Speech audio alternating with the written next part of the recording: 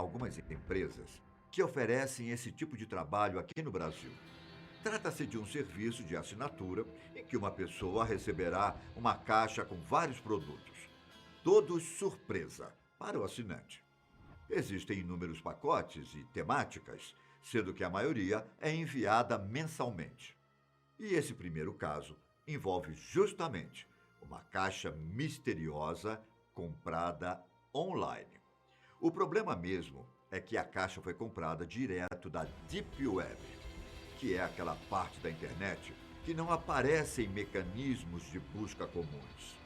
Você provavelmente deve conhecer diversas histórias e lendas urbanas a respeito, e muitas acabam envolvendo a venda de produtos ilegais. E em relação às Mystery Boxes da Deep Web, podemos dizer que elas levam a questão do mistério bem a sério, já que os compradores não sabem de absolutamente nada do conteúdo. Muitos YouTubers compraram e produziram vídeos desempacotando as caixas. Outros na internet alertam o perigo desse serviço em específico, visto que alguém pode enviar uma caixa que pode representar uma ameaça à vida do comprador.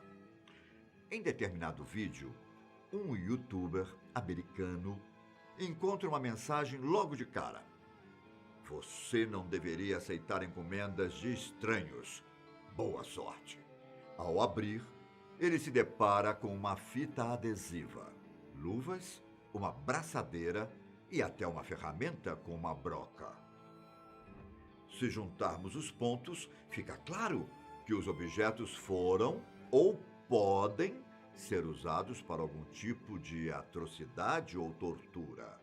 Lá na Flórida, uma mulher resolveu conferir o que havia dentro de um galpão de sua falecida mãe. Ninguém estivera lá durante um bom tempo, desde a morte da proprietária.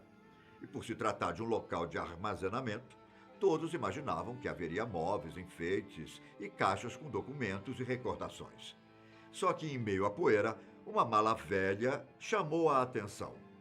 Ao abrir, ela encontrou vários jornais velhos, datados de 1957. Alguns desses jornais, inclusive, estavam enrolados em um objeto. Ao desembrulhá-lo, a mulher encontrou um bebê em processo de mumificação. Assustada, ela chamou a polícia na mesma hora. Ao investigarem o bebê, percebeu-se que os ossos estavam intactos e não havia sinais de ferimentos pelo corpo. A mulher chegou a declarar que não fazia ideia do que se tratava, até porque ela nem estava viva quando o bebê morreu. Testes foram feitos para determinar se o DNA da criança batia com o dela, mas os resultados não foram divulgados. A maior dúvida era se o bebê tinha algum parentesco com ela, ou se ele havia sido escondido no galpão por outra pessoa. Uma situação parecida aconteceu com uma mulher na Alemanha. Como ela era a única parente viva da antiga dona de uma casa, que a propósito era sua tia-avó, a mulher acabou herdando toda a propriedade. Ela não chegou a conhecer a parente, mas sabia que ela tinha nascido em 1921. Sabe-se que, devido às guerras mundiais, a antiga proprietária precisava se mudar constantemente de casa. Nessa residência em específico, um pequeno baú foi encontrado dentro de um antigo quarto da tia-avó. Um baú que não parecia ser aberto há um bom tempo e que talvez fosse melhor continuar daquela forma. Com uma grande curiosidade sobre os segredos que o compartimento guardava, a nova dona da casa resolveu investigar. Ela descobriu que dentro dele havia cartas datadas do início do século XX. E em todas elas era possível ver um carimbo com um símbolo da suástica nazista. Algumas cartas eram até de soldados alemães. O baú também continha alguns livros velhos e empoeirados. Dentre eles, uma edição de 1846 do romance Robbie Roy e uma cópia do livro Mein Kampf, escrito por ninguém menos que Adolf Hitler. A luta começa! De duas, uma. A tia-avó dela compartilhava dos ideais nazistas ou era da oposição, o que poderia justificar a mudança constante de casa. Já em 2016, uma equipe que trabalha em um canteiro de obras na cidade de Albuquerque, no Novo México, encontrou uma espécie de cápsula do tempo, enquanto reformava uma antiga escola de ensino fundamental. Em um primeiro momento, os trabalhadores acharam que se tratava de um trabalho fofo feito por crianças e que teria alguma mensagem bonitinha dentro. Mas acabou que o conteúdo era muito, mas muito esquisito. A mensagem dizia o seguinte: eu estou morto. Eu estudava na escola Montgomery. Esse é o antigo nome da escola. Eu nasci no ano de 1900. Você está morto automaticamente. Minha disciplina favorita é incomodar a polícia. Eu toco guitarra. Caso você não saiba o que é uma guitarra, é uma tábua com cordas. Tenho 10 anos. Até mais. Selvagens. A carta foi assinada por um garoto chamado Greg Lee Youngman. E quando a história veio à tona, não houve confirmação se alguém com esse mesmo nome estava de fato morto. Muitas crianças costumam escrever mensagens para serem guardadas em cápsulas temporais, só que elas geralmente falam sobre como a tecnologia vai avançar, como é a época em que vivem e quais as novidades positivas e negativas que esperam para o futuro. Uma mensagem escrita de 1968 por alguém que alega ter nascido em 1900 pode ter sido apenas uma pegadinha de uma criança ou de um adulto.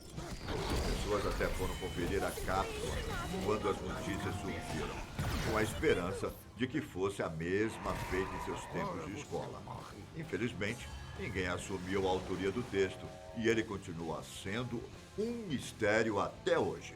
A próxima caixa, que nunca deveria ter sido aberta, foi encontrada na região norte do Egito, na cidade de Alexandria. Acaba que essa caixa, na verdade, é um sarcófago feito de granito preto, com 2,65 metros de comprimento, 1,85 metro de altura e 1,65 metro de largura. Além dessas impressionantes dimensões, o que também surpreendeu os arqueólogos foi o fato de que o sarcófago pareceu estar intacto por mais de 2.000 anos. O objeto foi encontrado em 2018 e, ao contrário de outros túmulos do Egito, esse não tinha sido roubado ou saqueado, o que fez as superstições entrarem no meio. O sarcófago estava a 5 metros de profundidade, próximo a uma cabeça de homem feita em alabastro. Após análise e investigações, os arqueólogos chegaram à conclusão de que o túmulo tinha sido construído durante o período ptolemaico, o qual teve início após a morte de Alexandre o Grande, e que durou até a morte de Cleópatra no ano 30 a.C. Os especialistas acabaram encontrando a tumba durante a extensão do terreno de um morador da cidade, que planejava fazer uma construção no local. Como havia uma camada de argamassa entre a tampa e o conteúdo presente no sarcófago, foi possível afirmar que o objeto não havia sido aberto desde o dia em que foi fechado. Enquanto esperava-se que o sarcófago guardasse um dos altos dignatários da época, ou talvez até mesmo o corpo de Alexandre o Grande, todos tiveram mais uma surpresa quando a tampa de 15 toneladas foi retirada. Vale lembrar que surgiram rumores de que uma terrível maldição cairia sobre aqueles que abrissem o sarcófago, mas isso não impediu os arqueólogos. Dentro, eles não encontraram mas sim 3 esqueletos, todos em estado de decomposição. Além disso, o interior estava repleto de água, vinda de um esgoto. Por conta de uma infiltração no granito, a água teria entrado aos poucos. Um especialista em mumificação, que ajudou com a descoberta, afirmou que os corpos poderiam ser de soldados mortos em batalhas. A afirmação levou em conta que um dos cadáveres continha perfurações, provavelmente causadas por flechas. O que ainda é difícil de explicar é o fato do túmulo ser tão grandioso. Em relação à cabeça esculpida em alabastro, os estudiosos ainda não sabem dizer de quem seria, visto que ela foi encontrada corroída e com poucos detalhes. Além dos esqueletos, o sarcófago também escondia 3 ilustrações folheadas a ouro. Uma das imagens representa uma cobra, que pode estar relacionada com o renascimento. A segunda imagem é uma palmeira, que está ligada à fertilidade e o nascimento. Já a terceira figura é um mistério para os arqueólogos, sendo identificada como uma espécie de santuário para o ópio. Você teria coragem de abrir alguma dessas caixas? Me conte aqui embaixo se já encontrou alguma surpresa parecida. Por favor, fiquem em casa se possível. Até a próxima. Tchau.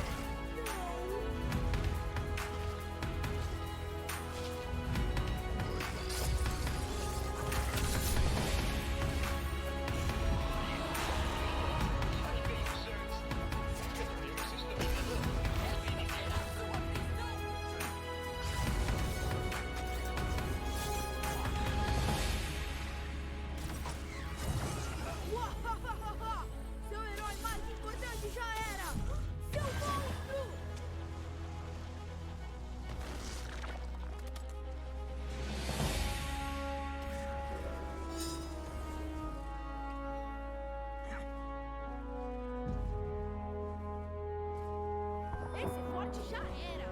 Tchau, tchau.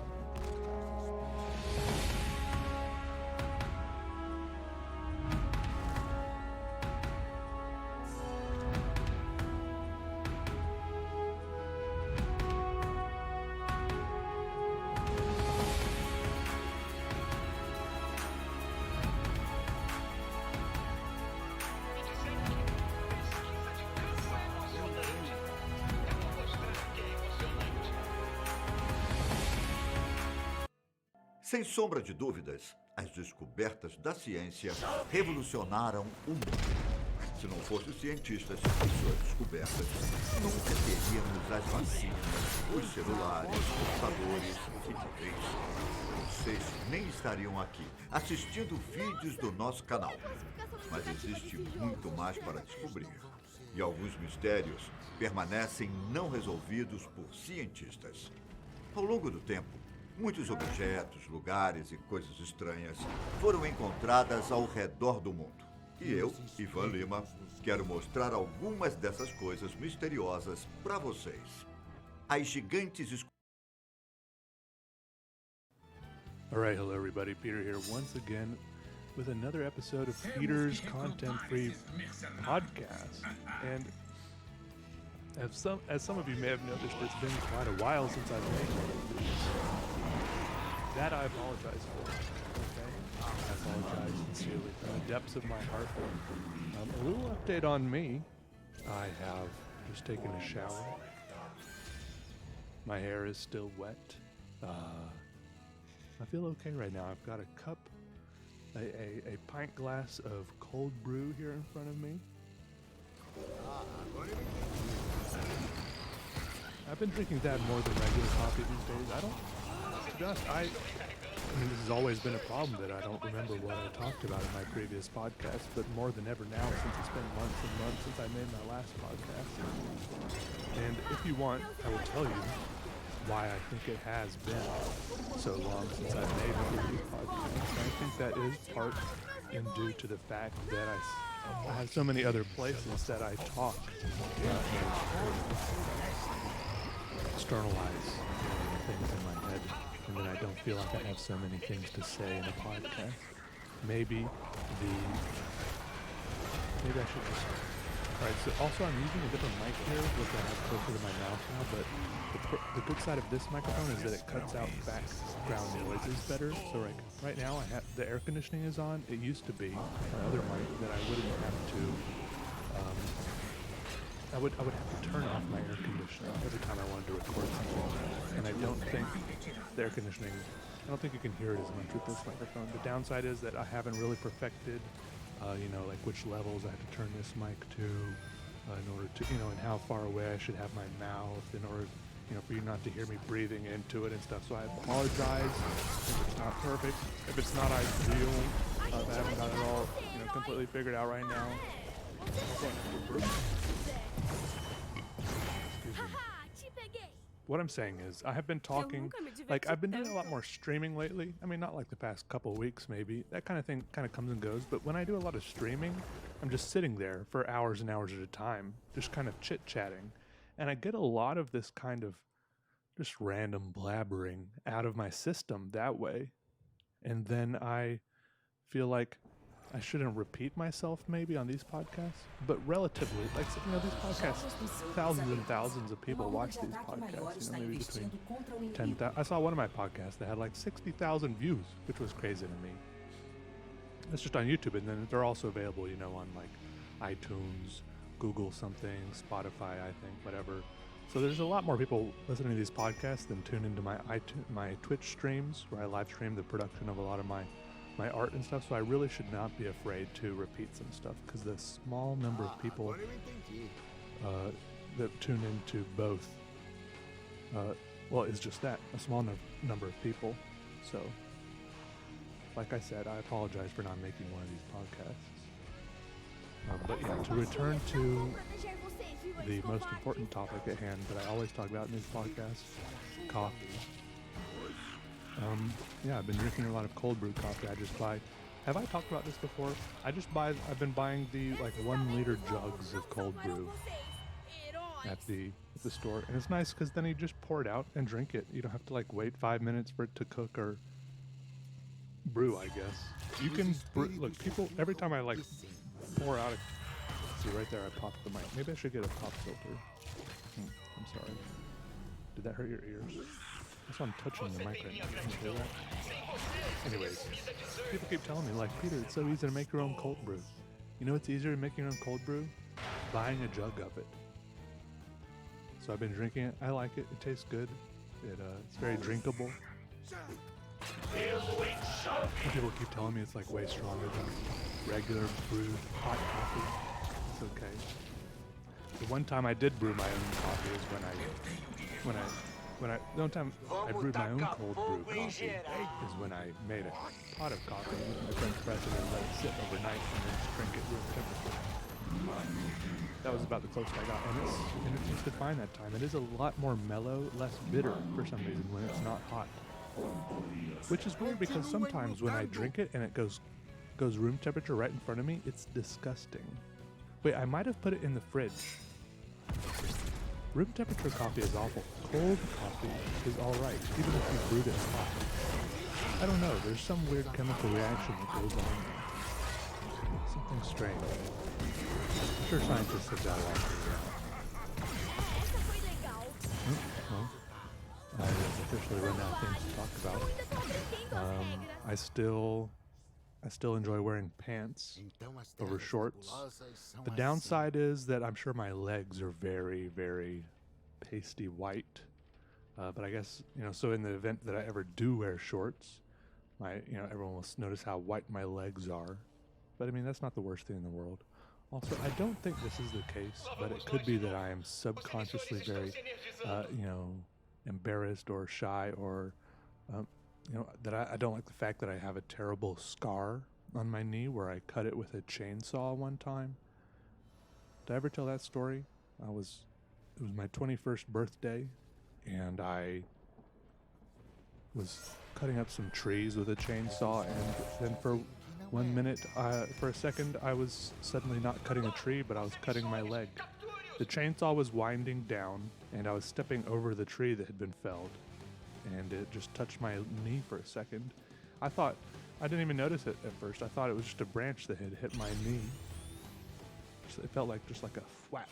Just like felt something like hit my knee, and then I looked down a minute later, and there was just like a big rip in my pants. I was like, oh, what's that? I looked inside the rip, and there was a bunch of blood. And so then I was like, hey, I need help. So then I went to the hospital, and I got like 28 stitches. I had to wear a leg brace because it was on my knee, so I couldn't bend my leg for like a week. Otherwise I might like rip the stitches out or something.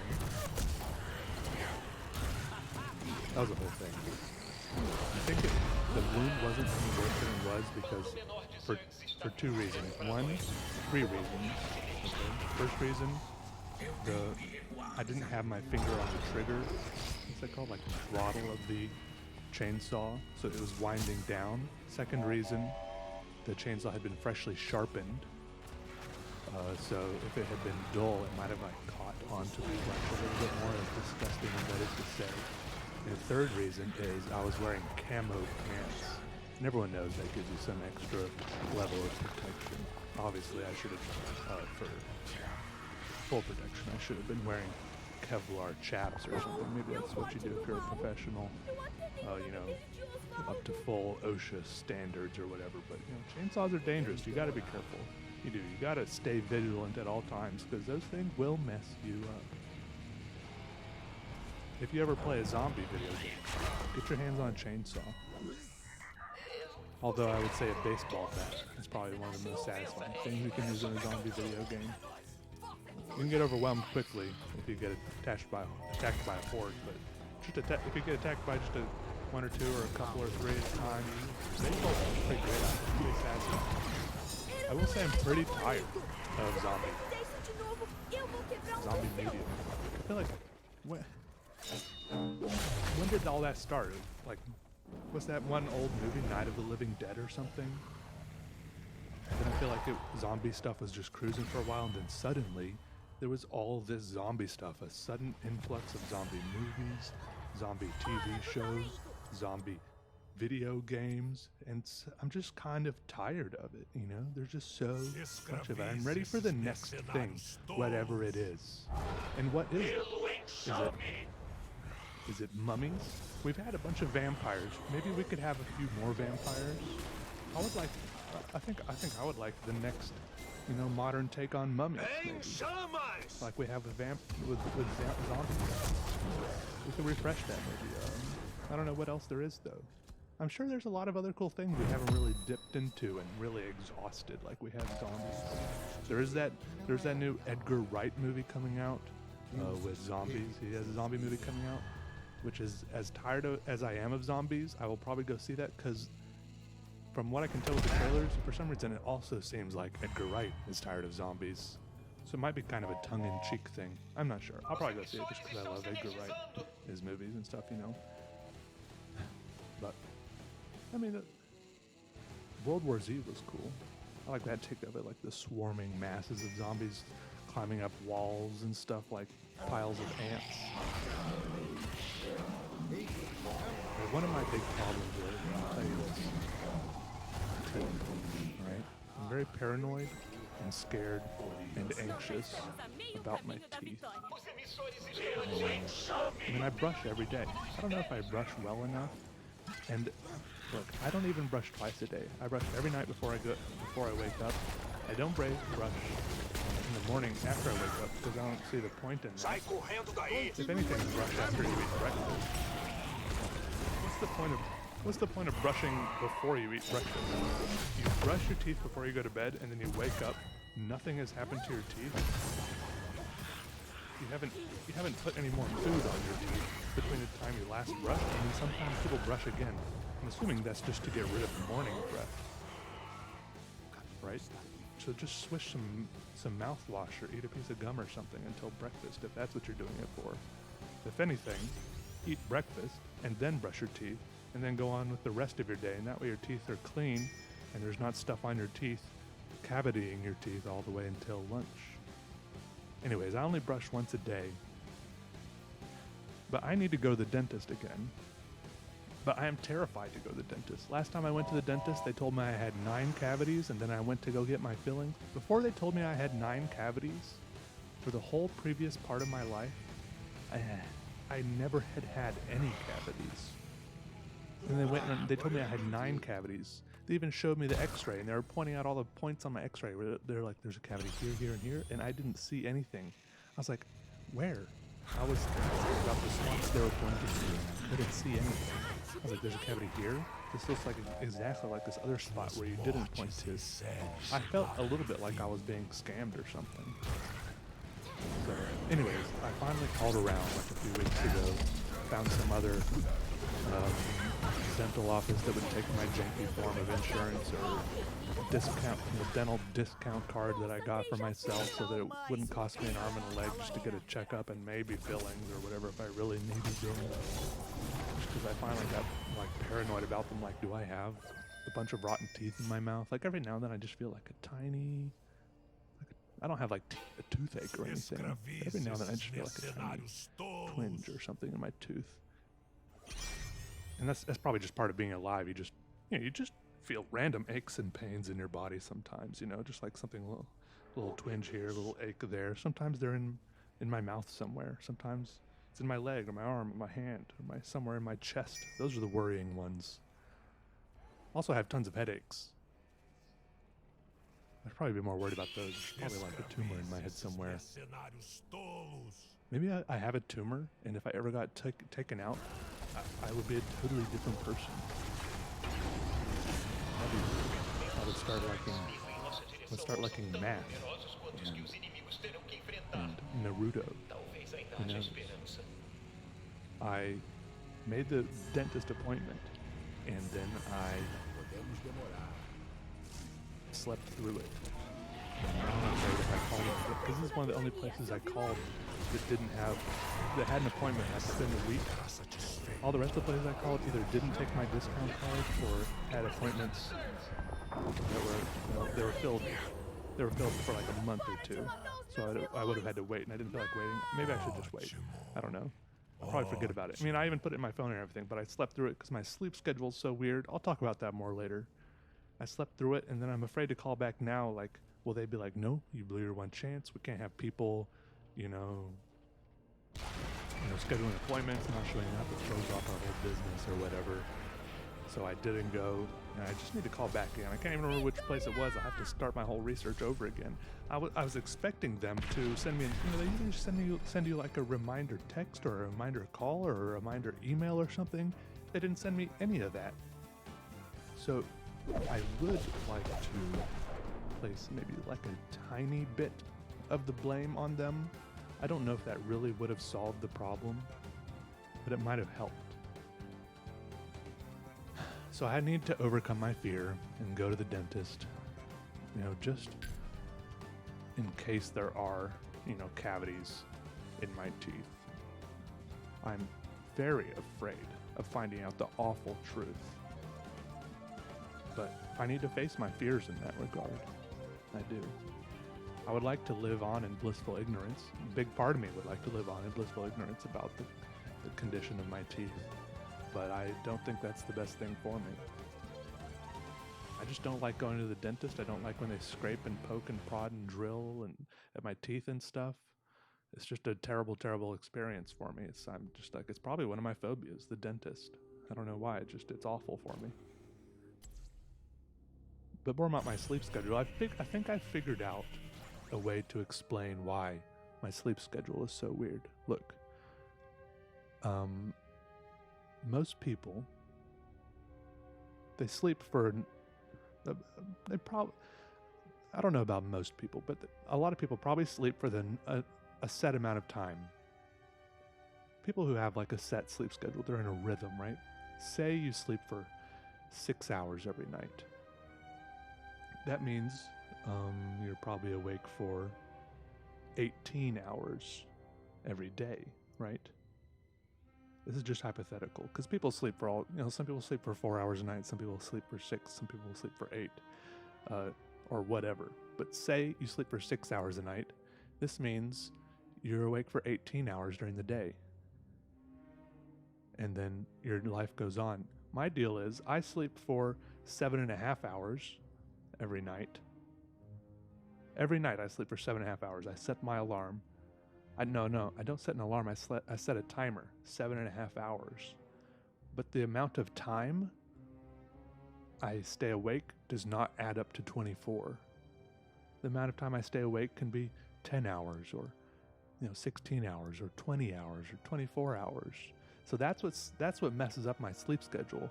The amount of time I stay awake and the amount of time I'm asleep does not add up to 24, and that's what makes it all weird and wacky.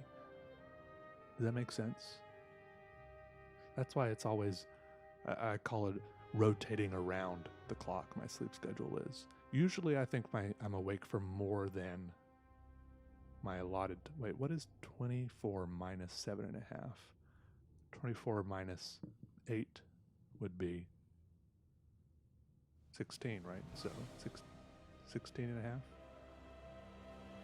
Anyways, I'm probably awake for like 20 hours usually. I don't know. But look, the main times when the exception to that is when I'm having a bad day. Sometimes you just have a bad day or a bum start to your day. It's just not going well. And those days I try to go to bed early just to end the day quicker and have a fresh start sooner. The struggle is I'm usually not as tired, because that's when I go to sleep most of the time. It's just when I'm like nodding off. I'm like exhausted, because then it feels great to go to bed, right? It feels great to go to bed. I lie down, I'm yawning, just like incredible, just like body-rending yawns. I can't stop. My eyes are squinted shut. My jaw's about to dislocate. I'm yawning so hard. I'm nodding off in front of my computer. I don't know if this is healthy, but then I just go to bed and I just pass out. Then I wake up and I restart the day. But sometimes when I'm having a bad day, I want to go to bed sooner just to restart it. But those are also the days when I can't fall asleep because I haven't been awake for that long. And it's so frustrating to me, right? Because all I want to do is fall asleep and restart the day. I'm just lying there, tossing and turning, wishing I could fall asleep. I'm sure there are drugs to help me fall asleep. I don't think I want to start abusing drugs that way. I don't think I want to be that guy, taking like sleeping pills and stuff all the time. Or other substances to help me sleep. I think that's a risky, slippery slope. I don't want to delve into that. Also, I've started going to some classes. I have a tenuous at best relationship with classes. I mean, sometimes I sign up for, I get like a brief interest in something that I want to know how to do a little better. So I start to, I find like a local class, at a community college or at some sort of workshop, whatever it is. When I lived in Chicago, for example, I think I took like a printmaking class where I was supposed to learn how to do like copper plate printing and stuff at some printmaking studio. And they had all the cool stuff there. Like all I had to do was take some materials like some plates of copper and maybe like an engraver or something, and they had all the other stuff there, like, because you had to do all like these acid baths and stuff, and they were doing other cool stuff there, like the ones where you have those huge blocks of limestone, and they had big printing presses, and it was cool. But for some reason with these classes, I've done it with this printmaking class. I've done it with an oil painting class I went to. I've done it with just a regular drawing class I went to. And now I've done it with a sign language class that I signed up for. I sign up for these classes sometimes for ridiculous prices. And these are the type of classes where you go 1 day a week for, like 5 weeks or 7 weeks or something, I think one time I paid, like $200-300. But inevitably, it seems like I go for 2 or 3 classes. I go for 2 or 3 weeks, and then I don't go anymore. I lose interest. I don't really know if I like that sort of, I don't know what it is about the class setting or what it is about me, but I just lose interest. I lose motivation. I just don't feel like going back. I also did this with a cake decorating class when I worked at Michael's. when I worked there, I could take, sometimes they had classes and I could take the classes for free. I was like, what the heck, I'll take a cake decorating class. And it was cool, you know, I learned how to, like, the basics of, you know, the basics that I have since forgotten about the different types of, well, they have different types of, what's it called, icing? They have, like, you know, the cream cheese icing and the, what buttercream icing or something. I don't remember the names, but some of the icings, for example, taste better. So you want to use this type of icing to coat the cake in. But other types of icing that don't taste quite as good are maybe better for doing the detail work. But that's okay because you tend to have less of that on there. Maybe something like that. And then there's the whole thing of like fondant, which doesn't taste good at all, but you can do incredible details and build stuff with it. Fondant is pretty much edible plastic, I guess. And I only go for 2 or 3 sessions, and then I just drop off the map, and I guess people wonder where I went for the sign language class. I'm not even sure why I signed up for that. I just got it in my head maybe that it would be good to know how to do sign language, and I'm sure it would be good to know how to do sign language. Like, there's a whole, I mean, I haven't even really met a deaf person. It's not like there was a point in my life where I like met a deaf person and people were signing and I felt left out, or I wish I had some way to talk to them or something. But, you know, I guess I thought in the back of my head, oh, maybe if I did some videos. But that's the thing. I'm not even like, I don't even show myself on the videos that much. Sometimes in my intros to my videos, I'm there, and I could have been using my signing. Maybe I could have used like a green screen and just, for my videos, just had my hands on the screen signing stuff or something. But I guess that's what subtitles are for. I don't even put subtitles on my videos, which isn't very, would that be called handicap accessible? Is that a handicap? I don't know. It's not friendly to deaf people, I guess. I'm not sure what my thought was. But regardless, I didn't go back after 2 or 3 classes, and thankfully they sent me, they were very kind about it. This was one of the cheaper classes I went to. It was like $60 for like 8 weeks of instruction, and they sent me an email a little while ago saying, hey, we noticed you stopped coming. We can transfer you to another set of classes, you know, this winter or something, or this summer if you want. You can just pick right up where you left off, or something like that. It's like, yeah, it sounds interesting, but no, you know, I think I've lost interest.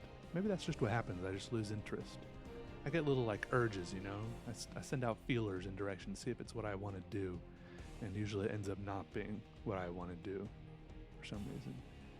There is one major exception, which is I've started taking guitar lessons, and I've done that for like 5 or 6 weeks now, and I have not missed a single class. And I think the difference here, which is something that my mom pointed out to me, I don't like talking on the phone. I do talk to my mom on the phone every now and then. Every Mother's Day usually, sometimes on her birthday or something, or every now and then in between. My parents kind of know that I don't really like talking on the phone, but they know that I put up with it every now and then. I have to burp again. What is it about talking that makes you have to burp? I don't know. Maybe I just burp all the time, but it's just inconvenient, so I notice it when I'm talking.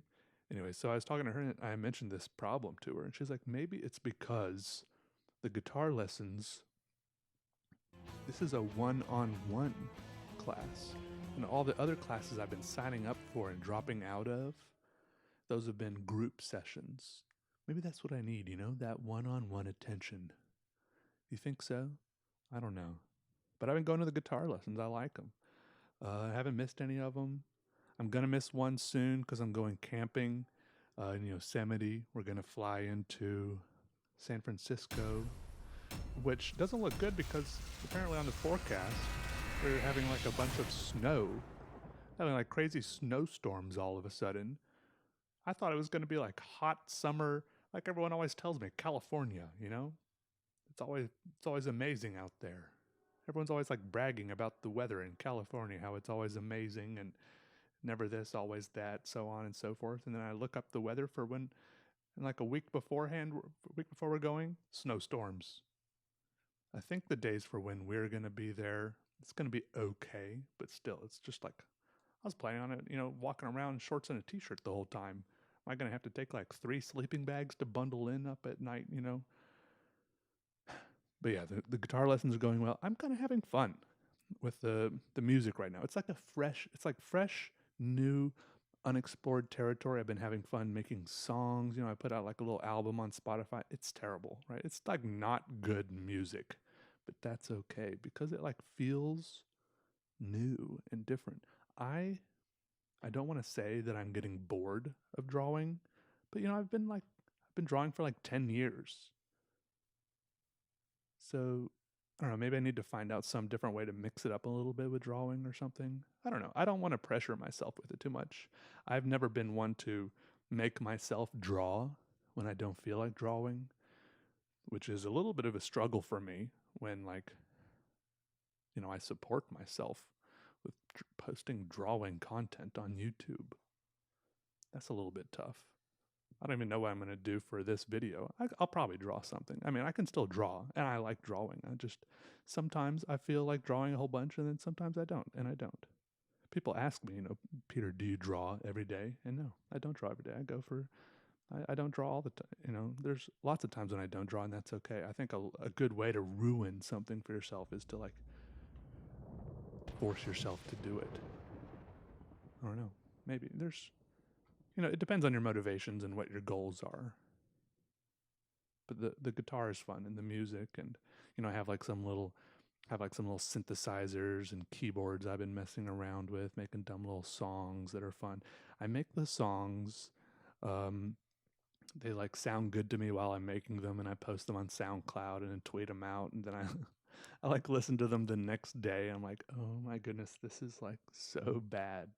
But it's okay. You just gotta put it out there, move on, make the next thing. It's okay, all right? You're not going to be good at it right away. You're not probably not even going to be good at it after a long time. You might be good at it after a long time, maybe. But the key thing is that you're having fun experimenting and exploring it. Really, the only problem, if you're not good at it, is if you're like in competitions or something. But I'm not in a competition. So everything's peachy, and we're good to go. So yeah, enjoying the guitar lessons. Those are also expensive. I think it's like $500 for 8 weeks. Something that came down to about $30.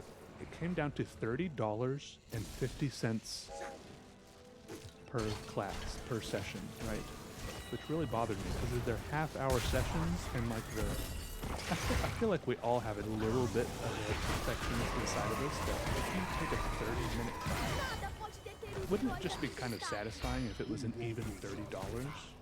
Like, why is it $30.50? Where did that 50 cents come from? Why couldn't they just swallow the 50 cents per session and make it $30? Excuse me, I'm sorry. I need to take another sip of that. Getting a little parched, you know.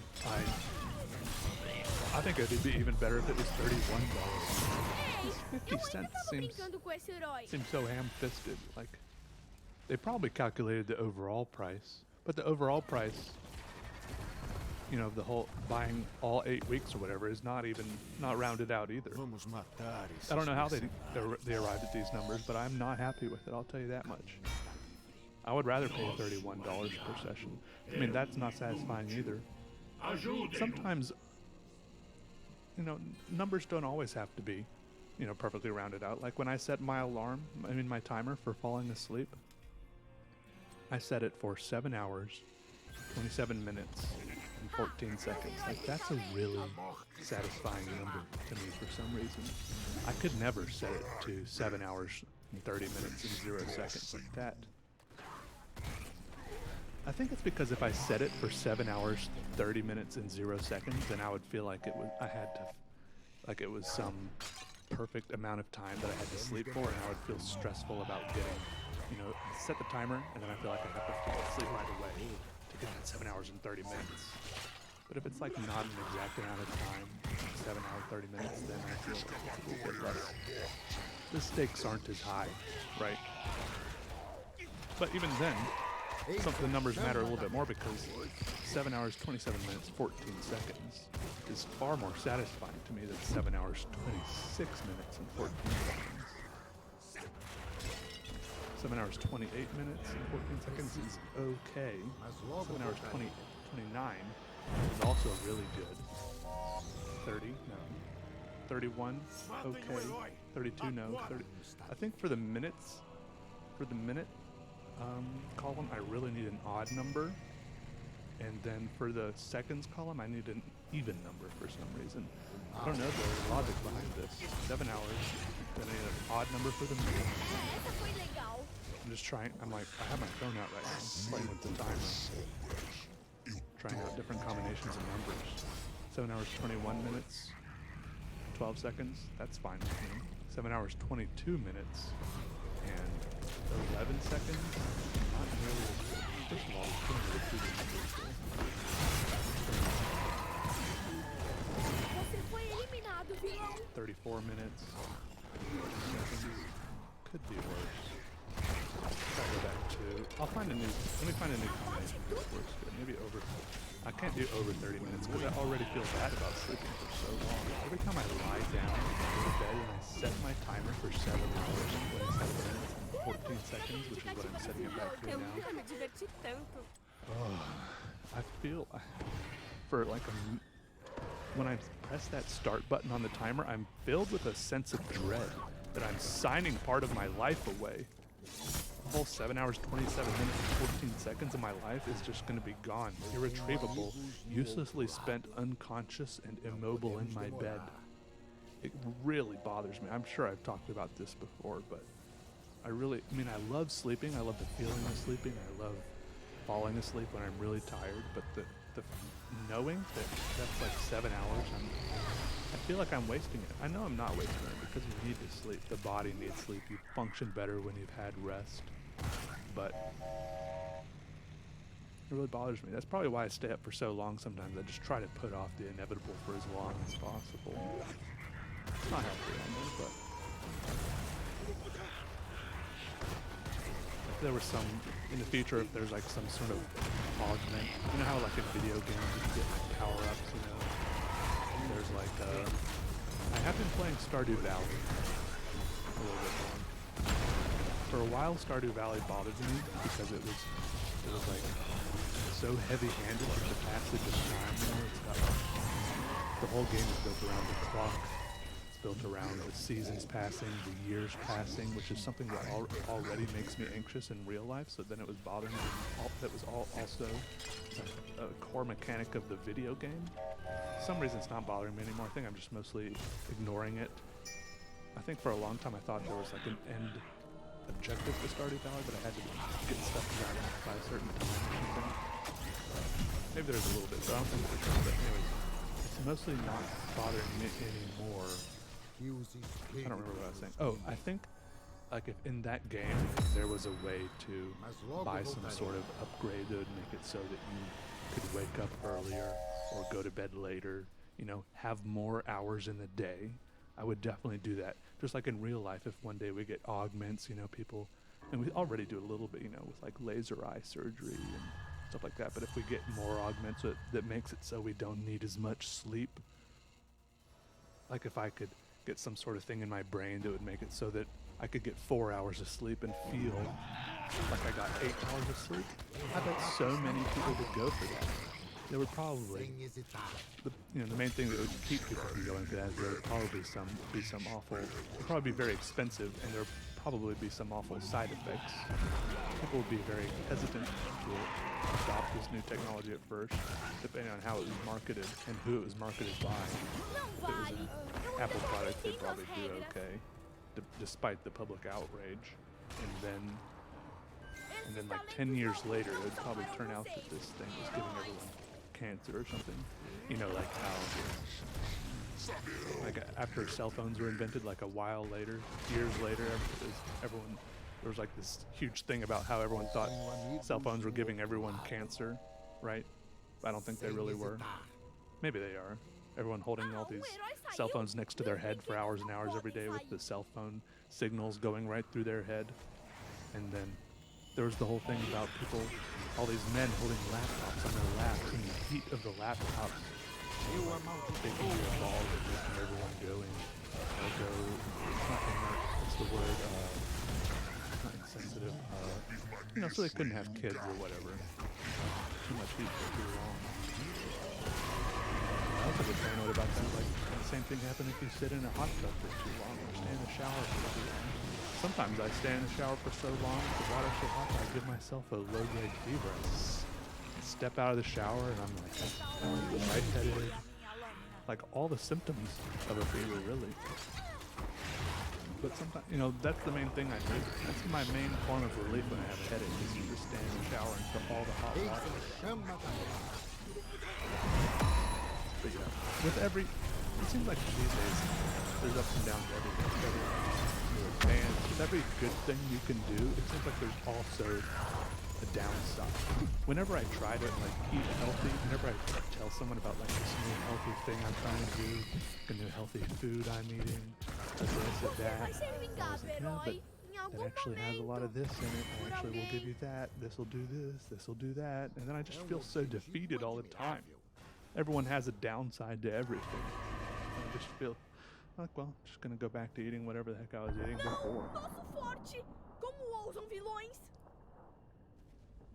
There's a workout center here in my apartment complex, and they have treadmills, which I want to start running on more. I've run on them a few times, but I have this weird phobia of gyms. I'm always just very uneasy. Everyone in there seems like they live there. They've got all the good workout clothes, cool tank tops with cool Nike logos on them and cool stripes on the back. You know what I'm talking about? Cool socks with stripes on them, and I go in there. I just got shorts and a t-shirt, and I want to put on my bandana so I look like some weird hippie guy, because I got my flower bandana on so I don't get sweat in my eyes. At least I do have AirPods now. AirPods. Look, I'm no Apple fanboy, and I kind of bought AirPods on a whim just because I had a couple $100 lying around, but those are one of my favorite things I bought in a while. I'm not sponsored to say this anyway either, but it's hard to explain how much better those are. Obviously, if you can't afford them, don't get them, but it's just so much nicer to not have to worry about untangling cords getting caught on stuff. I don't know, it's just not, feeling it's just nice. I don't know.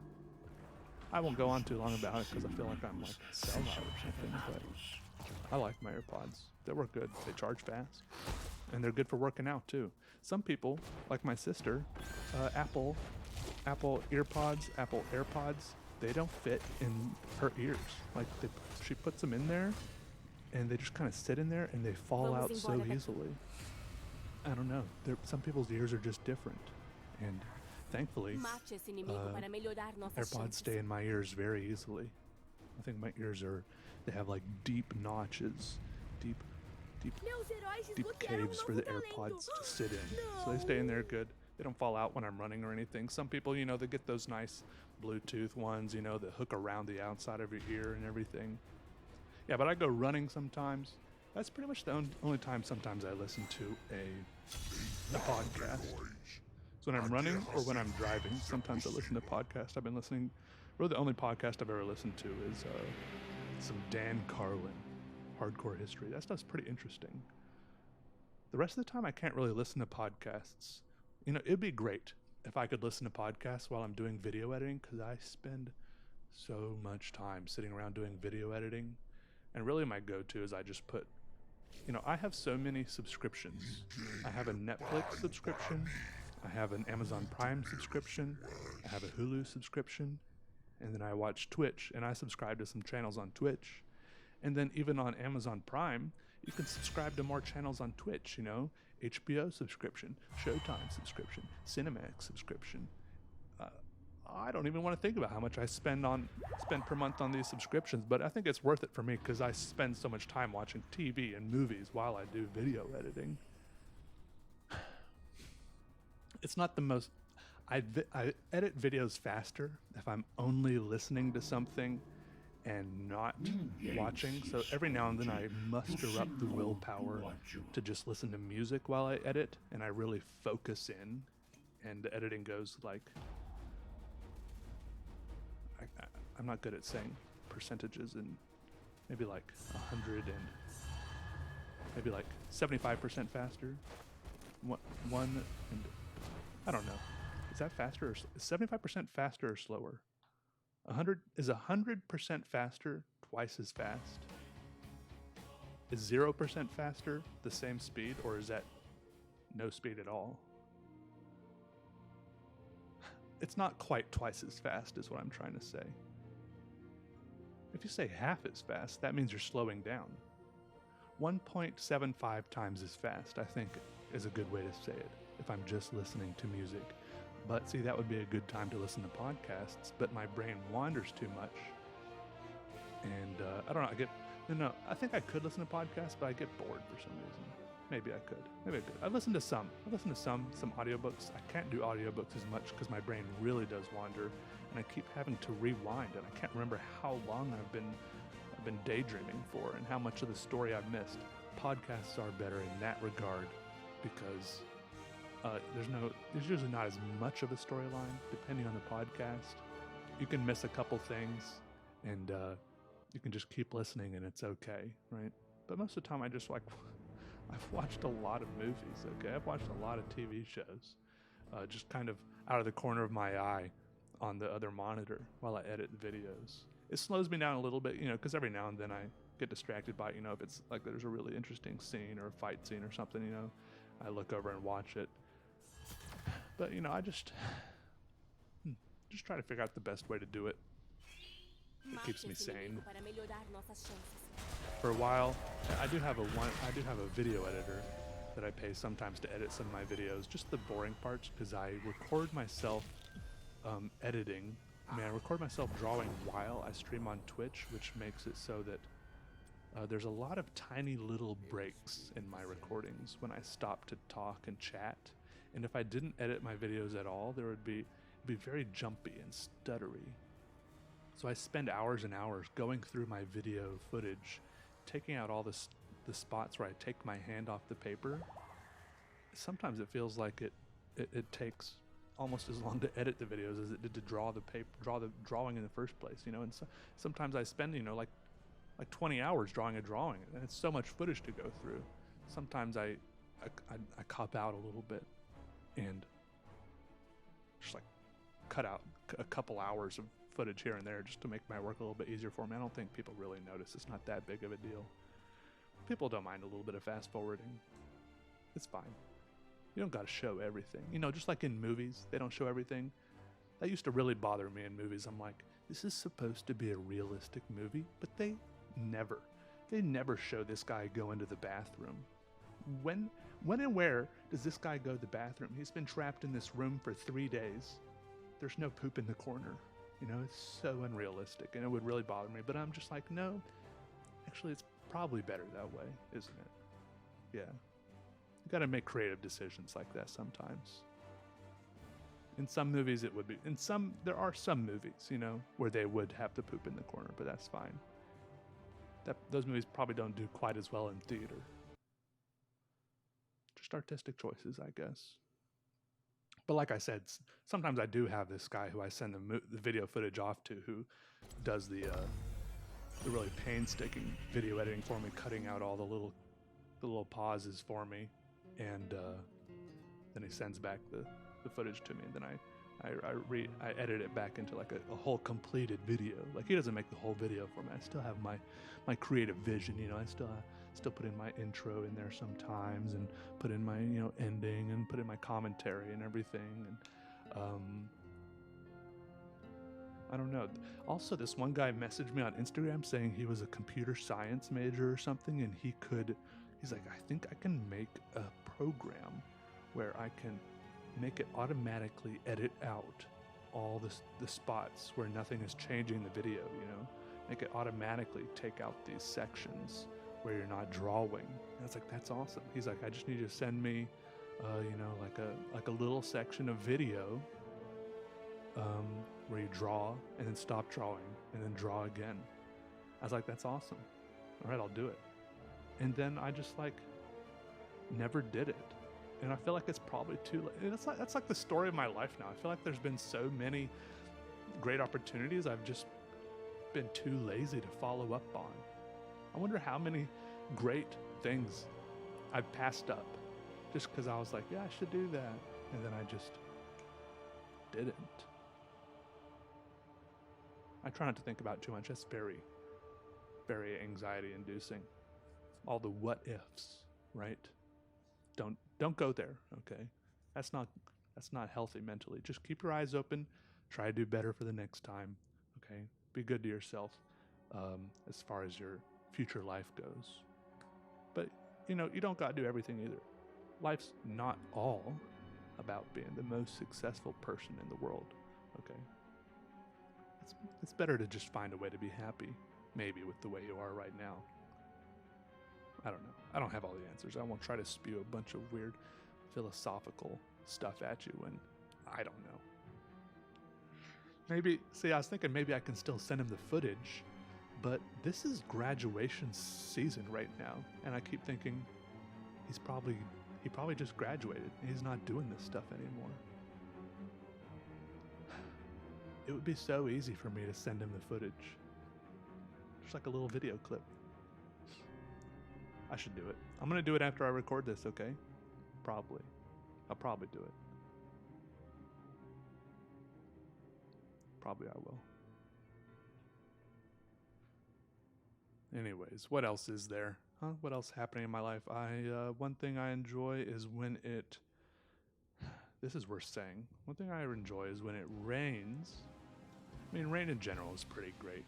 But then there's cars parked. Just like a little shower. A little rain shower, right?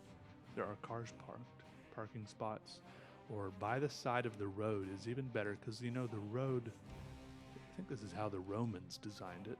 The road is a little bit arched, right? It's a little bit curved, so there's not, so there's not standing water on the road to combat puddles, right? It's arched, so there's cars parked, parallel parking on the side of the road, so it rains a little bit, and then there's dry spots under the cars if there's not too much rain. And then I like the little dribbles of water that dribble down sideways under the car. For some reason, that's just so satisfying to me. I like that a lot. It's kind of like those melty crayon arts that people make. Have you seen those? Someone will this is what they always do.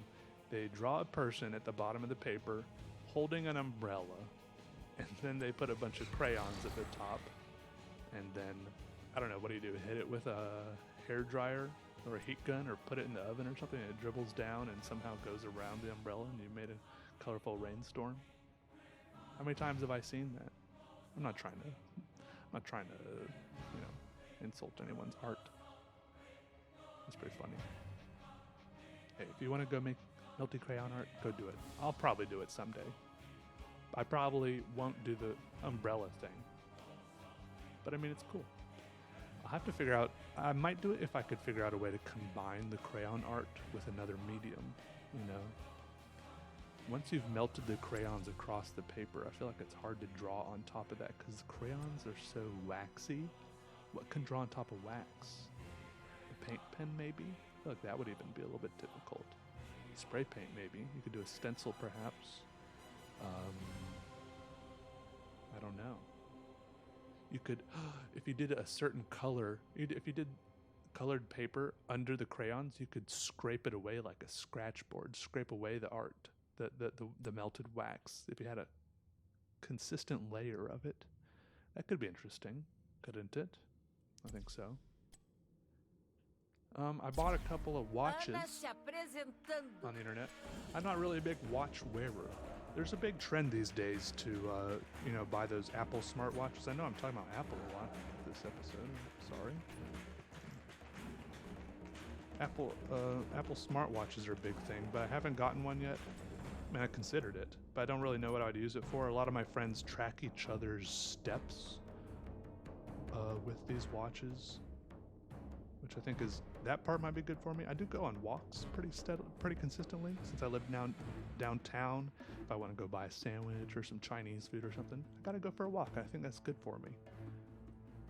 Excuse me. I think walking is good. I think it would be interesting to track my steps, and maybe I think it might help motivate me, you know, to maybe go run the treadmill more if I had an Apple Watch. But my main problem with these Apple Watches is they are really ugly to me. I don't want one of those on my wrist. Maybe if they ever come up with a round one, I will get one. I think someone told me they are coming up with a round one. They do have a lot of good wristband options. I think that is good, but I just don't like the square form factor. That rounded corner, what was that called? The bezel. I don't like how they look. I think they look awful, actually. If they got maybe a round one, I might get it. I don't know how it'd work. I mean, and so, but the watches I got a couple of Casios. Here they are, sorry. 2 Casios. I got a silver one and a gold one. I think one was $15 and the other one was $30, and they look pretty good. You know, like that classic Casio style. You know, they've got it says alarm chrono on it. It's got like a little button for the digital screen to light up. It's got a light. It's got a start stop on it. It says water resist. But the bad thing about these is that they have these metal wristbands that when I put them on, they pull the hairs on my wrist. And then sometimes I take these off and look at, oh, I dropped it. It's still working. Then I take it off and I look at the inside of the wristband and I see all of my wrist hairs pinched inside the wristband, and like try to pull them out, but they're like really in there. Like, how is this such a popular design? Does this not happen to anyone else? Are my wrist hairs of a smaller diameter than other people's wrist hairs, that mine are the only ones that get caught in these wristbands? Or does everyone else, are you just supposed to power through and wear it for a couple months until it balds that area of your wrist? Is that what's supposed to happen? Or are you just supposed to, I think that area of my wrist is a little more bald, even just after the small amount of time I have worn it. Also, I can't really tell, I can't figure out the ideal tightness of the wristband. You know, like, should it be able, how far up should it be able to slide on my arm? I don't like it to slide too far up, but if I tighten it too much so it doesn't slide too far up, then obviously it feels too tight, and then sometimes, you know, I can't bend my wrist too far back.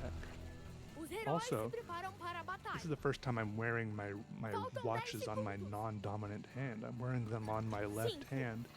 The first time I got a watch when I was like 8 years old or something, I immediately, without thinking, just like almost instinctively, put it on my right hand, because I was like, yep, this feels right. This is where my watch goes. This is where I'm gonna put it.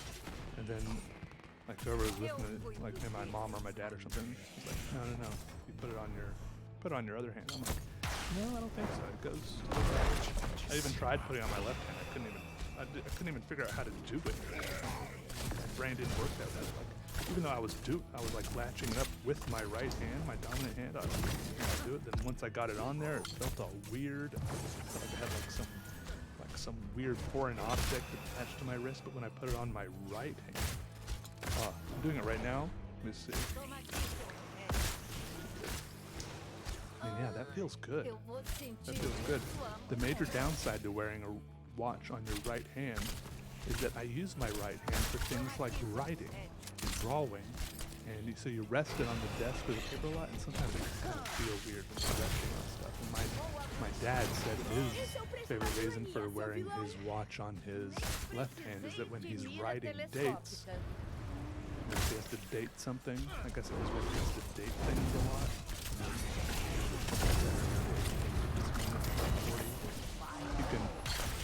wrist on his left hand and look at the date while he's writing. It's harder to do that when it's on the hand I'm writing with. That wasn't a big enough reason, but that was back in school before I had a smartphone in my pocket. I could check the time with all the time. I don't know. Do you think wristwatch manufacturers lobbied against smartphones and phones in general? You know, that people carrying the time around in their pocket? I guess people who made pocket watches lobbied against wristwatches. Unless these are all the same companies. Hopefully they just changed with the times if they were smart, right? You know, the world keeps moving on.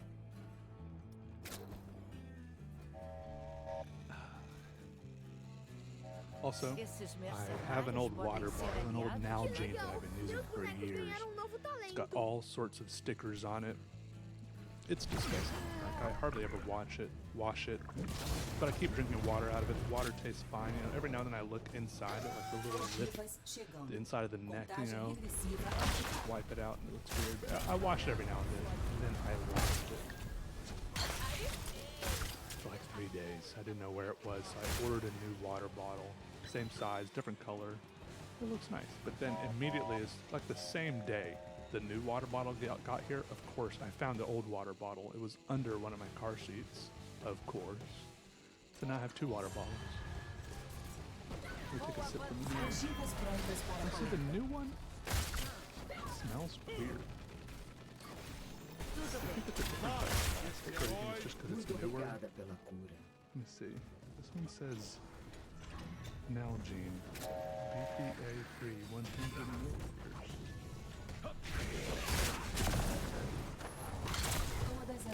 This one says the exact same thing. They all say BPA free on them because I remember a few years ago there was a whole big thing about these Nalgene bottles having BPA, some sort of chemical, in the plastic, and then apparently at extreme temperatures, maybe if you left it out in the sun, or maybe if it got really cold. People claimed that this BPA, this chemical, would seep out of the plastic into the water. Then you drink the water, and then you would get cancer. So they did like a recall, and now they make them without BPA in the plastic. That's the story, as far as I know it. Also, apparently, I don't know if this is true or not, but apparently I've heard that if you break one of these Nalgene bottles, if you break one, if you send them the pieces in the mail, they'll send you a new one for free. That's what I've heard. I actually don't know if that's true or not, though. I should test it out with this new one, though. I'm not sure of a good way to break it, though. I'm squeezing it. I'm like locking my fingers around it right now, and it is kind of flexing between my hands. I feel like that's a really good way to hurt myself, though, because I feel like if it broke while I was squeezing it really hard, I could get like stabbed by it hard. I used to work at that youth where, and there were like cliffs there, like 150-foot cliffs where people would do rock climbing and rappelling and stuff, and I have seen one of these Nalgenes fall all the way off those 150-foot cliffs. And it just bounced at the bottom. But that was an empty bottle. I think if it was full of water, it would almost certainly break. Pretty sure it would be so much heavier, and there's all these physics things at play there. But I don't have the time to explain to you right now. The nice thing about having two watches is that I can wear one on each wrist and overcome the problem of, not having a wrist to look at, or not. Also, I've synced up, probably about 2 weeks ago, maybe 3 weeks ago, I synced up these watches perfectly. They were exactly in sync to the second. Like they were the seconds were ticking by exactly at the same time. But now I have a silver one here and a gold one, right? The gold one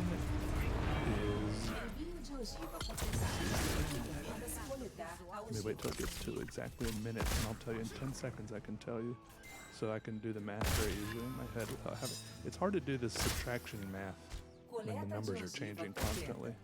The gold one is 17 seconds behind.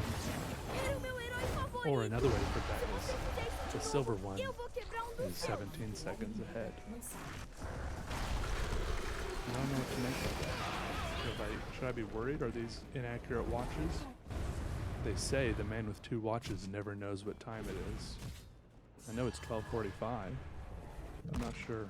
Não estou pronta At some point soon, silver one's going to say 12:46, and for 17 seconds, the gold one's going to say 12:45.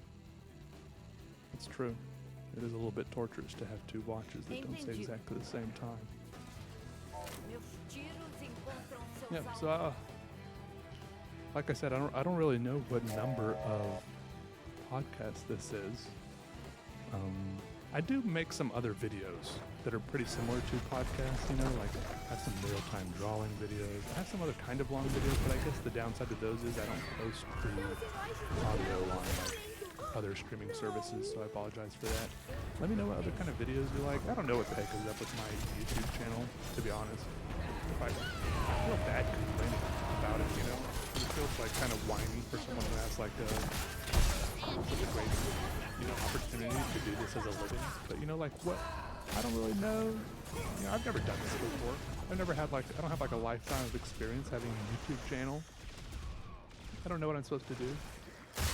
But it is weird to me having 700,000 subscribers and then, you know, getting like between 20 and 40,000 views on every video, depending on the video. Some have more, some have less.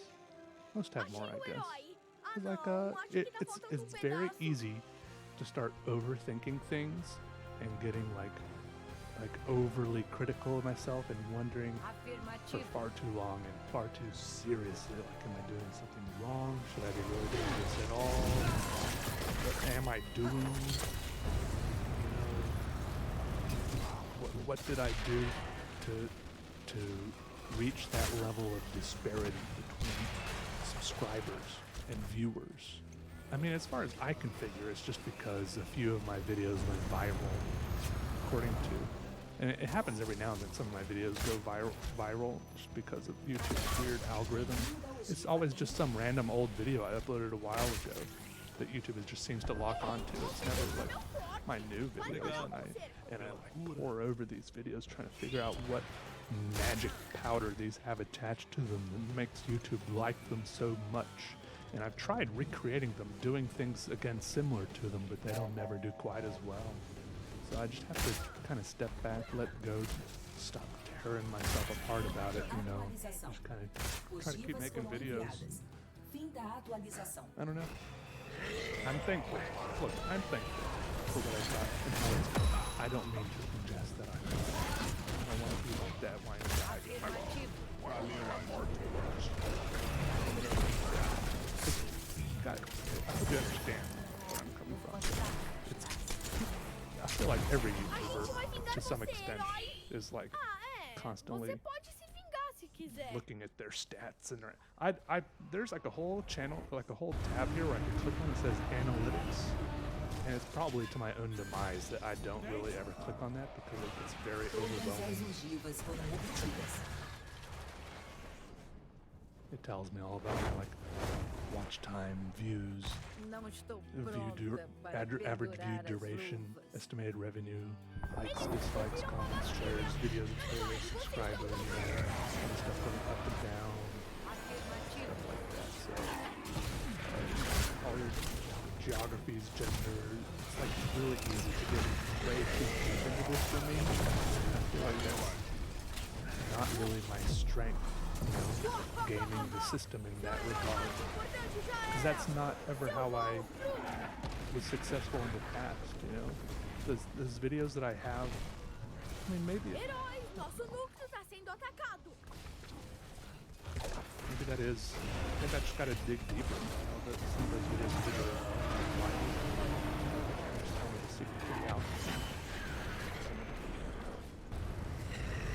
Anyways, I'm getting into some depressing territory from here. I don't want I'll end on a good note Derrota, tá tudo by bem. talking about sweatshirts. I have a sweatshirt that I bought in Chicago, and it says Chicago on it, and I just want to share that I've been really enjoying wearing it lately. It doesn't have a hood, it's just a sweatshirt, right? Also, lately I kind of want more zip-up hoodies. Sometimes zip-up hoodies really bother me because they don't have the pocket where you can put your hands in and your hands meet in the middle Ana because se there's a zipper in the way. apresentando. But also sometimes the zip-up hoodie is really good for when you're at the computer a lot because you can take it on and off more often as my air conditioning goes on and off and the heat fluctuates in here. Because my headphones have a cord, and I don't like the cord being inside my sweatshirt. You know, because sometimes I want to get up, take off the headphones or whatever.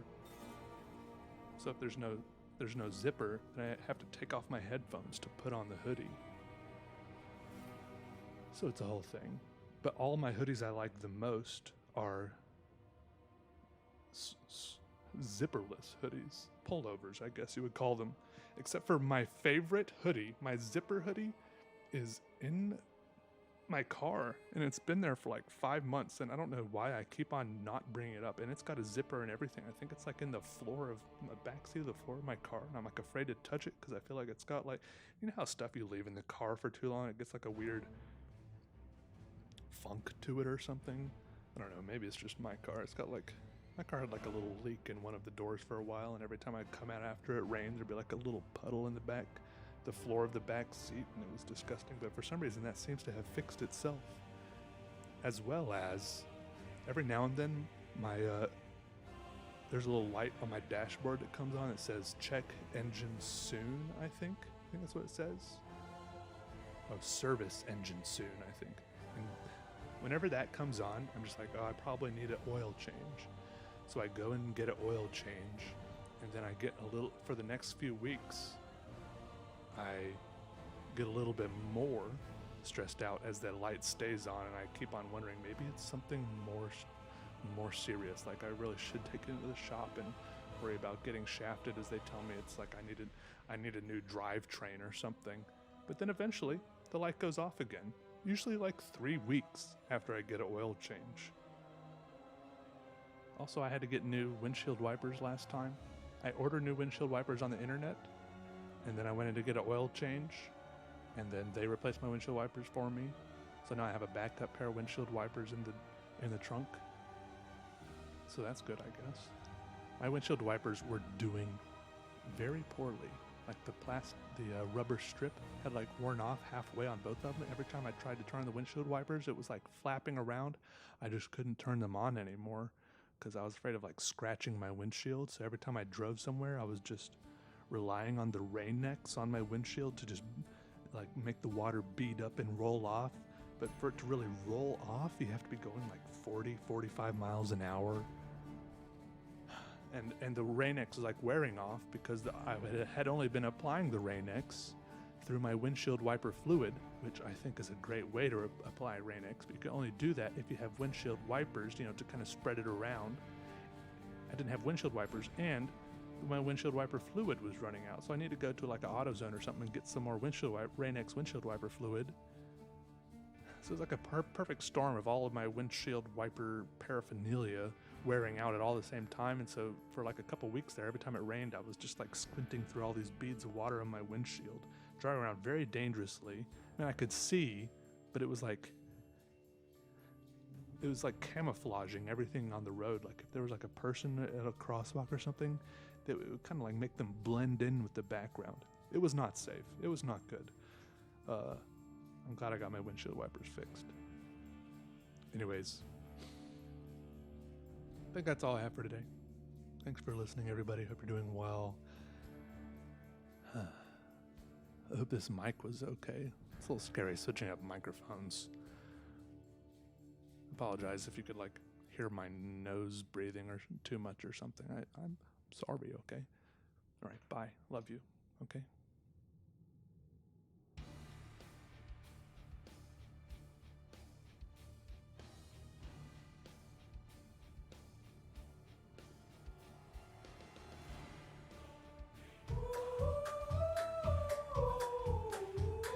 Hi, my name's Emma Friedlander Collins, but you may know me as Steel and Stitch. I'm a crochet designer, content creator, and lecturer at the University of Brighton in the UK.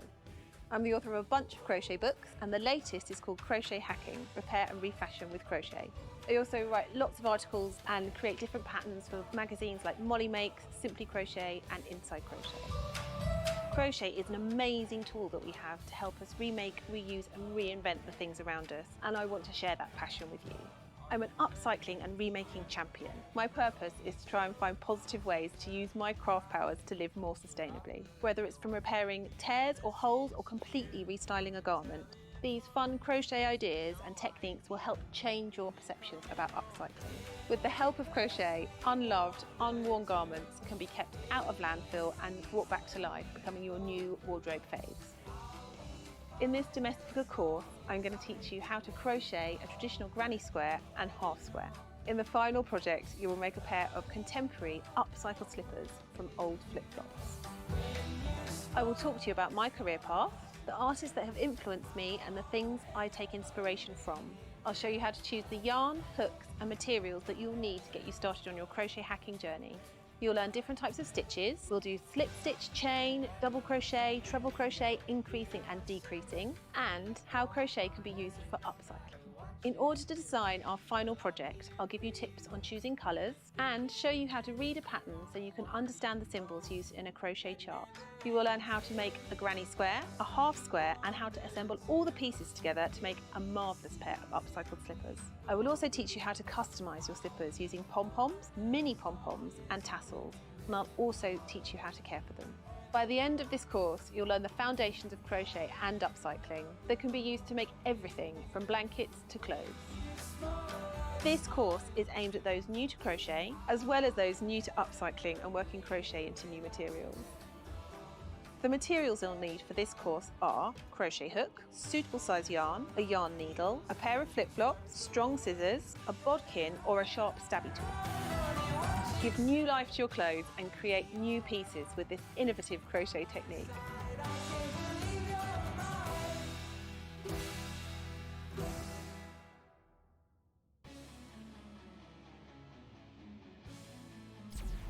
Ana All right, welcome everybody. This is Peter Draws of the Peter Draws Content Free Podcast, episode 21.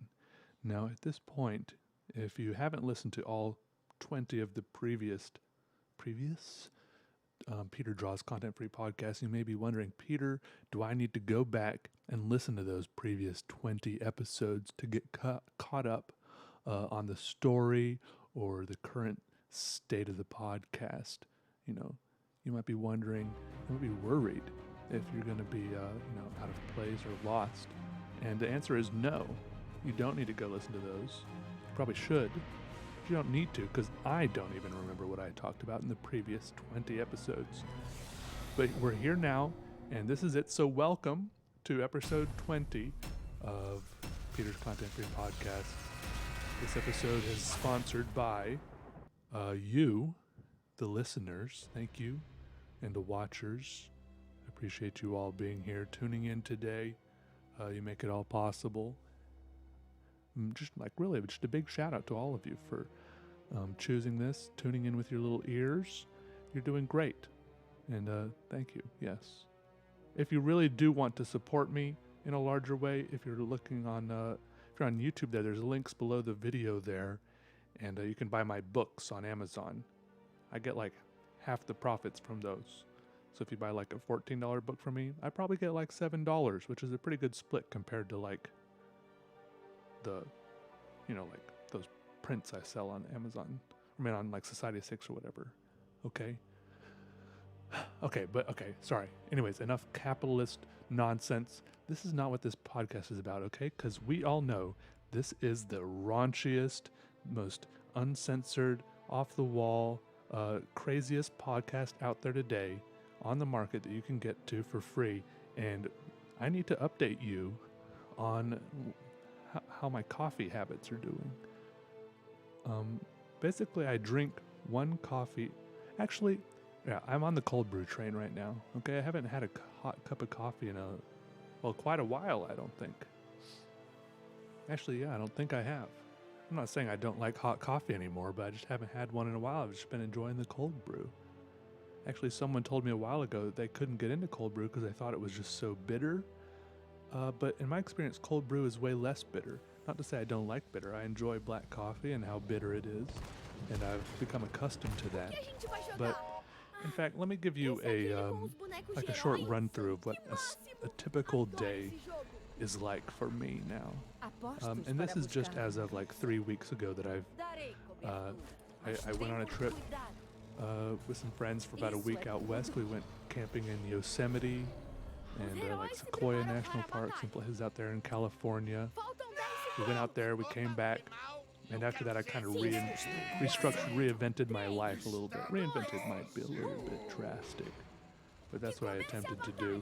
I'll talk about that trip a little bit too. It's starting to sound like this podcast has some content, but I don't want to get anyone's hopes up, so I'll keep the name like it is.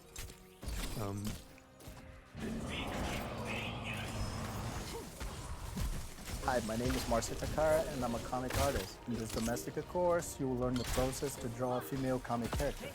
I will explain the basic layout structure of the figure. I'll teach you how to place your drawings on a page using composition. You'll learn how to draw hair, face, hands, and clothes. By the end of the course, you'll have achieved the professional comic look for your illustrations. You'll give power and personality to your female character.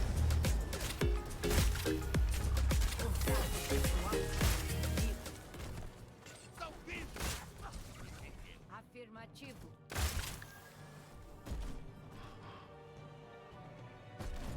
Sua empresa não está na internet? Então onde ela está? Na GoDaddy você compra domínio a partir de R$19,99 e constrói um site novinho no mesmo dia. Let me run you through what a typical day is like for me right now. I've kind of worked myself into a nice little routine, which I'm a big fan of. I like routines, I like habits, I like little rhythms like this. So I wake up, and I wake up after sleeping for 7.5 hours. You know, I think I've talked about this before, how I have a timer on my phone. Lately, I've been trying to go to bed at around midnight, not too much later than that. But also, it's a little bit, I'm not sure what the source of this is, but I'm also lately feeling like 7.5 hours isn't enough anymore, and it might be due to the fact that I've been exercising more, which is another part of my routine, which I'll get to. So I wake up, my timer goes off, and I wake up maybe at like 7:30, and maybe I kind of just lie in bed dozing for like 10 more minutes. It's like 7:40. I get up, I pee, go like check my email, my computer, and then I pour myself a glass of the cold brew coffee, and then I Muito grab bem.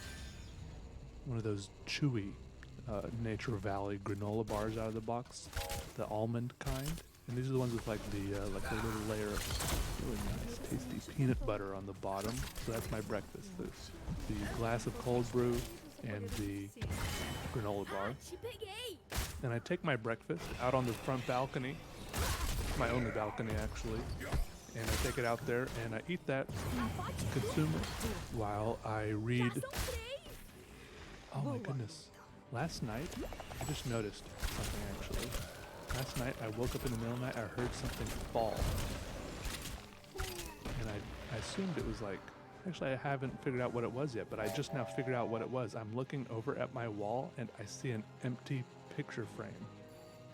One of my paintings fell out of a picture frame and I cannot see it while I'm sitting down because my desk and my computer monitors are in the way, and I'm kind of terrified to get up and look and see that it's face down on the painting is face down on the floor, because that was one of my oil paintings I did recently, the one that I called a cosmic uterus. That one I had just kind of like taped it into the frame because I didn't want to screw it in there, because I didn't want that to be like its final resting place. Apparently it was not its final resting place. It was not resting easy at all. Not ripping. Not resting in peace. I might stand up real quick and take a peek at it on the floor. Hold on. It seems to have landed on, from what I can tell, it's face up, but it's also leaning against that other big acrylic painting. I mean, other big oil painting I did, so I don't know. Meu herói não which I can't see the face of.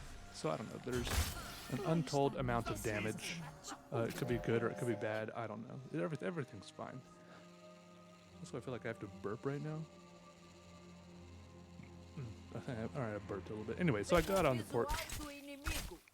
I eat my breakfast of cold brew coffee and granola bar, but I also, and by then there's like a nice amount of sunshine because it's like 8 o'clock. Maybe just before 8 o'clock, right? And these times vary because I don't have like bedtime or a waking time. And I take a book out there with me. I've been reading every morning. Right now I'm reading East of Eden by John Steinbeck. And before that I read Wild by Cheryl Strayed. So I'm on my second book since starting this routine. I think I've been doing it for like 2 or 3 weeks. So it's not like a super fast way to read books. Because I just sit out there for like 10, 15 minutes maybe more if I get into a really good part of it. But then when I'm done with this, I finish off my coffee. The granola bar really only lasts like 3 or 4 bites. It goes quick, and then the coffee lasts a little longer, and it's a good way to wake me up. And I either do my morning poop right before I go out, or if it doesn't happen then, by the time I finish that coffee, I'm ready to poop, right? So I go inside, and I poop then if I haven't already. And I apologize for talking about this in mixed company, but I'm just trying to be honest with you here. At this point, I poop. And then at this point, I put in my AirPods. I listen to some music while I get dressed. By getting dressed, I mean I sleep pretty much fully dressed. I sleep in a t-shirt, and I sleep in underwear, and I sleep in pants. And that's what's comfortable for me. And that's how I like sleeping, and that's how I like living.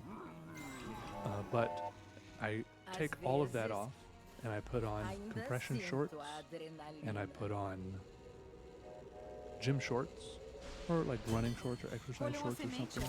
And I usually keep the same t-shirt. And I put my keys in my pocket, and I sometimes fold up a little paper towel and put that also in my keys pocket, and I put my phone in my pocket.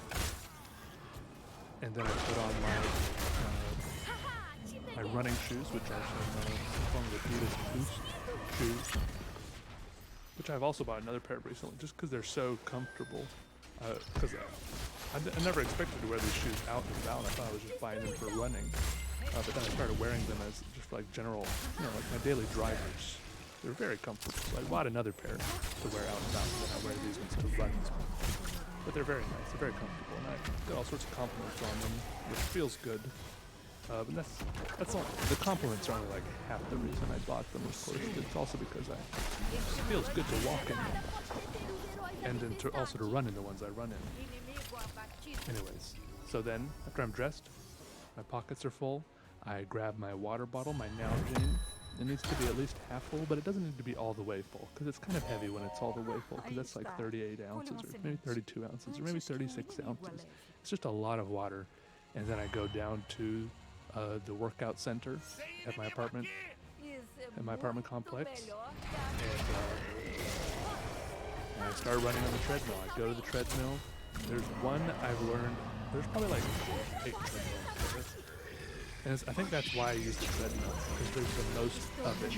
So I know I won't ever have a problem of having to wait for someone to get off, or someone waiting for me.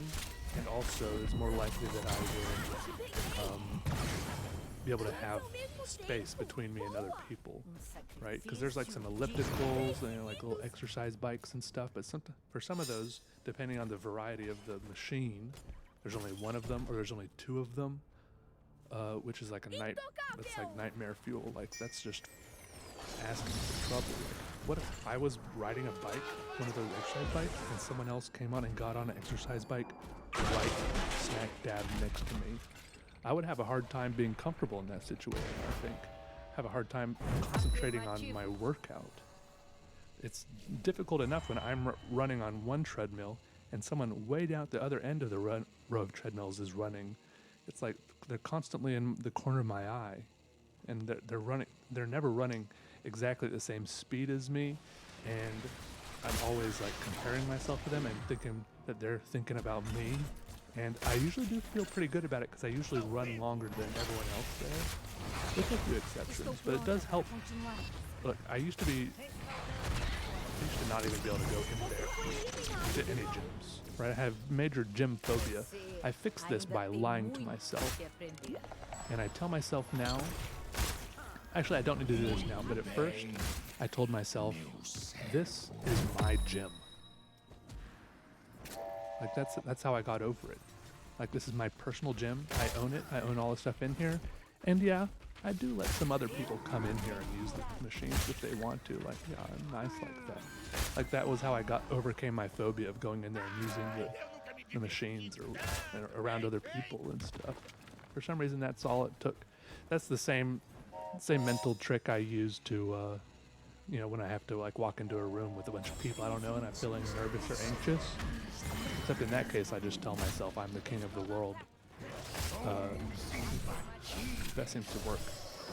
I just, you know, smile and wave. Confidently. Very confidently, because I'm the king of the world. I don't know if that's good for me. I don't know if that's good for my mind or my ego, but it gets me in the room, and I'm comfortable. Yes, I am lying to myself, but you can't deny the result, right?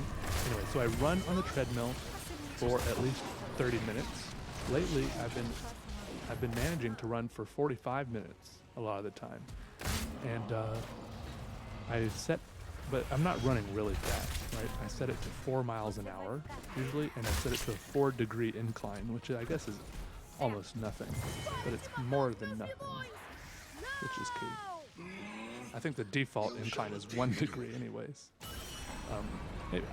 Actually, this last time I ran, I bumped it up to 5 degrees incline. So that's good.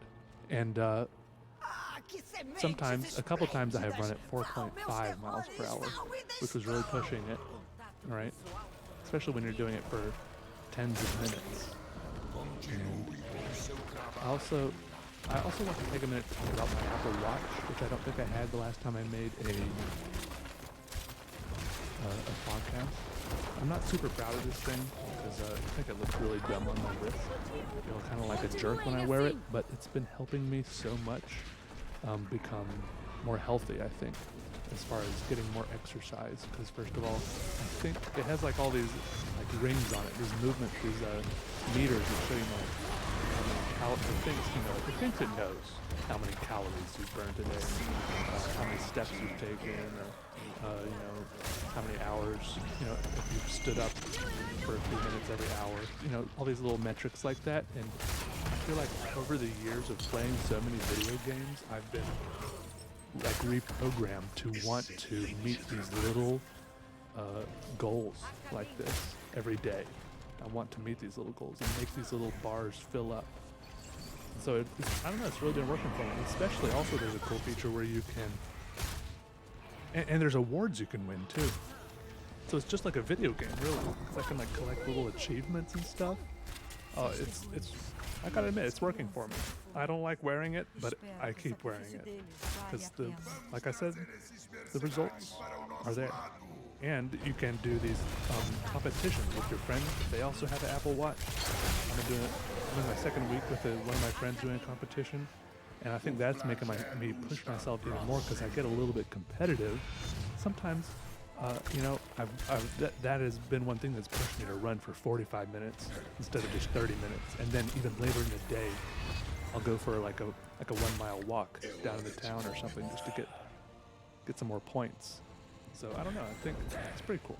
I don't really know what else to say about it except that I like the results that way as far as the fitness stuff goes.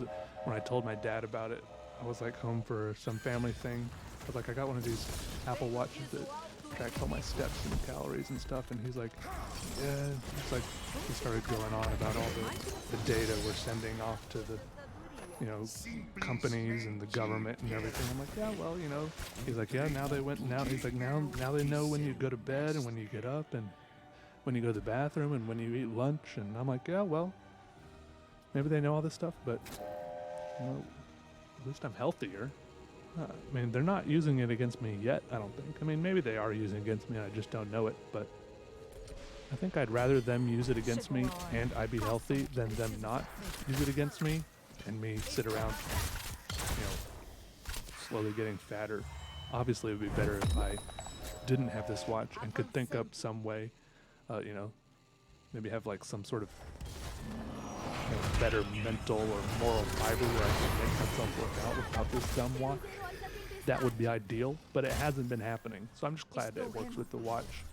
And I'm sure the government somehow knows when I eat lunch even without it, so I'm not worried. Maybe I should be, but maybe I'm also healthier right now, so maybe that's a terrible justification, but I try not to think about it too much. Maybe I eat fake lunches to throw them off. Anyways, so then I get done running, 30 or 45 minutes, and I wipe off. I grab a little wet wipes on the little wet wipe dispenser on the wall. I take that, I wipe it off, and lately I've been listening. I just listen to an album when I run. Let me take a sip of this. Parch my throat. I mean, my throat was parched. Stop talking for long periods of time. I don't know, maybe you can like train your throat. Maybe if you do it a lot, your throat becomes, do you think you can get like vocal cord calluses or something? I feel like I talk a lot, like I stream and I talk a lot, but I take a lot of breaks from talking too. I don't know.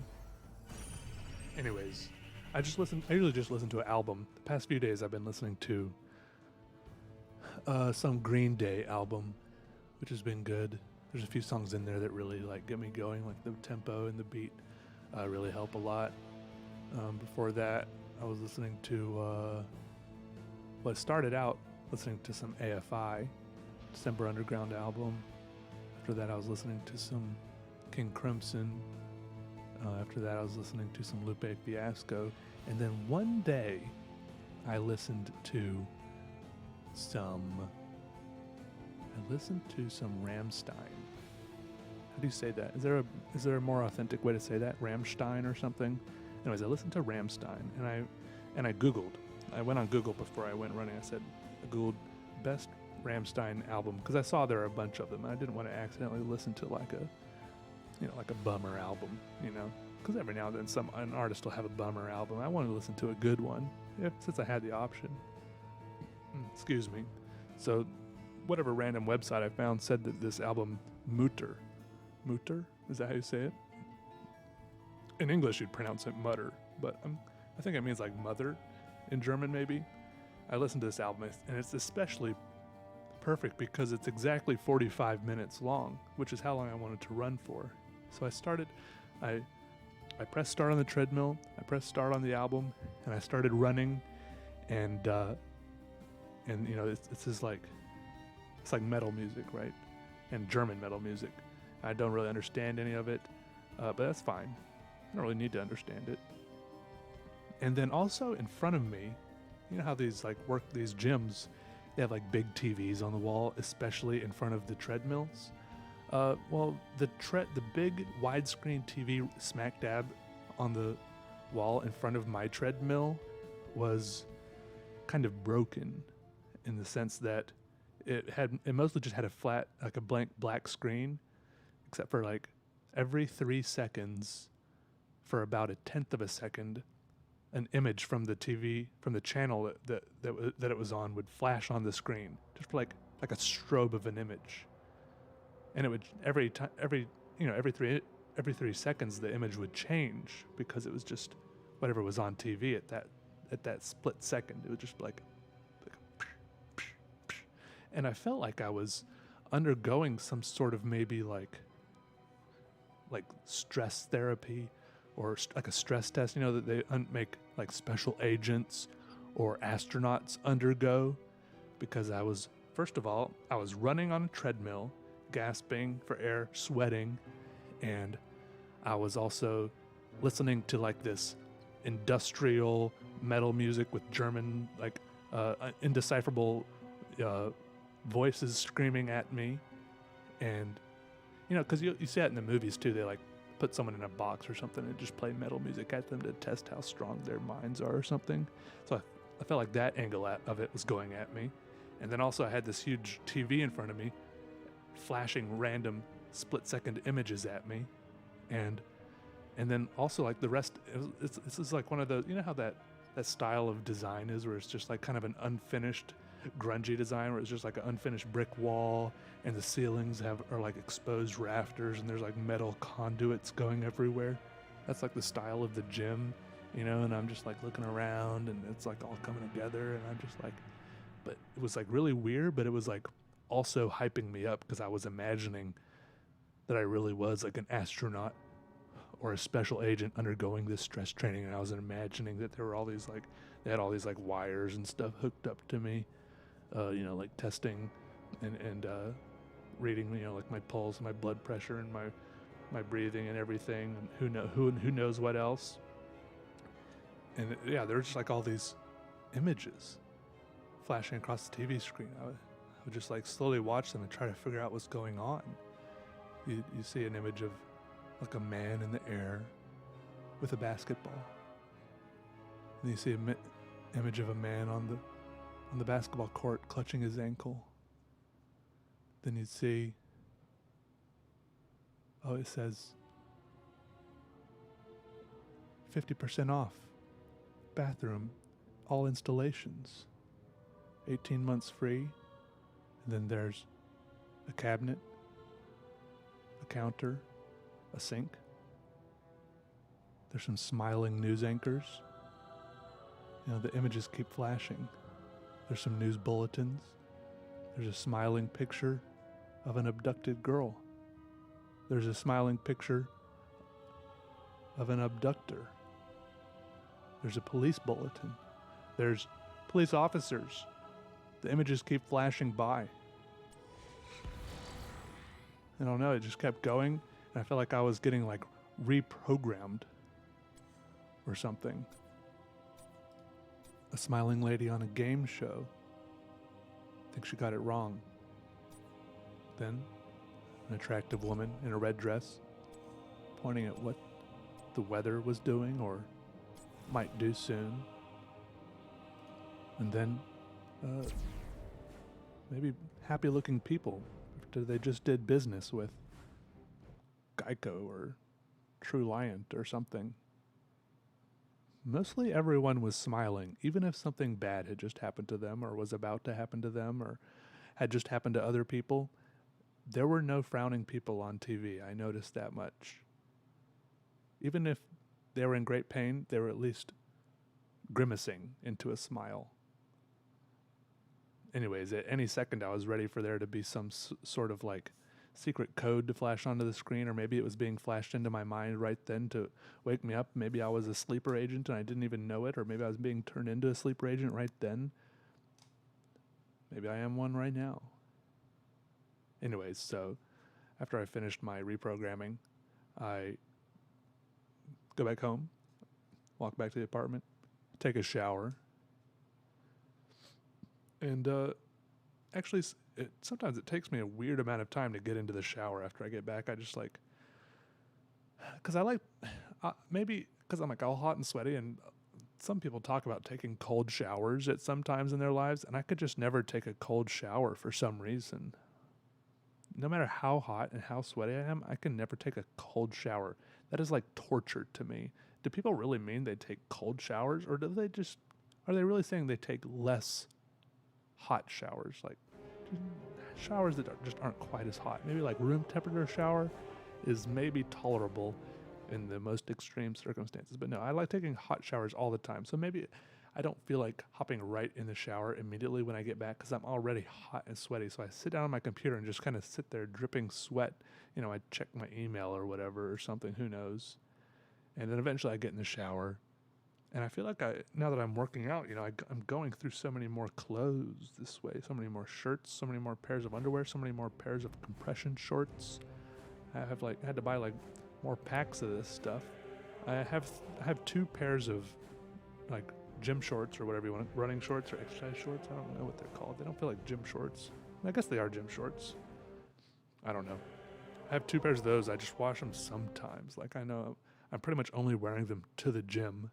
And I just hang them on a hook in my bathroom, which seems kind of gross, but should I get more pairs of these too? Should I only wear them once a week? Only wear them once before washing them? I wear them like 4 times each washing them, which now that I'm saying it out loud sounds really disgusting. In fact, I have a black pair and a gray pair, and I wear them depending on what color my shirt is, because, I mean, you gotta look good when you go to the gym. People are watching, you know? But I also don't look good when I go to the gym because I wear a bandana around my head, and I don't know how everyone doesn't wear a bandana around their head or some sort of band, because once or twice I have forgotten that, and so much sweat goes down into my eyes. That is really like torture. Not the listening to metal music and having the images flashed at you. That is the real stress test there. Staying on top of the sweat drip. So I got to wear the sweat. I think I probably look super dorky. That's fine. I'm past that. And then, yeah. After that, I make myself lunch, which these days is... I walk out of the shower, and I listen to music on the Bluetooth speaker when I'm in the shower. And I walk out, and I take the Bluetooth speaker with me, put it in the kitchen, still playing the same music. Who knows what I listen to in the shower? Different stuff, you know, whatever. And then these days, I for lunch, I usually have 2 veggie burgers and a big side of Brussels sprouts. And I cook the 2 veggie burger patties and the big side of Brussels sprouts in the skillet at the same time. The Brussels sprouts take maybe about 1 or 2 minutes longer, but that's okay. And while things are cooking, I get the buns out. I put mayonnaise on the bottom bun, and then I put not Dijon, but the spicy brown like Grey Poupon mustard on the top bun, and then on top of that mustard, I put each 1 slice of what kind of cheese is it? It is. Oh, I'm drawing a blank. Wait, let me go look real quick. It's gonna drive me crazy. Looking.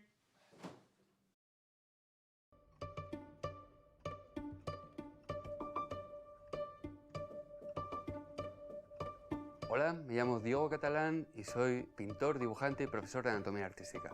Mi obra se centra principalmente en el retrato y me fascina el mundo de lo fantástico y el terror. Esta mezcla hace que mi trabajo sea muy ecléctico y difícil de clasificar. Siempre he estudiado a los maestros clásicos. Encuentro en ellos una inagotable fuente de inspiración. Con estos estudios he aprendido que la técnica es el vehículo fundamental de la expresión. Realizo mis cuadros principalmente con óleo, aunque también trabajo en digital. Me encanta modelar y esculpir personajes que forman parte de este mundo fantástico. Otra de las técnicas que utilizo es el grafito. Es una técnica fantástica para dibujar sin complicaciones. Te permite trabajar con grandes masas de mancha, pero también con un detalle máximo. El realismo de los personajes lo consigues entendiendo la luz y la estructura. Con el grafito puedes reproducir una imagen de forma fidedigna, aunque la intención no sea representar una fotografía en un papel. No queremos emular a una máquina, queremos contar una historia que es humana. En este curso de doméstica voy a enseñaros paso a paso cómo se dibuja un retrato realista con grafito. Para ello utilizaremos un modelo y cubriremos un amplio rango de conceptos técnicos.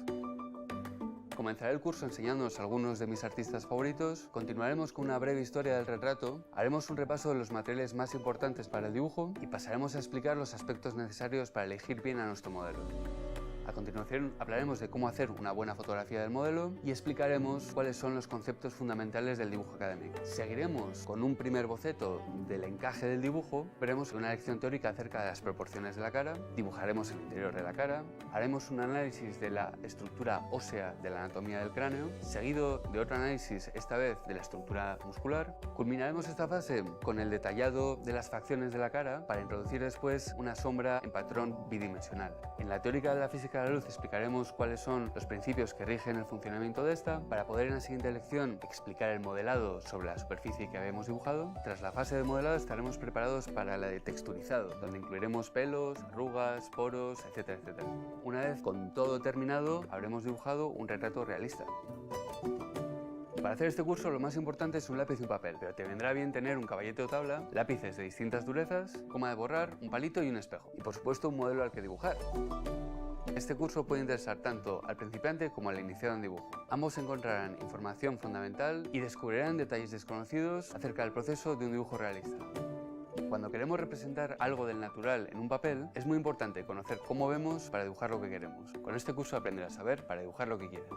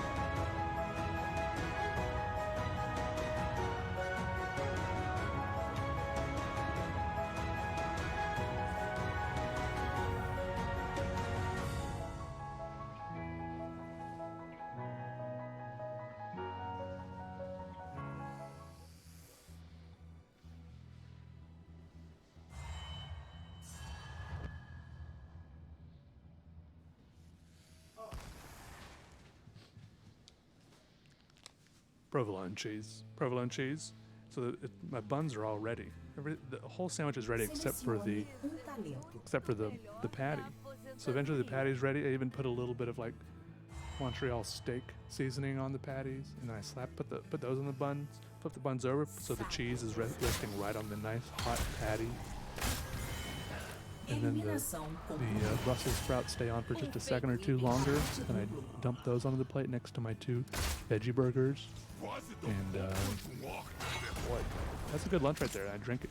I wash it all down with the canned seltzer like this. That's good. Is that a good lunch? I don't know. And then later, maybe like an hour later, I get like a little bit hungry again. Maybe I feel like I'm eating too much, but I am, I guess I'm working a lot, burning a lot of calories too. So I don't know. I eat an apple later usually. Buy either the Fuji or the Gala apples, and they're pretty good. I like them crispy and crunchy. I mean, who doesn't? What I really don't understand is the people who eat the Granny Smith apples. I can pretty much eat any apple except for a Granny Smith apple. Those I just cannot choke down. And sometimes people make caramel apple. Have you ever had a good caramel apple, with the actual, dipped in the actual nice hot caramel? It's like dripping down around it. Apparently, the classic thing to make the caramel apple with is the Granny Smith, and I kind of understand it because you have the juxtaposition between the kind of the bitter and the sweet. I can't eat the whole thing because once there's no more caramel, usually maybe I don't portion it out right, ration out the caramel right, because I would have to have some caramel with every single bite of Granny Smith. I can't have just a naked, pure bite of Granny Smith apple. It's just too much for me. I don't know. It makes me pucker up like a super powered Jolly Rancher or one of those warheads or something. It's bad. Maybe I've just had bad experience with Granny Smith apple. Have I not had good ones, or do you guys just like super sour stuff? Anyways, I eat apples sometimes. And then I get to work. Whatever it is I need to work on that day, or want to. I guess I don't need to work on anything, but like today, I worked on my accordion, that folded drawing book some more, streamed for about 6 hours. It was good. I got too hungry. I had to stop it. Today was weird. It was abnormal. Today, for the first time in my life, I went to counseling, which I guess, is that the same as therapy? I don't know. The person was a counselor, not a therapist, not a psychologist or a psychiatrist, a counselor. And it was good. I recommend it to anyone. Go on like psychologytoday.com, find you one in your area. And I don't know, it's good to be able to just talk through things with someone. I think it's very helpful. It's expensive. Maybe your insurance, there's a very good chance your insurance is better than mine. Because I have, the deductible on my insurance is almost $8,000, so I have to pay like $100 every time I go. Maybe I'll find one. Maybe if I go enough, I can find, if I go 80 times in 1 month, then I'll reach my deductible. There's a goal to live up to. Anyways, no, but I think I'm gonna keep going back to the counseling. I like it. It's scary. It's daunting. You feel vulnerable to sign up and go and walk in there and start talking to a stranger about this stuff. But once you get going, it just feels so good to just get it out, start talking about it.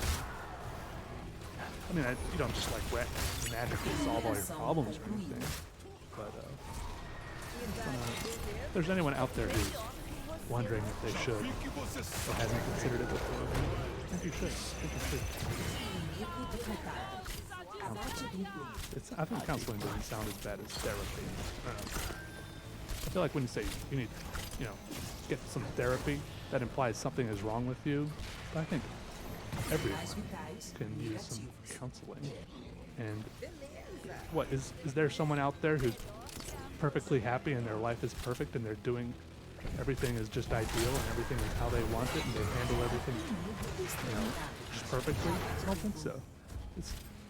I think everyone's lives and their mentally, emotionally, their headspace and everything can be improved a little bit just by, I don't know. I'm no expert, so feel free to ignore me on this topic. More than all the other topics you can ignore me on. Oh, let me tell you about my trip to Yosemite. Yosemite, as some people say, out in Grand Old California. We flew into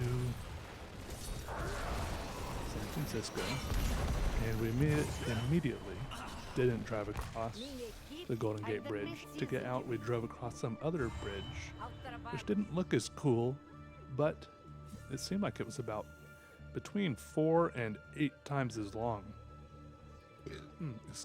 4 and 8 times as long as the Golden Gate Bridge. Just a heck of a bridge. Very long, lengthy bridge. And we drove a few hours, maybe like 2 or 3 or 10 hours, I don't know. Drove to Yosemite, and we camped there for about 5 days. And the last 2 days of the week, we camped in Sequoia National Park, or maybe Kings Canyon, which are 2 parks that are really close to each other. But for those last 2 days, we were concentrating on looking at the huge sequoia trees, which are just incredibly big trees. Like, it was very discouraging to know that later I was going to have to, try to tell people about how big these trees were, and I just had to kind of resign myself to the fact that there's no way I can really tell people how big these trees were. Besides saying they're really, really big, rattle off some numbers about, cubic meters or something, how tall, how wide, dimensions, circumference or diameter. Numbers don't really mean that much to our heads, but they were really big, and you couldn't even take good pictures of them because if you're near it, these huge trees don't fit in your phone's viewfinder, and if you're far away, then it's small because things get small when you're far away, so then it doesn't feel as big. I mean, every now and then you can get a good picture with like a little dot of a person down at the bottom of the tree, but it still doesn't really do it justice. It's like trying to take a picture of a sunset. You might snap a couple shots, but eventually you're just like, I'll just put my phone away and enjoy it. Enjoy being here. There's no way I can do it justice with a photo. So I did. And I took my camcorder on this trip, planning on, making the most of it. But once I got there, I actually did. Now that I think about it, I did record about maybe 2 to 3 minutes of footage on the first morning. But after that, I realized I just wanted a vacation, and I didn't think it was very healthy of me to never take like an actual vacation. Never, even when I was taking like something that could be a vacation like this, to turn it into work like this, and always be trying to turn it into like a YouTube video or something. So I just put my camera away and left my camera away for the rest of the trip, and it was really refreshing and freeing. And it felt great. I still snap some pictures with my phone every now and then, but I just really enjoyed just being there, soaking it up, hanging out with my friends, because I really have some anxiety about that anyways, about being, recording a lot of video when I'm places with other people, like being that guy who's always like, hey, say hello everybody, like, do they want to be in the video? Are they going to feel like they have to act different because I have the camera rolling and all this stuff, it's like they didn't. My friends didn't sign up for this trip because they wanted to make a cool YouTube video. So, I think maybe I should go on some like solo trips or something to some cool places if I want to make some cool travel logs or something. And that way, because I remember the last time I went on a trip, I wanted to get some cool shots, but I have to stop, to make like a cool sweeping shot of a valley or something. And my friends, they're just like, should they keep hiking? Should they stand there and wait for me? And it's just like, I don't want to be an inconvenience in that way either. So maybe I'll make some cool little solo trips or something if I want to do that kind of thing. But I don't know if I even have a huge passion for travel logs and that sort of thing. I think I just want to draw pictures for the most part. Anyways, Yosemite was cool, all right, but I've been on some other trips, especially with this group of people lately. We go on like one trip a year. Last year, we went to Banff and Jasper National Park in Alberta, Canada, and also down to Glacier National Park. And I think I liked that better. Yosemite was amazing. It was iconic. But I think that's kind of the problem. Like, it was almost too iconic. Like, a lot of the stuff I saw, I felt like I had seen already so many times before. Not that it wasn't amazing to stand there and see it in person, but also because it was so iconic, it was also a huge tourist attraction, and there were a lot of people everywhere. And like, there are all these lodges, you know. I never really felt like I was truly away. I never felt like I was truly out in the wilderness anywhere. Of course, I never thought we really were, because we were doing the kind of camping where you really camp out in your car, you know. Or, you know, you just like pull up to a spot, pull your tents out of your car and plop your tents down at the spot that you've reserved or whatever, and there's like a little building over there with toilets in it, sort of deal. But I feel like in the past that we've been to other spots, and you at least felt more remote. We still had to drive a ways to get here, but this place just seemed a lot more, you know, like, what's that word? The thing they do to Christmas?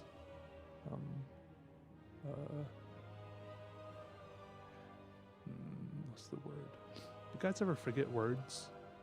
I forget words sometimes.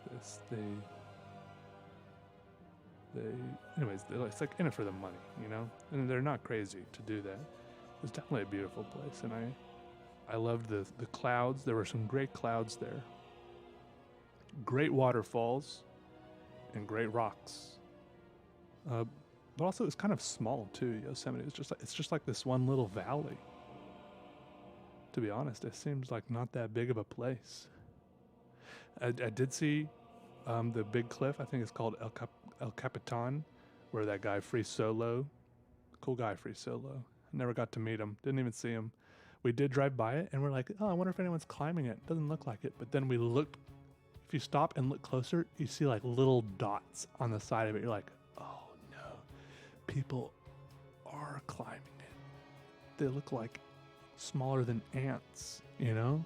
It's crazy. You're just driving by. You don't, it doesn't even look, you don't even realize how big it is. Like, it's like, oh yeah, look, there's a cliff. I wonder if people, and yeah, it's massive. I hadn't seen the movie. I went home afterwards and watched it, and it was pretty interesting. It's a good movie. I thought it was mostly an interesting movie because, well, despite the fact that it's about a guy free climbing, like setting a world free climbing record, I enjoyed how it focused a lot on the documentary film crew itself. Because I feel like so many times you watch these documentaries, and I don't know about you, but my brain gets caught up in wondering how they get all these shots. Like, half the time I can't even enjoy the documentary because I'm sitting here wondering, yeah, but how do they get this shot? You know, and I know there are, like, you know, what are those BBC ones, the Planet Earth ones? I think there's a few documentaries about those documentaries, about the incredible lengths they went to get some of those shots. You know, they wait for months and months and do crazy things, camping out and just waiting and stuff like that. But in this documentary, they even, you know, talked about how, you know, like this guy had his route planned out up the cliff face, and they're talking to him about, you know, like which parts were most difficult, he was most nervous about. So they were planning, you know, like, okay, we'll have one cameraman rappel down here to get this shot as you go by, and we'll have another one rappel down here to get this shot as you climb by. And they have, you know, like one super zoom lens camera way down in the valley, just kind of tracking him as he climbs the whole way.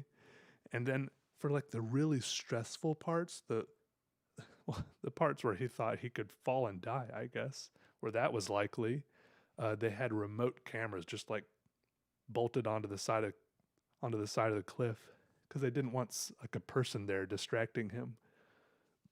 And so, I don't know, it was just cool to see that aspect of it, where they were planning out the filming of the documentary, you know.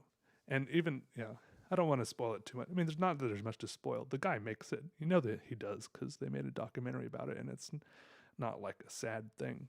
But, you know, anyways. No, there were some great waterfalls there. Cool people. It's a good time. Almost anything is fun if you go and you do it with the right people. I believe that.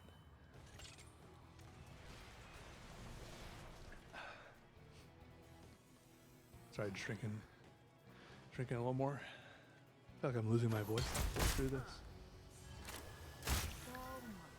Você vai ficar bem. So how are you guys doing today? You doing all right? How was school? How was work? How was sitting on the couch? How was driving? How are the kids? Eu vou How's mom? sentir isso amanhã. How's dad? Good. Sorry to hear that. Estimulante injetado. Hope it gets better.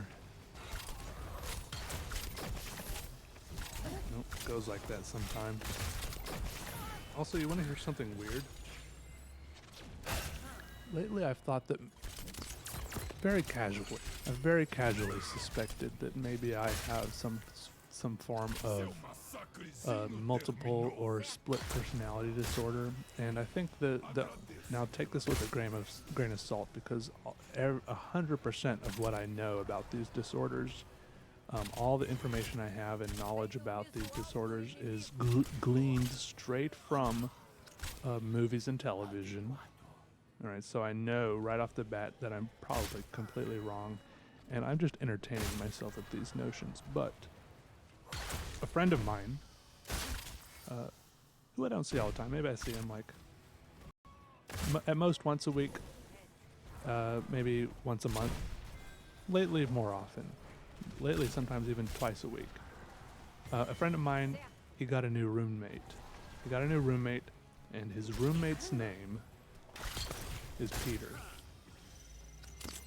All right, and even before I met this guy named Peter, okay, sorry, I made the mic pop there.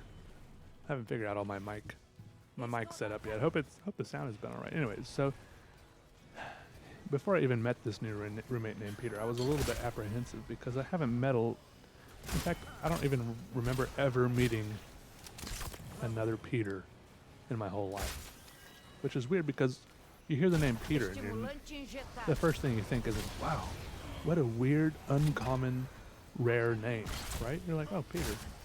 But how many Peters have you met? Probably not a lot, right? Maybe you have, which would surprise me. But maybe you just had different experiences than me. Maybe you live in a different part of the world than me. Maybe you live with different generations of people than me. Because you know how names go with generations sometimes. Anyways, I've never really met another Peter. And the thought of meeting another Peter, much less the thought of another Peter kind of being introduced to our friend group, was a little bit intimidating to me, a little bit daunting, a little bit scary. Not in like a scary way, but just like, like what's going to happen, Like, I don't know why. There's a lot of our identity, I think, is tied up in our names. So eventually I meet him, and he's like kind of like the opposite of my personality, I might say. And I don't want to say this in a bad way, but he's like very he's like very confident. He's like in school, or he just finished school to be a doctor. Now he's like beginning his residency Estimulante to become a doctor. He's got like one of those type A personalities, very confident. He's very like fit and athletic. He's very self-sure. I'm saying that instead of cocky. Okay, but I think cocky is probably a good word to use. But I'm his friend now, okay? So I'm saying this in a friendly way. Do you know that movie Scott Pilgrim vs. the World? Where there was like this opposite version of Scott that popped up called Nega Scott. I feel like this guy is like the opposite version of me. He's got like a good strong personality, but it's like you took my personality and switched it all around. Okay? It's probably not true, but that's kind of how it strikes me at first glance. In more ways than I've described right now. Anyways, so after we hung out, we're at a cookout together or something one evening, and then I go home, and then I start thinking, I'm like, what if this guy was all in my imagination. And I started thinking about like all these movie scenes and movies I've seen, like Fight Club, you know, and A Beautiful Mind, you know, with John Nash or whatever his name was. And I start thinking, like in Beautiful Mind, John Nash, he had an imaginary roommate.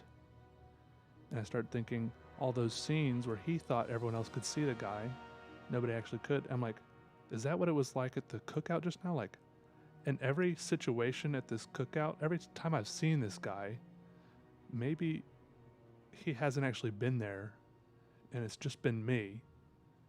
Everything he said, I've actually said, or every interaction has all been me. This other Peter actually offered to fight me in a friendly way, because it came up that I'd never been in a fight before, and he's been in like lots of fights, right? Another like opposite thing about our personalities. And then also, I found he has the same middle name as me, which is crazy. We both thought this was crazy. Also, he seems to just appear places. Like, I've never seen him get in a car or get out of a car. When I arrive at a place, he's either there already or he just arrives. And it seems like whenever we're hanging out with a group, I'm always sitting right next to him, you know, so I could easily be both of us. And I don't know, I just feel like there's so... And I, on the internet, pretend to be a doctor sometimes, right? And he actually is becoming a doctor. There's like so many like little things that, more than I've mentioned just now, I feel like, that are just like popping into my head. I'm like, maybe this guy isn't even real. And I'm actually him also. Or he's me. Maybe I'm not the real one someone else mentioned. As I was trying to casually talk about this, right?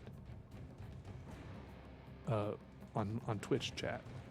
Someone told me to count my pieces of bread before how many pieces of bread are left in my loaf of bread every night before I go to bed, and if I wake up and there's less pieces of bread than I counted, then that's a very bad sign.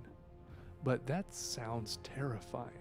I can't imagine something more scary than counting bread and then finding out there's one missing, you know, when you live alone. I don't think I want to find out that way, especially since I don't think my life is being negatively affected by this at the moment. This is just a little speculation, right? Plus, before I lived in Greensboro, I lived in Wilmington, and before I lived in Wilmington, I lived in Chicago for a couple of years. Before he came to North Carolina he also lived in Chicago. It's like we both have the same recent past.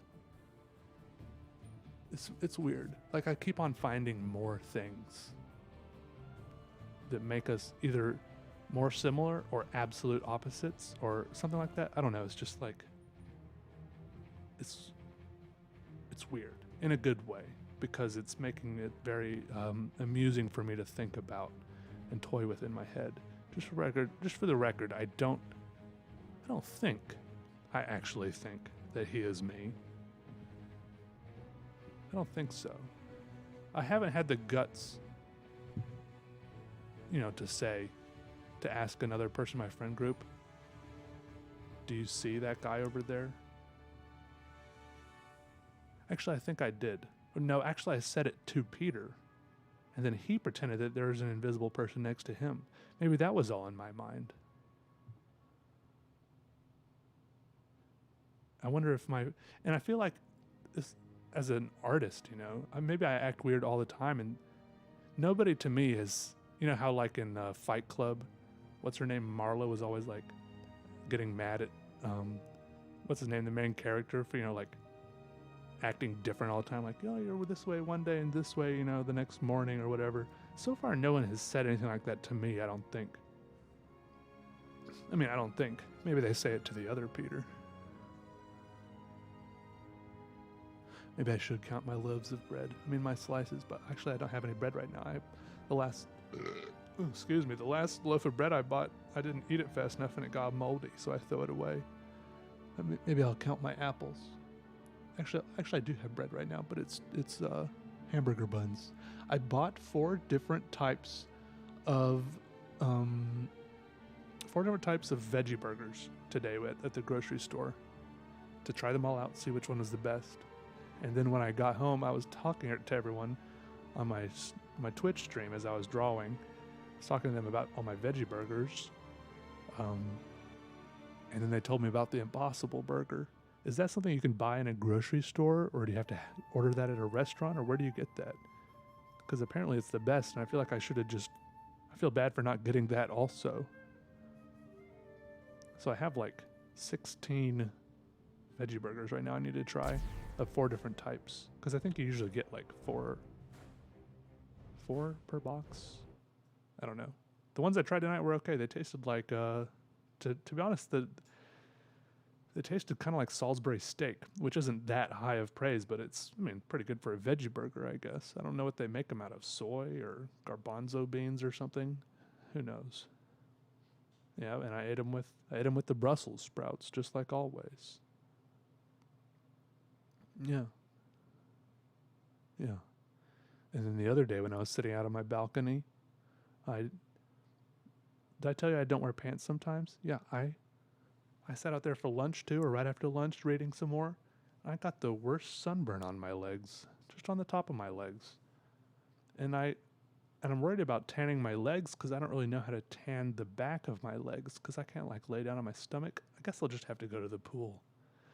I feel like the pool is the next scary thing I need to overcome after I've overcome the mental game of going to the gym. The pool is next. Maybe if I go to the gym a little longer, then I will feel more confident about my body. And then I can go to the pool, lay out, get a lot of sun. Tell me the difference between suntan lotion and sunscreen. Is it all the same thing? I don't want to put it on. I don't want to block the sun because I want to get a tan, right? I don't want my legs to be so pasty white because I wear pants so much. My legs are very, very white. But I don't want to get a sunburn. I want to get a tan, but I want to put on like SPF 70 or something and lay out there for an hour or something and do nothing. That feels counterproductive. What's the correct action here? What do I do? Just lay out 15 minutes each side of my legs, call it a day?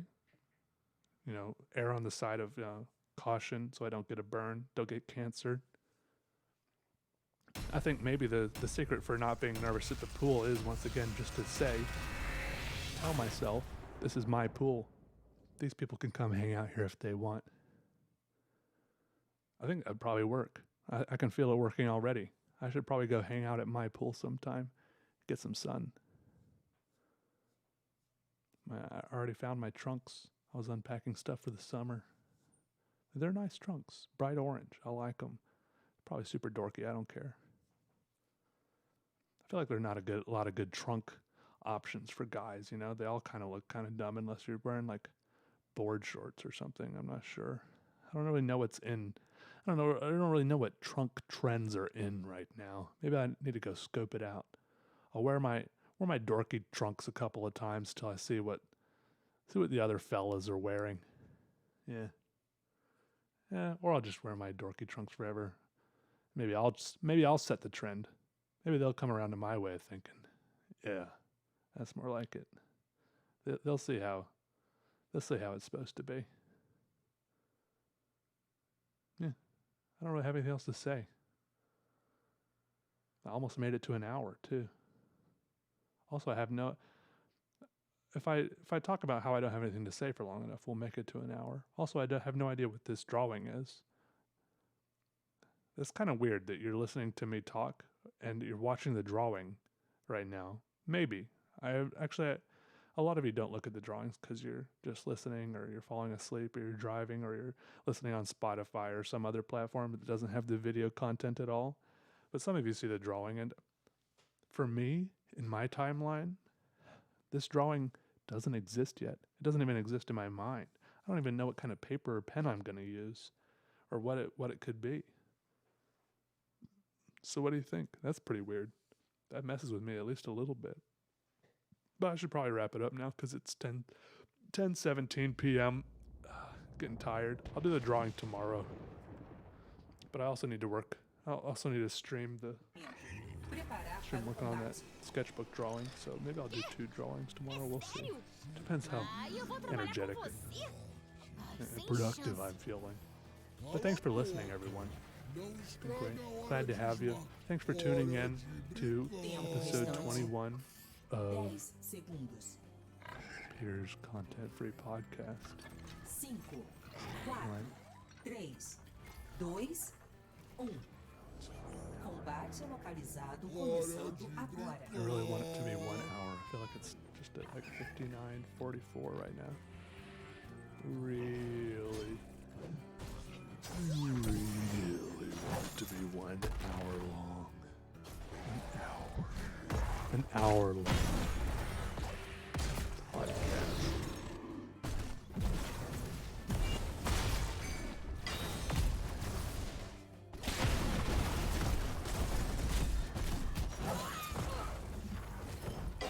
Hi, my name is Takara, and I'm a comic artist. In this Domestika course, you will learn the process to draw a female comic character. I'll explain the basic layout structure of the figure. I'll teach you how to place your drawings on a page using composition. You'll learn how to draw hair, face, hands, and clothes. By the end of the course, you'll have achieved the professional comic look for your illustrations. Give power and personality to your female character.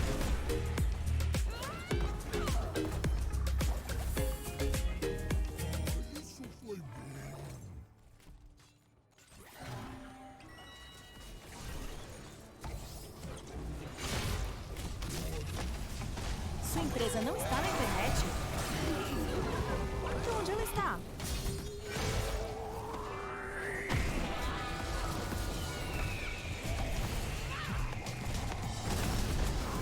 Só na GoDaddy tem domínio a partir de R$19,99 e você cria um site novinho no mesmo dia. Aproveite essa oferta para colocar a sua empresa onde ela tem que estar. Acesse godaddy.com.br e compre agora.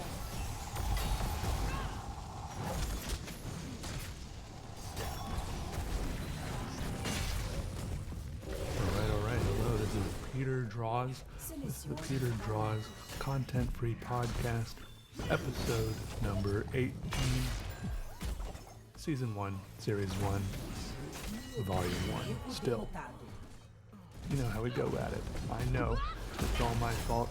It's been almost an unbearably long amount of time since I put out the last episode, and for that, I sincerely apologize. It's all my fault. Also, I would like to share a little bit of the fault with kind of, well, life in general, if you'll allow me. Because life gets crazy sometimes. So, but a lot of things have happened. A lot of things have come to pass. But I'm still here. Still sitting here on my own 2 cheeks. And I'm making episode 18. And I hope you're all doing well. Also, let me take you back a couple of months. Sorry, I had to burp. Wait. The important things first. I am currently back to the roots of the podcast. I'm brewing coffee right now. Except now, I am brewing it right in front of me here. It's a French press. Yeah, that's right. I'm trying to cut back on coffee a little bit because it used to be that I would cook. Every time I made coffee for myself here at home, I would make about a half pot, which is 3 or 4 cups. So I'm trying to cut back, maybe have 2 cups, or I've got this French press thing here, and I think it's about maybe 1.5 cups when I pour about this much water in there. And I got a little coffee grinder, and there's a local coffee shop, and I buy the coffee beans from there. There's a whole smorgasbord of coffee beans with maybe 8 to 10 choices of beans where I can go up there and sniff at them. I feel a little bit weird going in there and stuffing my nose in all the pots of coffee beans and just sniffling at them.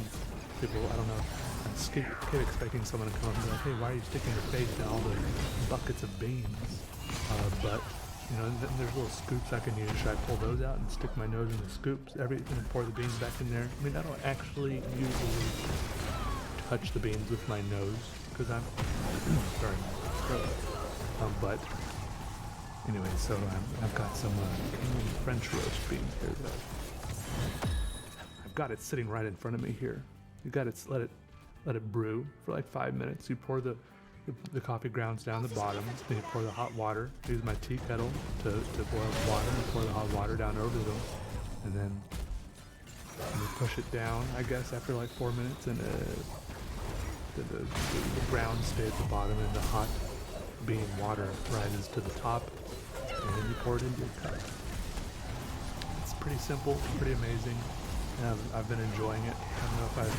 I don't know if I really got the ratios right, or if you really have to get them exactly right, because I feel like I've used a slightly different amount of coffee grounds and water each time, and it still tasted good. So I'm not too worried about it. So yeah, that's my coffee situation at the moment. On the other hand, sometimes I just get coffees from coffee shops, and also I've been drinking tea more often, some Earl Grey, some loose leaf tea, some oolong tea. Oolong tea to me tastes a lot like seaweed, which is a little off-putting at first, but I'm getting really used to it. But I like the loose leaf tea, it's more simple. I have like a little tea steeper thing that looks like a dinosaur with a long neck. And that's about it. So I'm about to pour that coffee into the cup in a couple minutes. Don't let me forget. I guess, can it oversteep, do you think? But, alright, let me take you back. Let me try to fill you in. Let me fill in some gaps the last couple months. Looking at my podcasts here on YouTube, the last one was 2 months ago. Insufferably long ago. You've all just been stumbling around in the dark.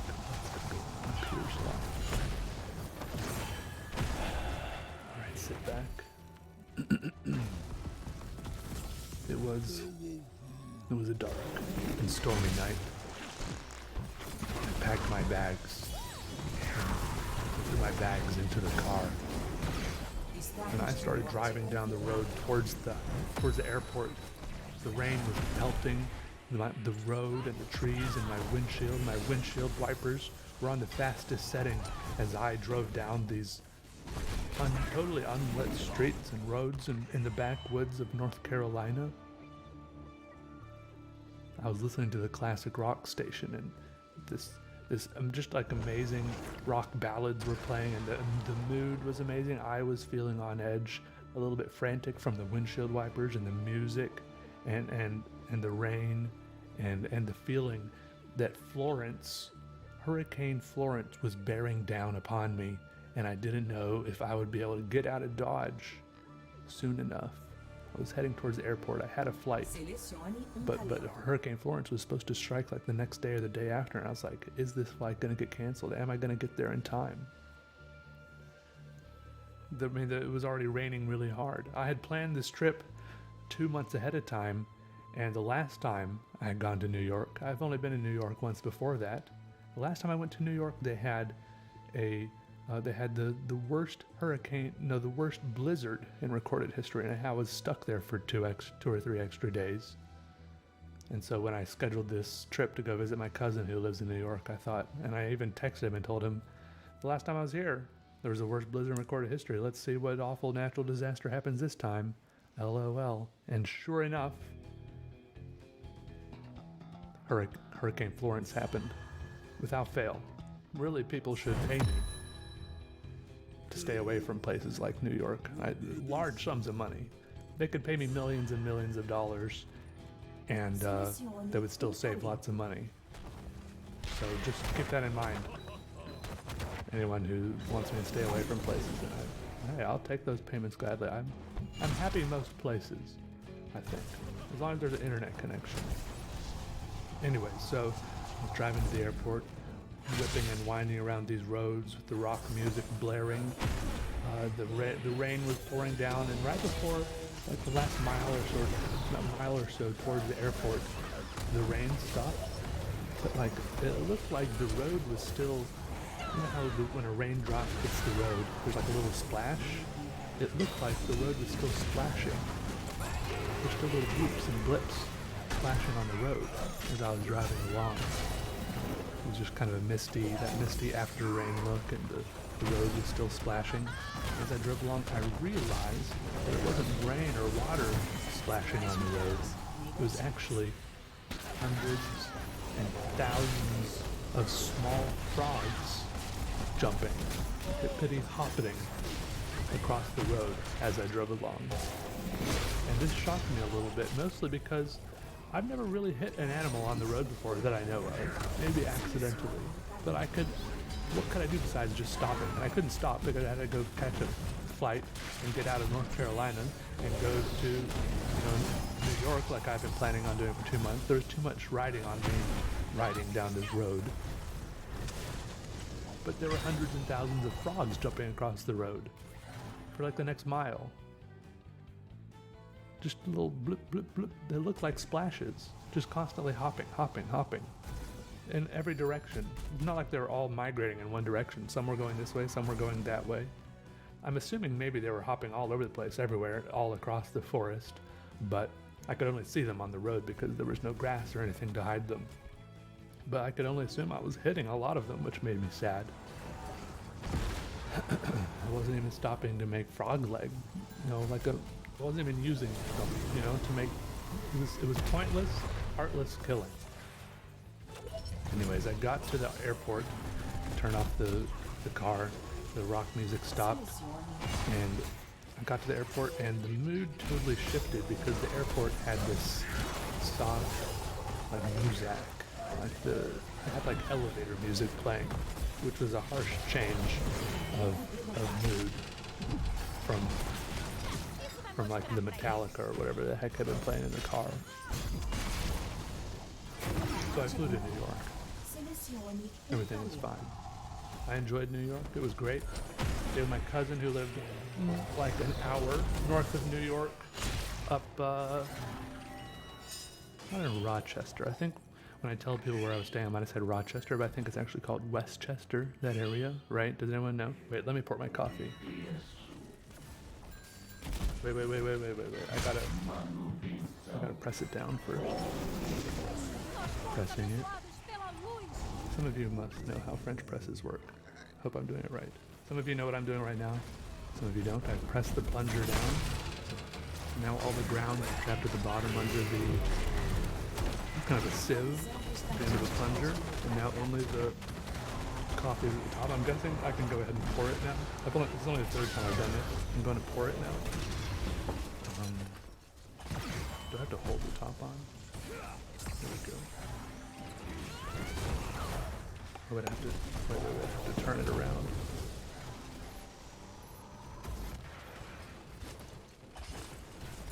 Okay, bear with me.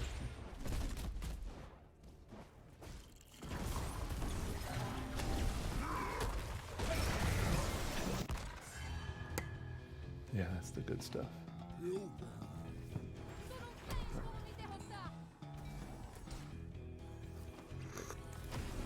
Ooh, that's too hot. Anyway, so Westchester, I think, up in Ossining, he lived there. So it's like north of New York City. He used to live in New York City when we first lived there. I think he moved there like 10 years ago. I was just some little kid. My cousin is younger than me, but he grew up in Chicago. I grew up in like North Carolina and stuff, and I was so intimidated by my cousin because when he was 18 years old, he moved from Chicago all by himself. He moved to New York City all by himself, to like Queens or something.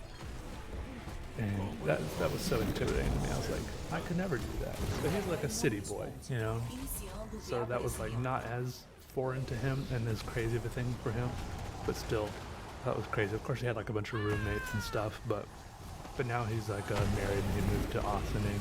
And so I went and stayed with him there, and it was just like a nice little train ride. I stayed with him there, and if I wanted to go visit stuff in New York City, look around, at the museums and the streets and the people and the parks and the buildings and stuff, there's just it's like a 50-minute train ride. They have like these commuter trains you can take up and down, and it's like It's like $10 to take a train, which is crazy to me. Seems like a lot, but I guess if you're working in New York City, that's just a drop in the bucket. It's nothing. Thankfully, his wife let me use her. You can get these like cards, you know, like swipe cards or whatever. You can buy a card when you buy a ticket or whatever, and then like the train, it's just like an old-timey train.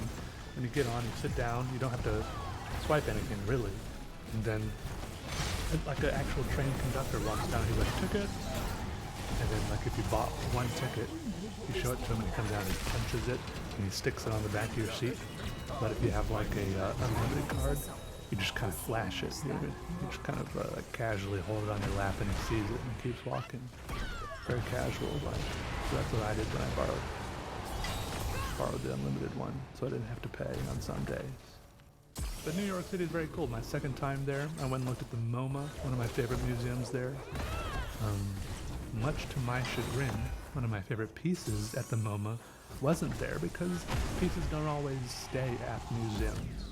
You know, sometimes they go on vacation, they go on tour, they go visit other museums. Maybe they want to see the world a little bit. I think my favorite piece was currently in Vancouver at the time.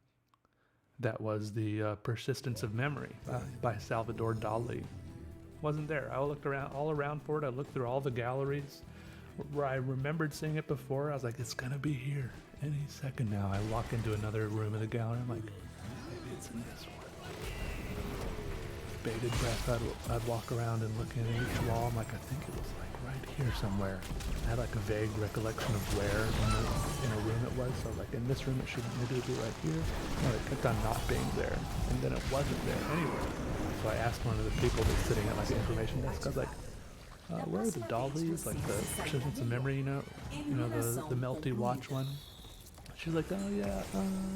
She's like just some volunteer, so she didn't really know. She like typed in something on the computer, and she's like, yeah, that was in Vancouver.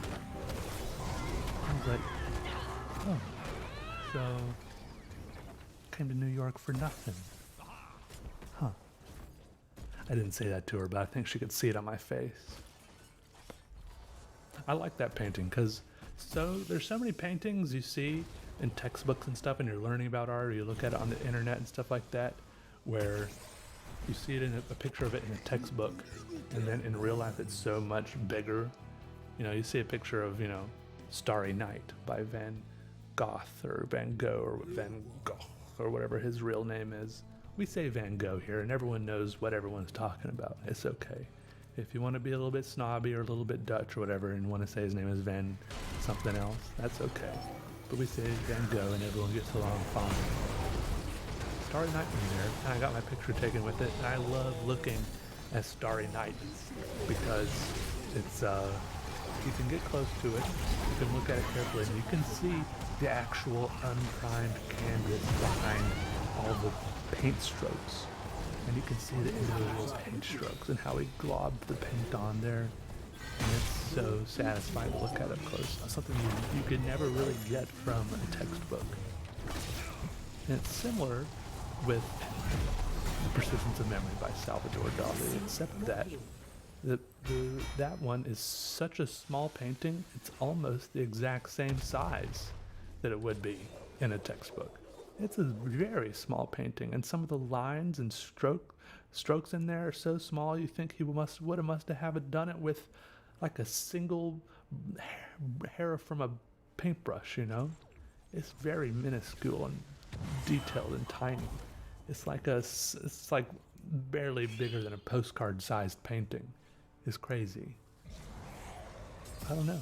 I like it a lot just because, but then other paintings are great because they're so big, but it's an encouragement to me as someone who mostly does piece of paper-sized drawings.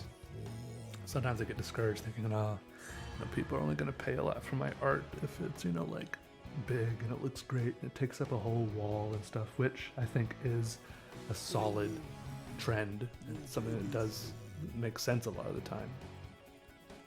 And it's true, but there are outliers. And outliers, they're out there. Why? Out there. Let me sip some more coffee.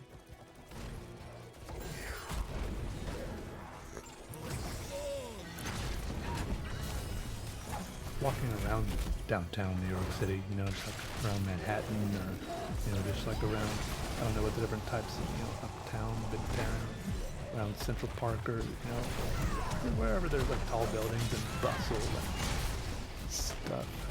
It's also very intimidating to me because all these people striding, everyone strides there very purposefully in some direction. They all know where they're going. They're all talking on their phones, their earbuds in, you know, on their phone, and they all have some place to go quickly, unless they're just like some random like porter standing out there taking a smoke break or something. Everyone seems so well put together, and it boggles my mind to think how all these people ended up here and how they're all surviving here. It seemed like another breed of person to live there. Something that I can't quite connect with it. Even like some places, like pretty much all of Europe, since I haven't been there, I've only ever seen and interacted with and heard of Europe, you know, for example, in movies, in pictures, and on the internet. Pretty much the same way I've ever heard of Atlantis or, you know, anything, you know, like any other fictional place. Europe might as well be a fairy tale land to me. Until I go there, it's not really that real to me. It's outside my sphere of influence, or whatever you want to call it. I know it's there, but it's not really there in my mind. But New York, I go there and it still doesn't seem real because it's all so different than anything else I've ever experienced. All these huge buildings. I can't imagine what's going on inside all these huge buildings, what all these people must be up to, where they're all going and coming from, all these people in the cars, all these deliveries coming and going. It's just mind-boggling to me. I can't really figure it out. It's crazy. It really is. I went to another museum with my cousin. He really loves sculptures, so we went to this museum in Queens, I think, Astoria. Is that part of Queens? Called the Noguchi Museum, where these huge, big blocks of stone would be. This guy named Noguchi who would sculpt them and carve them. Sometimes kind of minimalistically, I guess you could say. Like they're not sculpted into anything in particular. Very abstract.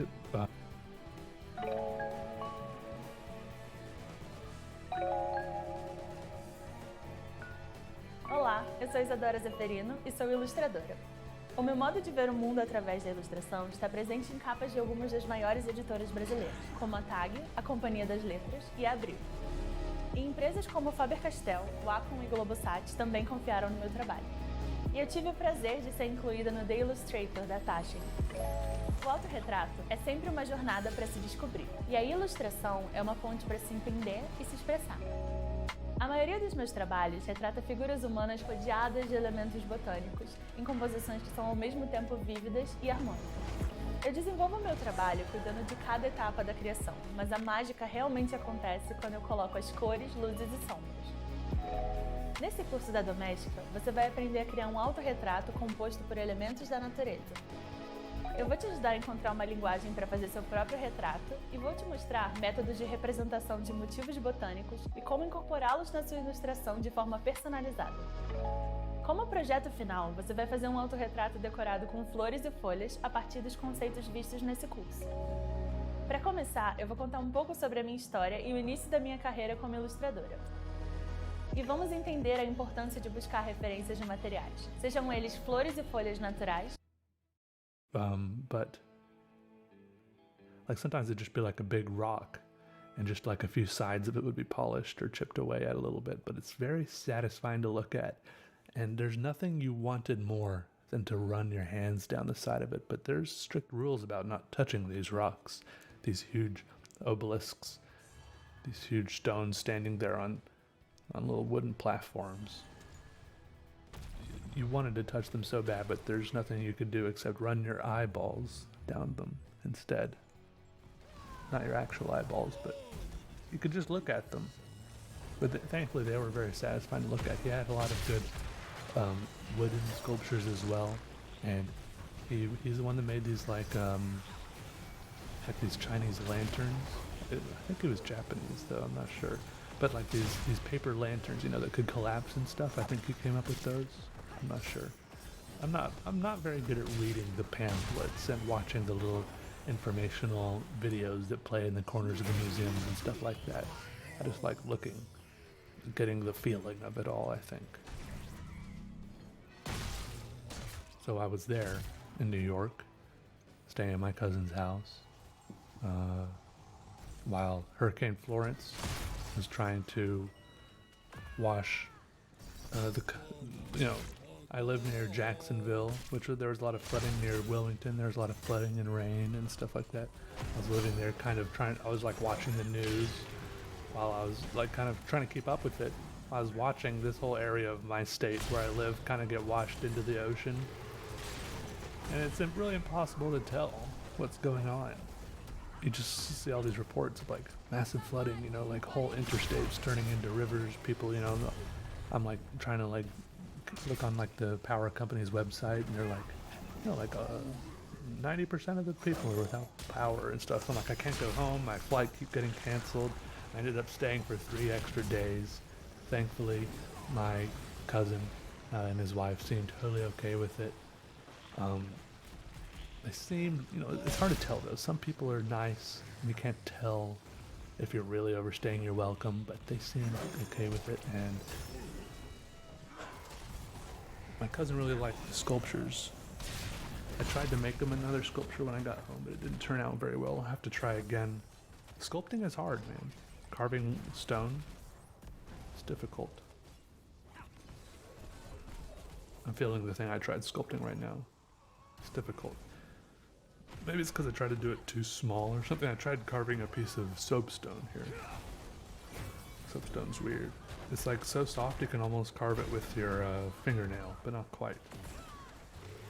I gotta toy around with that somewhere. I was gonna send it to him as like a thank you gift or whatever.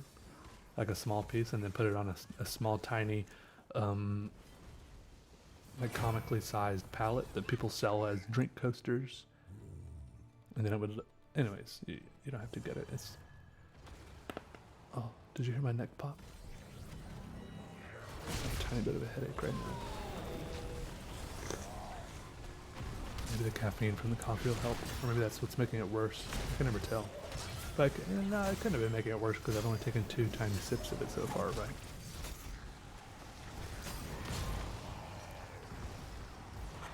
I walked through Central Park a few times. I went and saw the spot where John Lennon was shot at that hotel where that apartment building where he lived. What was that apartment building called? I can't remember right off the top of my head. I hate it. I know that. I know it. The Dakota. That's what it was called, that building. I walked up to it, and there was like a doorman standing out front, and I stood there and looked at it, and then I looked at the doorman and said, "This spot where John Lennon got shot?" And he just like rolled his eyes and nodded and walked inside. I bet he's so tired of people walking up and asking that and taking pictures of this stupid archway. And then I looked up this building, the Dakota, on like Hotpads or Zillow or some real estate website, and it lists like it's very expensive, right? It's right next to Central Park. It's insanely expensive, and even they like you have to like submit applications to live there. It's like a bunch of celebrities living there, and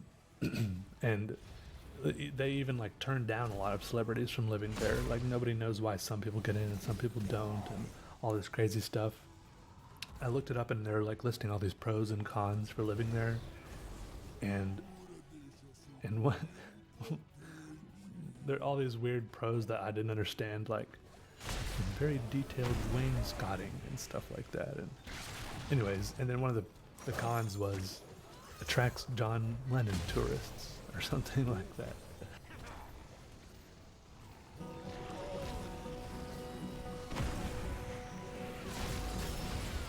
Olá, eu sou Marcelo Taz, jornalista, ator, roteirista, diretor de televisão, essencialmente um comunicador. Talvez você me conheça do Professor Tiburcio, do Provocações da TV Cultura ou do CQC da Band.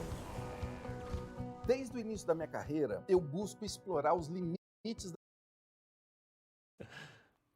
Anyways, so I was one of those people. I was there actively reducing the value of the real estate in New York. You're welcome. And then I went into, and right there in Central Park also was a little place called Strawberry Fields, where they have like a garden and a little mosaic on the ground that says Imagine. And there was some guy, some kind of like hippie looking guy, playing Beatles songs, and every like 10 minutes, like a whole bus load of a guided tour would come through, a bunch of tourists and a tour guide, and they would all look at it and get their pictures taken with it, like squatting on the mosaic and doing peace signs or whatever. And then there's like this like Jewish guy there scowling at the guy playing the Beatles songs, and I was just like standing there enjoying the music, and then the guy was like, "This guy's a Holocaust denier. You're a Holocaust denier." And the guy's like, And so then the Jewish guy got on the phone and called the police. He's like, "Yeah, I've got a guy here. He's a Holocaust denier. Yeah, he's denying the Holocaust." And then like 10 minutes, and every tour group that came by, he would tell every tour group that the guy playing, the guitarist, was a Holocaust denier. And eventually the police came over and talked to both of them. And I don't know, it was like the weirdest thing. I was like, I think I'm fully in, I'm getting the full New York experience here. Just like random people yelling at each other, calling the police. I was just really standing there and soaking it all in. It's good. I caught a few random parades, just like random parade for this, a parade for that. Whole streets getting shut down, and I don't know. It was good. I like the vibes. I got real ramen for the first time in my whole life. I just found some random little nook, you know, like some little restaurant that was so small that there were only tables on one side of it. I went in there, it had good reviews on Yelp, you know, like 300 reviews, 4.5 stars or something. Went in there, got a big bowl of ramen, and it was so good. You know, you could only pay with cash sort of place, even though it was downtown New York. I don't know. It was delicious. I slurped it up like crazy, read my book. There were like business people coming and going on their lunch breaks, talking business over lunch. You know, I don't know. I feel like, I don't know, maybe it was I kind of like, when I go to a place, I feel like I don't really want to get caught up in too much of the touristy stuff. I want like sometimes I want a little taste of the authentic, you know, like day-to-day flavor of like what it feels like to live there day to day. Maybe day-to-day people go there. Maybe they don't. Maybe it's a touristy place. I don't know. Also, we went to this interactive theater place. My cousin and I, we went to this place called Sleep No More. I don't know if you guys heard of that. Interactive theater. And maybe it's the new big thing, maybe it's not. But the basic premise of it is that they have there's this old hotel completely renovated into this idea of interactive theater. And you go in, they give you a mask to wear. Everyone wears a mask, and they put like 30 people in at a time. It's 6 floors. It lasts like 3 hours, and basically you can wander around and do any of it at a time. You can wander around, look at whatever you want, anything you want the whole time. The whole 6 floors is the set, and there's like, and I don't even know how to explain it.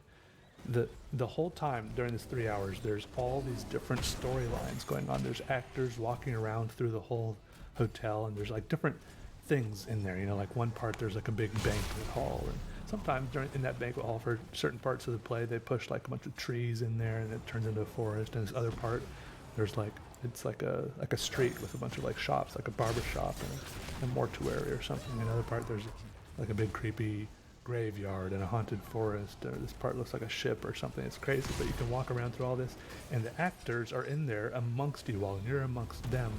They act like you're not there though, but you can stand right next to them while they're acting and interacting with each other.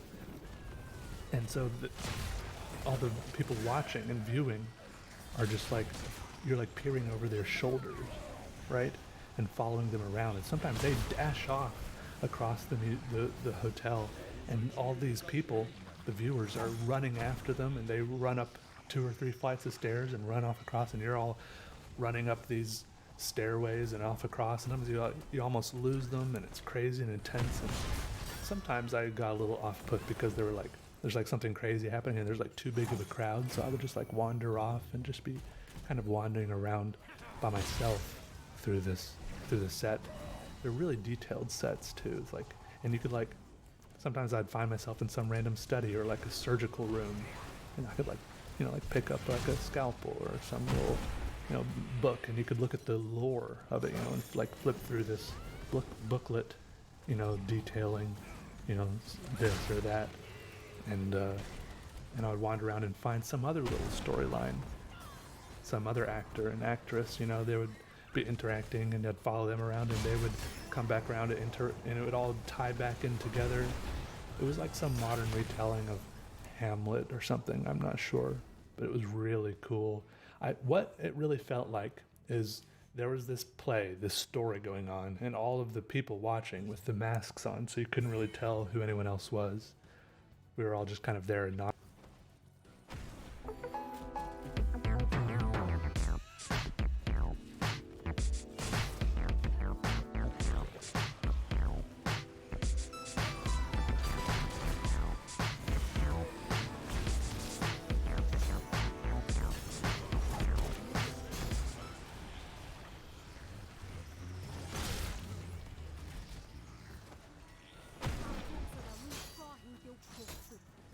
Sua empresa não está na internet?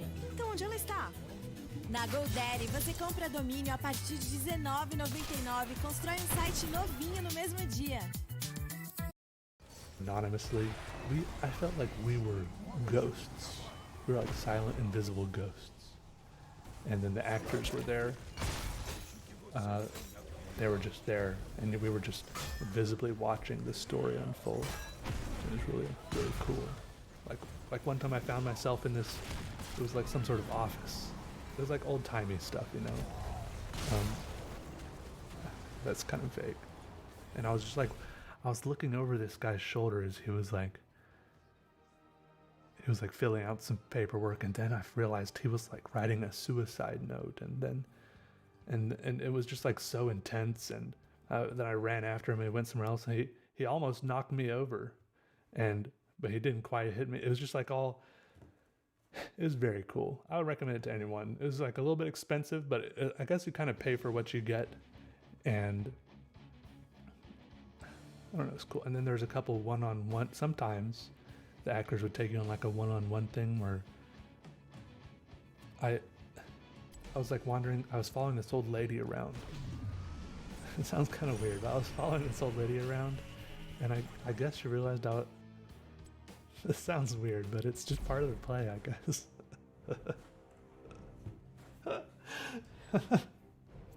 She was an actor, okay? I was following her around, and then sometimes actors go into these doors, and then there's also these facilitators.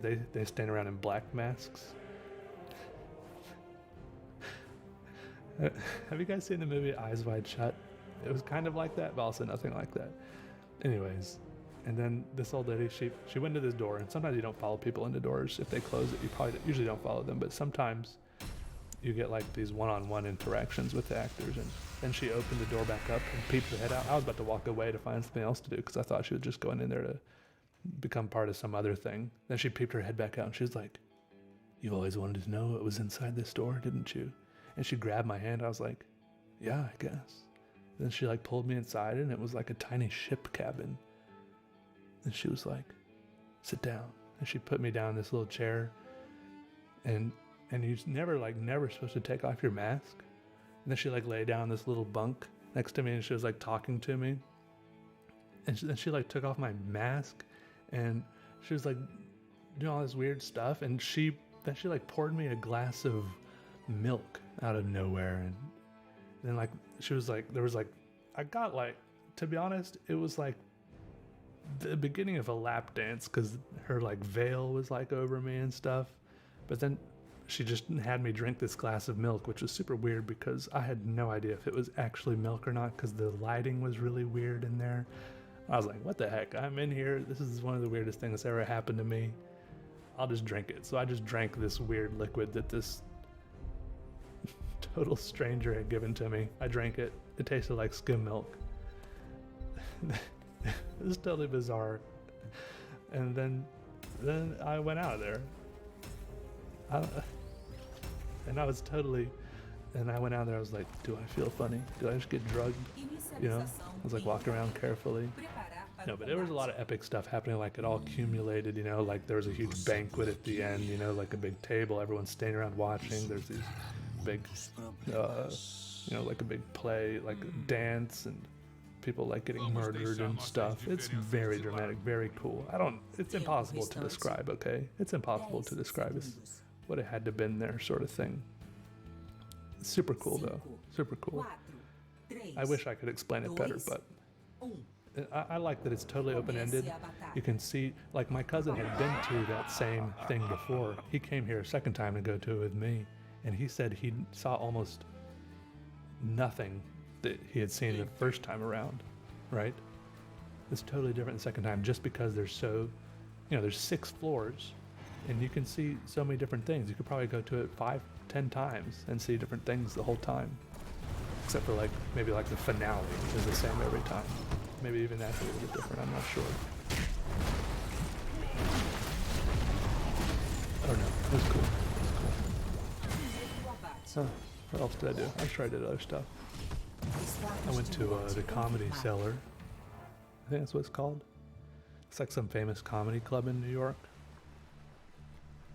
O governo federal trabalha para enfrentar o avanço do coronavírus e proteger os trabalhadores. Aprovamos a... Felt like that was a good thing to do in New York. Saw some stand-up comedy. It was good. To me, I like a good comic when everyone's laughing. But to me, it's almost funnier to me when a comic is bombing. And that did happen I think there were 6 comics, and 2 of them bombed a little bit. And that was hilarious to me. And I really had to stifle my laughter because no one else was laughing. And the last thing you want to do at a comedy show like that is stand out from the crowd because you will get called out like nothing. They will call you out so fast. Especially, I wasn't near the front thankfully, but most people in the front row at a comedy show get called out every single time. I did not want to get called out. Like, I just want to sit back and relax and enjoy it. When they bomb, and there's just like dead silence in the room, I wanted to laugh so bad. And then they start and when they start bombing, sometimes they recover a little bit, but then sometimes it just gets worse because they get like a little bit bitter and angry at the crowd. They're like, I've never done this bad. Like, what the heck is wrong with y'all? Like, can't believe y'all aren't getting my jokes and stuff like that. It's just some of them do better. I obviously would do awful, but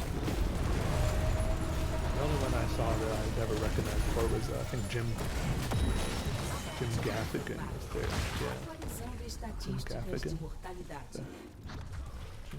I'm gonna mix up with Jim. No, not Jim. Not Jim Gaffigan.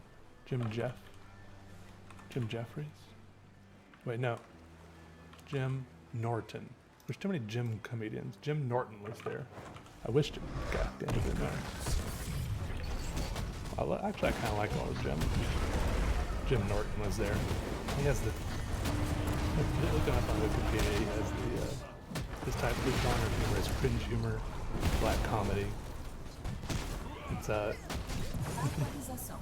Você está morto. it was, yeah, you get it.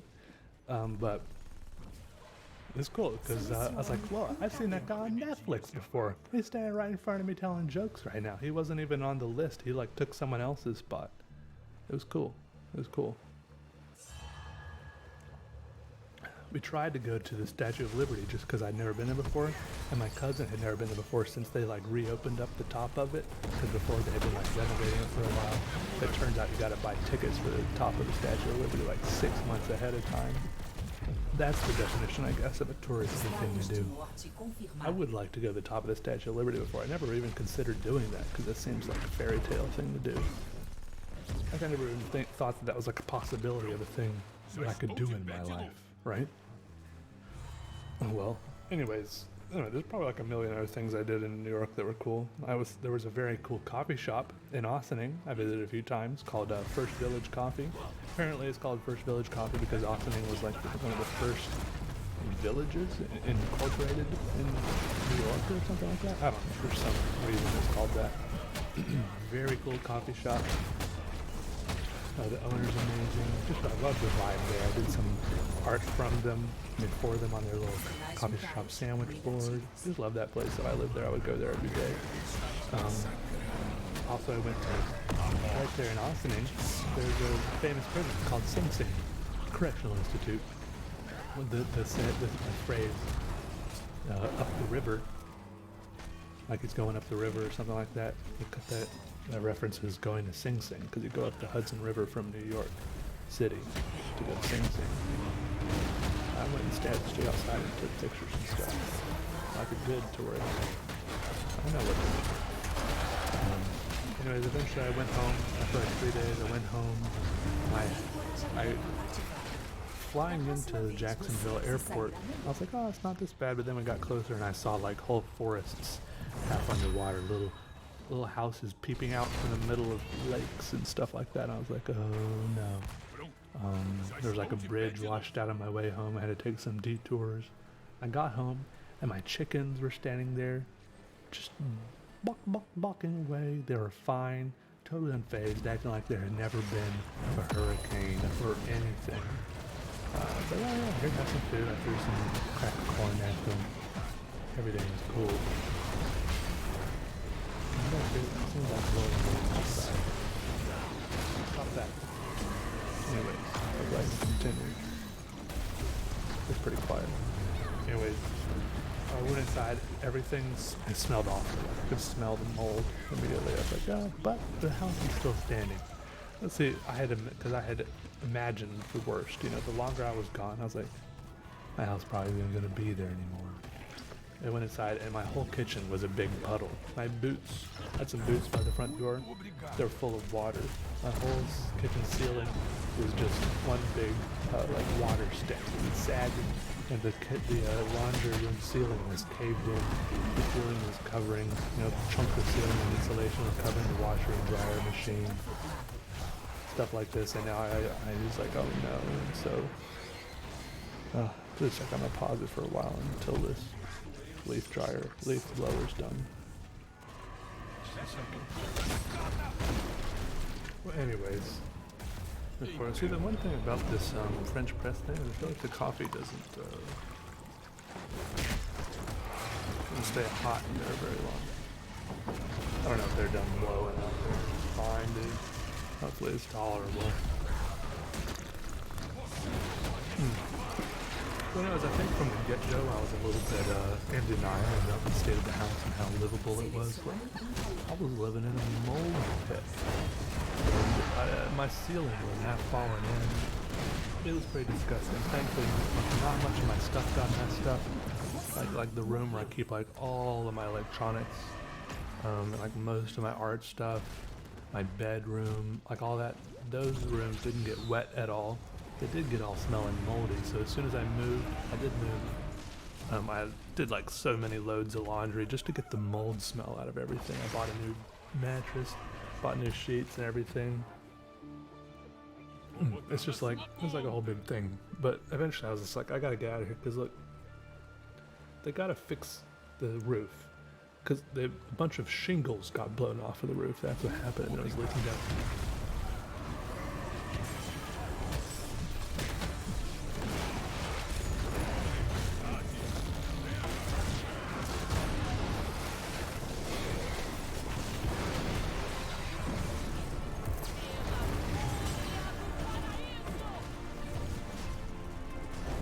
Atualizando estatísticas de mortalidade.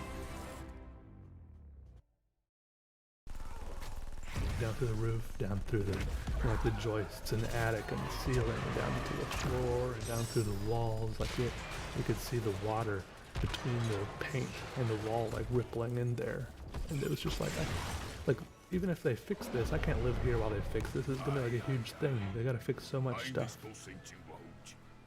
I mean, it's not my house anyways. I was just renting it, so I managed to get out of the lease, and I mean, they had to let me out really, and so pretty much every time I move, every time I've ever moved in my life, and I seem to move a lot, I pretty much just drop a pin on a map of places where I know someone.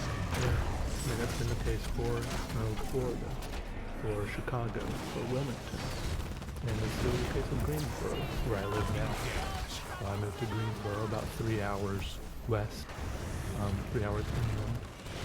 I live in the Piedmont area of North Carolina now, and I live now sort of in the downtown area of Greensboro, kind of near a bunch of stuff. I know, but even despite never really living in Greensboro before, I know a lot of people here. Just, I guess that I've met people over the years that happen to live here. I don't know, but so I have like friends here already. Kind of convenient. I don't know why I never moved here before.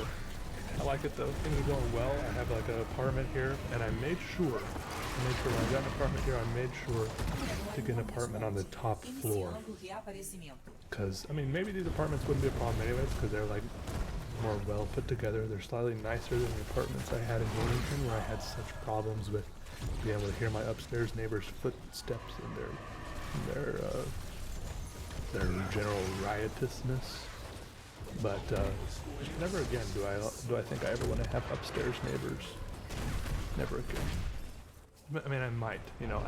I think I said I never again want to even live in an apartment, but here I am living in an apartment, so I'm good at going back on little promises like that to myself, it seems like.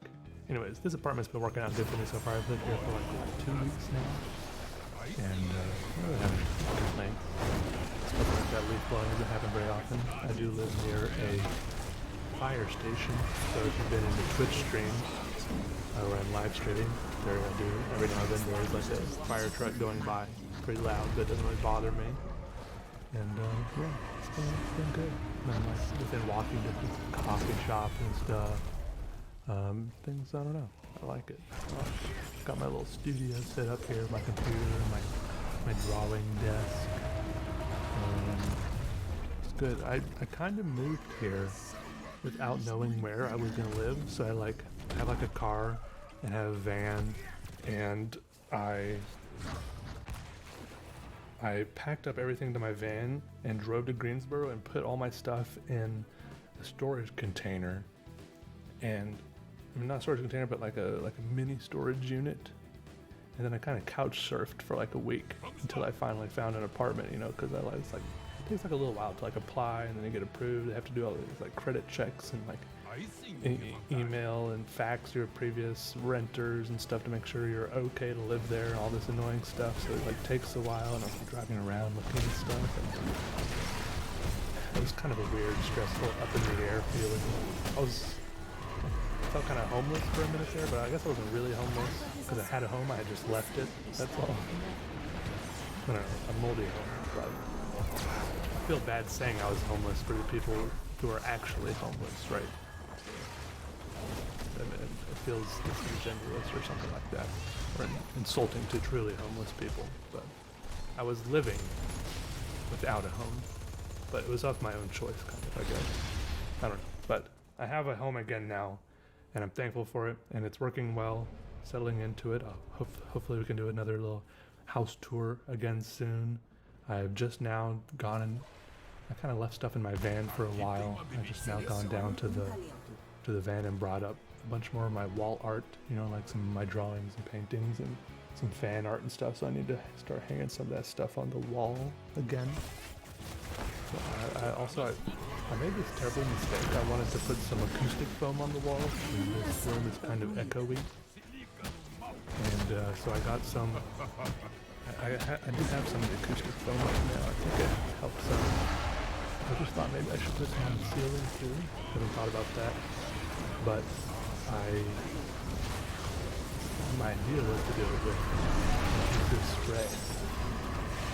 But this will be good, because I don't want to like screw to the wall, or I don't know what the best way to put adhesive, acoustic foam on the wall is, you know what I'm talking about, just like that soft, is it like styrofoam? Not really styrofoam, but you know what I mean. And then so I was like, yeah, adhesive spray, so I got like Gorillas, what is it? I can't find it. Trying to somewhere. What happened to it?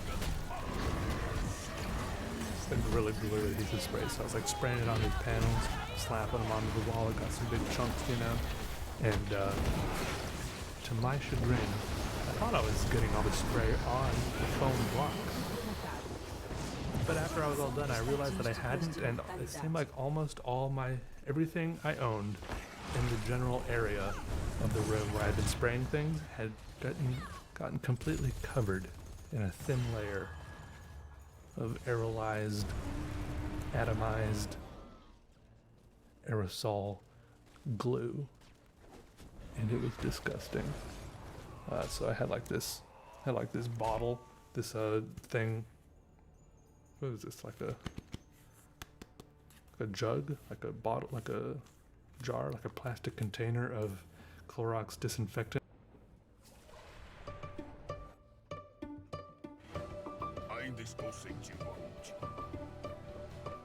Hola, me llamo Dio.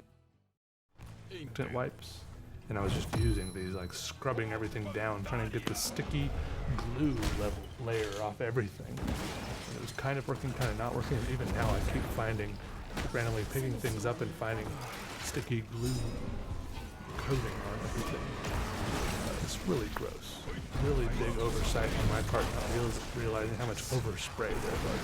You're just not supposed to use that stuff inside.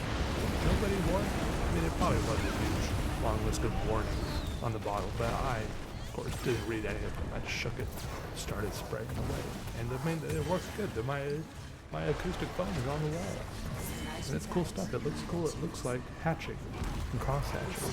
I like the aesthetic. It looks sweet. I think I might try putting some on the ceiling. I just don't know how to do it without getting more glue over everything. Maybe I can spray it out on the. I have like a little balcony. Maybe I should spray it out of the balcony and then run in and slap it up on the ceiling. Maybe that'll work if it doesn't dry too fast. I don't know.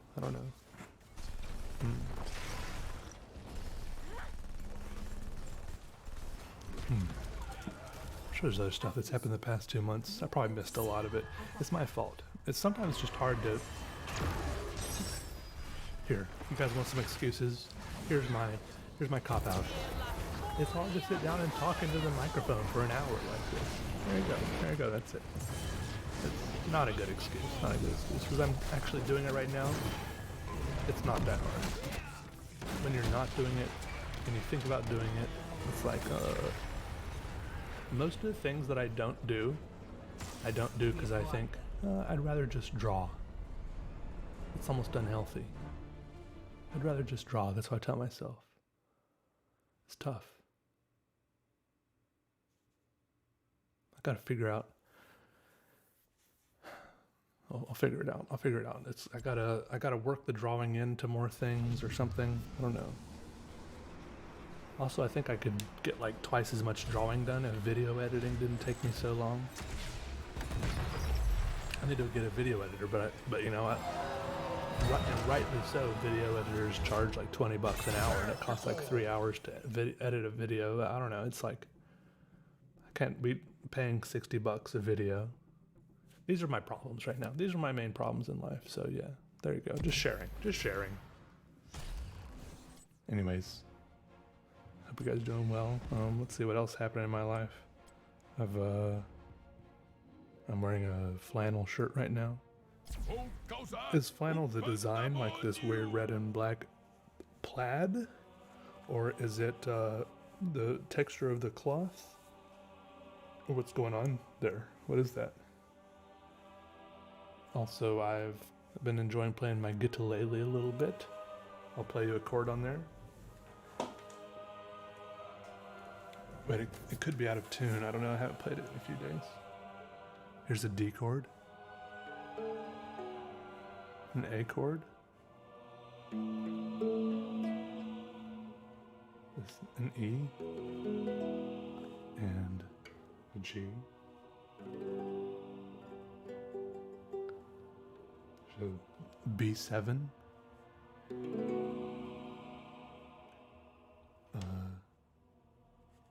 Looks like an E7 and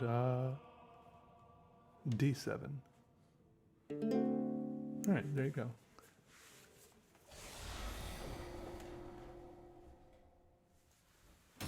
Also, I've been really enjoying wearing my Uggs. I like those. Very comfy. I don't really care how they look. They feel great. Some people say, you know, they try to guilt people into not wearing things like Uggs or Crocs. But you know, back off. Just back off. We don't care. We wear what we want. That's the bottom line. Yeah. I think I have, let me pour the rest of my, there's like a, wait, let me take a big sip. This coffee, see the good thing about having the coffee,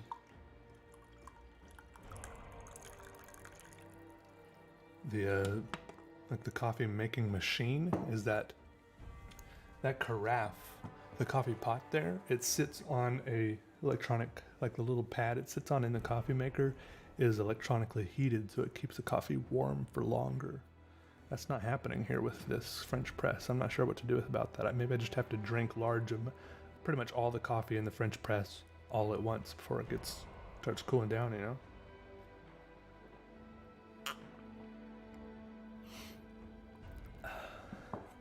I mean, it's good. It's good. It's really good, but it's getting cold too fast. Should I microwave it or get like one? They do have those little USB coasters, USB powered coasters that can keep your coffee cup warm. I've seen those on like ThinkGeek. Man, I haven't thought about ThinkGeek in like 4 years. What if they're still a thing? I think I bought a little one of those little Annoyatrons off there once. I won't tell you what for, but I think it worked well. Also, let me know if you have any ideas. There's a makerspace near me. Do you have any ideas for what you think I should make at a makerspace? They have things like laser cutters, CNC machines, 3D printing machines, like computer-controlled sewing machines for like making patches, regular sewing machines, like big industrial sewing machines for like sewing jeans and stuff, you know. They have all sorts of woodworking machines, you know, like table saws, joiners, lathes, band saws, and they have like metalworking machines, like ones for bending huge sheets of metal, making like metal origami.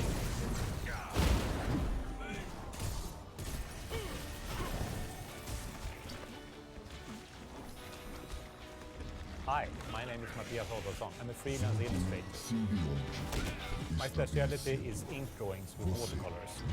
I work with a very long list of clients, with magazine illustrations for the New York Times, and Hollywood Reporter. I also work with a lot of animation studios, Nickelodeon, Cartoon Network, DreamWorks, Disney, and McDonald's. Keeping a sketchbook is the best habit an artist can have. It's handy, it's practical, and it's cheap. It's also great for seeing the progress you make over time. And metal cutting machines and punches. They have all sorts of crazy stuff like that. So I think I might get a membership to that makerspace. kind of like a gym, you know. You just pay like a monthly membership and you go use all those equipments. They have like pottery wheels, stuff like that. So let me know if you guys have any ideas.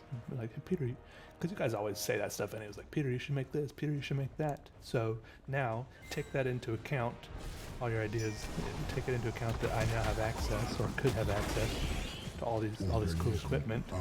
What do you guys think? What do you guys think? You know, I'm thinking, I mean, I could make like a bunch of like cool laser engraved coasters or something. That sounds a little cliche, but you know, like, I don't know. I need your help, because I daydream a lot about what to make, as opposed to just drawing.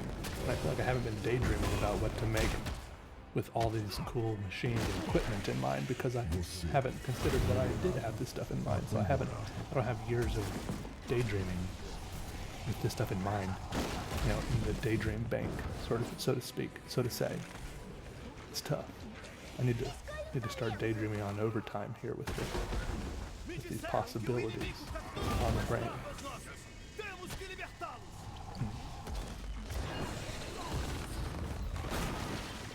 Could 3D print some stuff, but to 3D print it, you gotta 3D model it first. I don't know.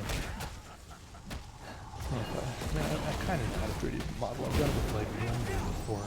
I'd have to relearn Blender already, but I think the learning curve would be easier for me, because I did it before like 10 years ago. I can't believe that was 10 years ago when I did that in high school. So old. Freaking ancient. They had Blender in my high school, like a little Blender class, and there was a little competition they had for who could make the coolest thing with Blender, and I won, and they gave me a 128 megabyte MP3 player. That was the grand prize. Powered by 2 AAA batteries. That thing was awesome. Yep. I listened to that thing a lot. It had a neck strap. It was cool. It was really cool. And then later I got a Zune. Microsoft Zune. Those things were sick, dude. And then my friend broke it because he had it in his pocket, and he did a handstand in a bowling alley parking lot, and it fell out of his pocket and busted it. That's just how it goes down sometimes. And that was the end of the Zune.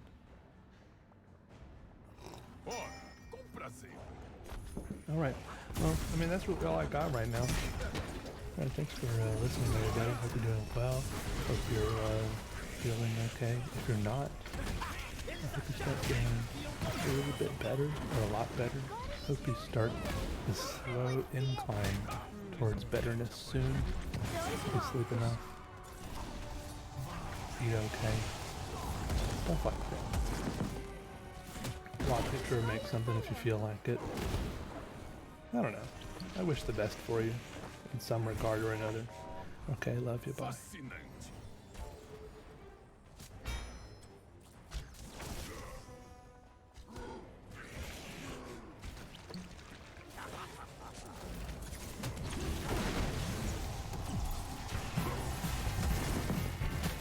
Hola, soy Adolfo Serra y soy ilustrador. He trabajado para prensa, publicidad, pero sobre todo lo que me apasiona es el campo de... All right, welcome everybody. This is Peter with Peter Draws Content-Free Podcasts, and this is episode number 19. Series 1, Volume 1, Compendium 1. Still, as always, we continue on, and I'm joining you here today from the comfort of my office chair. In front of my computer, I'm sitting in a fresh pair of pants and a white V-neck tee, probably intended to be some sort of undershirt, and I might put it under another shirt later, maybe some sort of button-down, perhaps plaid, or some slightly more funky design. My hair is dripping wet, so I'm letting it air dry. I just got out of the shower, wherein I washed myself. It smells good. I smell like soap. Put it directly, I guess. Things are going okay. Been up all night doing stuff. my sleep schedule is all weird right now. I tried, look, from Thanksgiving to Christmas. That's about 1 month, right? From Thanksgiving to Christmas, I tried having what you might call a regular sleep schedule, something predictable, something consistent, and my goal was to get between 7 and 8 hours of sleep every night. And my plan of attack was to wake up at the same time every night, right? That way I would start getting tired. My body would be like, I'm getting tired because I know I'm used to getting up at this certain time, right? So my goal time to get up was 8 a.m. It's kind of annoying to get up too much earlier than 8 a.m. because if you want to go out and get a coffee or something, a lot of places don't open too much for 8 a.m. Some coffee shops do open at 7 or 6, depends how cool they are, but I mean, a lot of places don't even open until 9. On the weekend, some places don't even open until noon if they open at all. Sometimes you don't even know till you get there and you rattle the door. Anyway, so I wanted to wake up at 8 every morning, which involved me, to get as much sleep as I wanted, involved me going to bed at around midnight or shortly thereafter. So I thought it would work, and I thought that my body would gladly make me feel better. Am I the same as my body? Am I and my body one? Am I my body? Is my body me? If you saw my body, you would say that's Peter, right? Maybe? I don't know, it's really weird. Anyways, but look, I was just still tired a lot. It didn't help me that much. I was tired a lot. You know, sometimes for the first while, I'd go to bed and I just wouldn't be sleepy. I don't know. I'm so used to, for the past few years, what I've been doing is I just work and I do stuff until I'm so tired.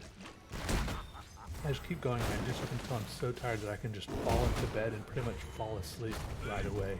That's how I like it. One of the most aggravating things to me is to go lie in bed and just lie there. You're not sleeping, you're not working, you're not getting anything done, you're not playing, you're just lying there. It's the ultimate waste of time. Sleep feels like enough of a waste of time to me to begin with. And to lie there and not be asleep, the longer it took me to fall asleep, I would get more and more frustrated. And I would get farther and farther away from sleep, so I'd get up and come work on some stuff for a while, and like an hour later, 2 hours later, I'd come back to bed, and before I know it, I would only have, I was doing 5 or 6 hours of sleep that night, and that kept on happening.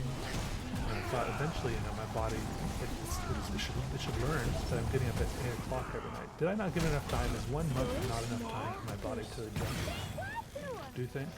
Sleep scientists out here? Desk chair doctors? What do you think?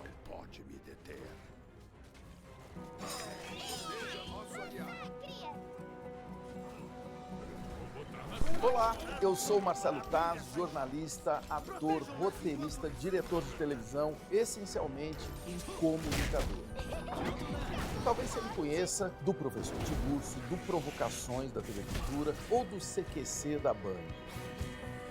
Desde o início da minha carreira, eu busco explorar os limites da linguagem. Com a chegada das redes sociais, uma necessidade se impôs: estarmos o tempo todo engajados com o nosso público. O grande segredo do êxito nessa nova comunicação é compreender as minhas habilidades e interpretar as necessidades das pessoas que me acompanham, o meu público. Com práticas testadas e conceitos estruturados nas redes sociais, você pode dar um giro de 180 graus na estratégia de como criar produtos e serviços ou potencializar os...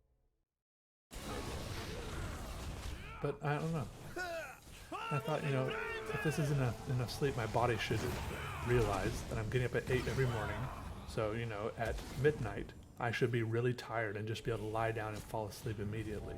That was what I wanted, but I never got to that point. So now I'm back to freestyle and just going at it whichever way, working as much as I can. Sometimes I stay up for,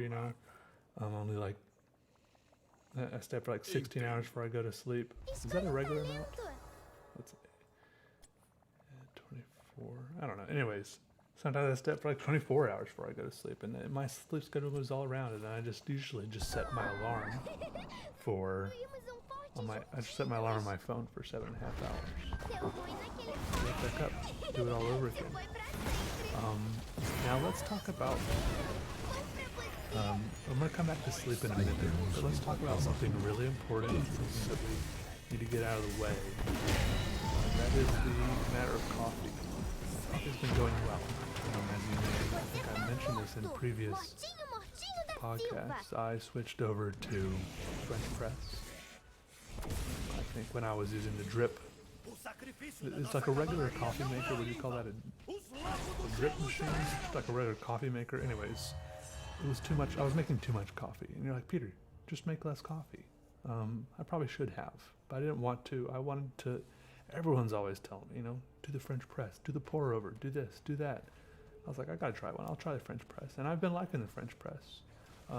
It's probably the move that a coffee snob would make, but I still don't consider myself a coffee snob. Because even just the feedback from that one video where I had like a little montage of myself making coffee with the French press, there were some comments in there, and I just realized how far I have to go if I really want to be a coffee snob. People, the angle they're coming at, it made me surprised that I could even drink this coffee, much less enjoy it at all. They're saying I shouldn't do this, shouldn't do that, definitely do this, always do this, never do that. And they're like, and then, once you do all of these things, totally different than how you made your coffee, you're like, and then you'll have a good cup of coffee that you can enjoy. I don't think they realize that I really enjoy the coffee I've been making, whatever. You're supposed to leave it in the coffee. They're like, first of all, don't boil the water, just almost boil the water. Put it in there with the grounds, coarse ground. I do grind them coarsely, right? And they're like, and you have to steep it for some specific amount of time, then you press it down. Sometimes I forget I'm even steeping my coffee, and instead of steeping it for 4.5 minutes or whatever you're supposed to do, I've steeped it for like 20, 30 minutes. Far and above way over steeped coffee, and then I press it down and drink that stuff. Still very coffee flavored. It's still not as bad as Starbucks. You know what I don't like? Starbucks. I will still drink it. I like McDonald's coffee way more than Starbucks coffee, but I haven't had a lot of Starbucks coffee.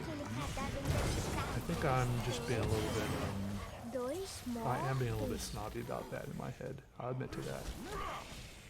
It's just too expensive. I don't know, I just don't like coffee that much, and I know I can get it cheaper elsewhere, like at McDonald's, and from my experience, I know I like it more. A nice McDonald's coffee, right? If I'm gonna buy coffee from like a place, let's go get some coffee and then leave. I don't know. It's someplace, I don't know. I don't even really consider Starbucks a coffee shop. Coffee shops to me are like little one-off places, run by some people. Starbucks is like a more expensive McDonald's with the worst menu to me. Anyways, I've been making coffee in my little French press. Got little coffee sweaters for my French press, for my Daft Punk coffee mug that a viewer made. They're adorable. Actually, that was one of my main griefs. Gripes, one of my main gripes with my French press is that I pour the first great cup of coffee out of the French press into the mug, I drink it, and then when I come back to pour the second great cup of coffee out into my mug, it's not that great of a cup anymore because the coffee in the French press has been cooling the whole time I've been enjoying the first cup of great coffee.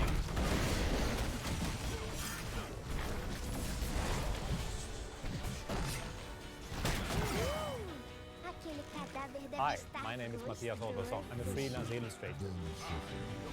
My specialty is ink drawings with watercolors. I work with a very long list of clients, with magazine illustrations for the New York Times, New Yorker, and Hollywood Reporter.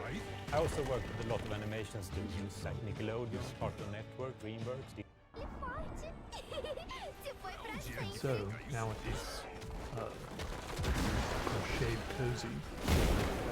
It stays warmer much longer. And that solves a lot of my problems. For some reason, when I talk or read on the microphone like this for a long time, I get very like burpy. I feel like I need to burp a lot, and I don't know if it's because I always feel like I need to burp a lot, and I just don't realize it until I'm sitting here talking to the microphone, because that's the only time it's really inconvenient. I don't know. I got some coffee beans for Christmas. First of all, someone sent some counterculture beans, they say. Indeedo. Does that mean anything to anyone? I've never heard of counterculture before, but then, right after I got this bag of coffee beans, counterculture, I saw a counterculture coffee shop in the back of a shot from a TV show I was watching. You know how that happens? You're like, something you've never heard of before, and then suddenly you see it everywhere. But that's not that weird, because I could have easily seen one or the other of these things, and it wouldn't have been notable. It's just because I saw both of them at once. I can't tell if it's weird or not that I saw both these coffee beans and that thing in the back of the TV show at the same time. It was like the same day. I was watching comedians in cars getting coffee, Jerry Seinfeld. I've never even watched the show Seinfeld, but and I skip around in the episodes. Sometimes he takes comedians out or has guests and I don't really know who they are. I skip those episodes. I just like seeing them talk with comedians and personalities that I was about to say no, but I don't really know them, but I know who they are, right? I've experienced them in other ways on Netflix, movies, TV, stand-up comedy, whatever. It's kind of interesting, Sometimes the editing gets a little bit annoying. There's like so many cuts to coffee being poured, which was interesting the first couple of episodes, but it gets old quick. But the conversations can be interesting. And it's on the subreddit. There's a Comedians in Cars Getting Coffee subreddit, and they're all like bent out of shape because like he talks about how much of a tip he's leaving, but I think it's very entertaining and interesting. A weird like a glimpse into the lifestyles of the rich and famous, and I can't tell if that's good for me or not. The more the more I like look at and fill my head with dreams about being rich and famous, I feel like that's the type of stuff that fills your head, and I don't know if that's what I want to fill my head with. I want to fill my head with other stuff. You gotta be careful about what you fill your head with, I think. I don't know, it's weird. It's really weird. I feel like we're sensitive people, more sensitive than we think we are. I try not to think about it most of the time because I'm so quick and loose with it all, and but who knows? Anyways, counterculture coffee beans, and then I also how do cousins and first cousins and cousins once removed work? Anyways, a relative of mine that I think is not a first cousin, not a cousin once removed or anything, or even second or thrice removed. It's my sister's husband's brother. What would you say? Is that a cousin? Is that a cousin of mine? I feel like all this sort of stuff I just call cousin. What about my cousin's... If my cousin has a wife, my cousin's wife, I've been calling her my cousin-in-law. Is that weird? Is that accurate at all? Anyways, I was at Christmas. I spent Christmas with down in South Carolina. My sister lives in South Carolina.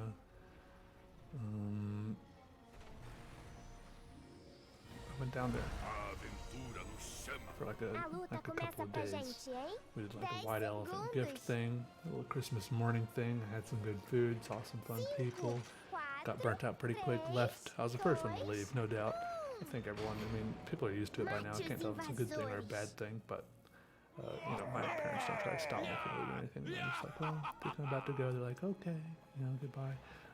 My mom for Christmas gave me like huge, like big bags full of frozen soup. I got a lot of frozen soup. Chili, I got some chili and pizza soup.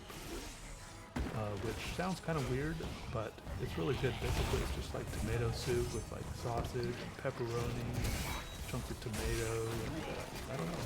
I like it. There's some other pizza stuff in there too. I'm not really much of a soup scientist. It's good though. Thaw it out one big bag at a time and then pour it into a Tupperware thing and put it into a bowl and microwave it. And I've been adding a little bit of garlic powder, but that's not insulting to Mom. Snark it down. I've also been eating some bananas. They just go bad so quick. It's like I get them the day I buy them, they're perfect, right? Then like it seems like just a day or two or three or 4, 10 later, they're just like rotten, mushy lumps sitting on top of my refrigerator. And they're just everywhere.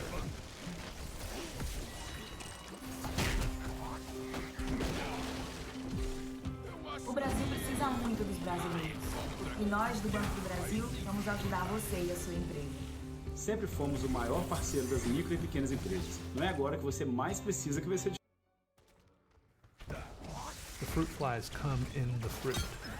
You know, it's not like they're out. The fruit flies are outside and they realize that there's fruit in my apartment and they wiggle in through some cracks. The fruit flies are in the fruit when the eggs are in there or something when you get them. And if you don't see fruit flies before you eat your fruit, it means you're eating the fruit flies before they've hatched. Unless that's in the peel. You peeled the egg. I mean the banana. Anyways, this is all based on some random person's comment on the internet I read somewhere about this, so it can be totally false. I didn't actually get any fruit flies this time, and I ate all but one of my bananas before they got too soft. So I'm really the picture and paradigm of health at the moment. And those on top of the homemade soup and all the seltzer water I've been drinking.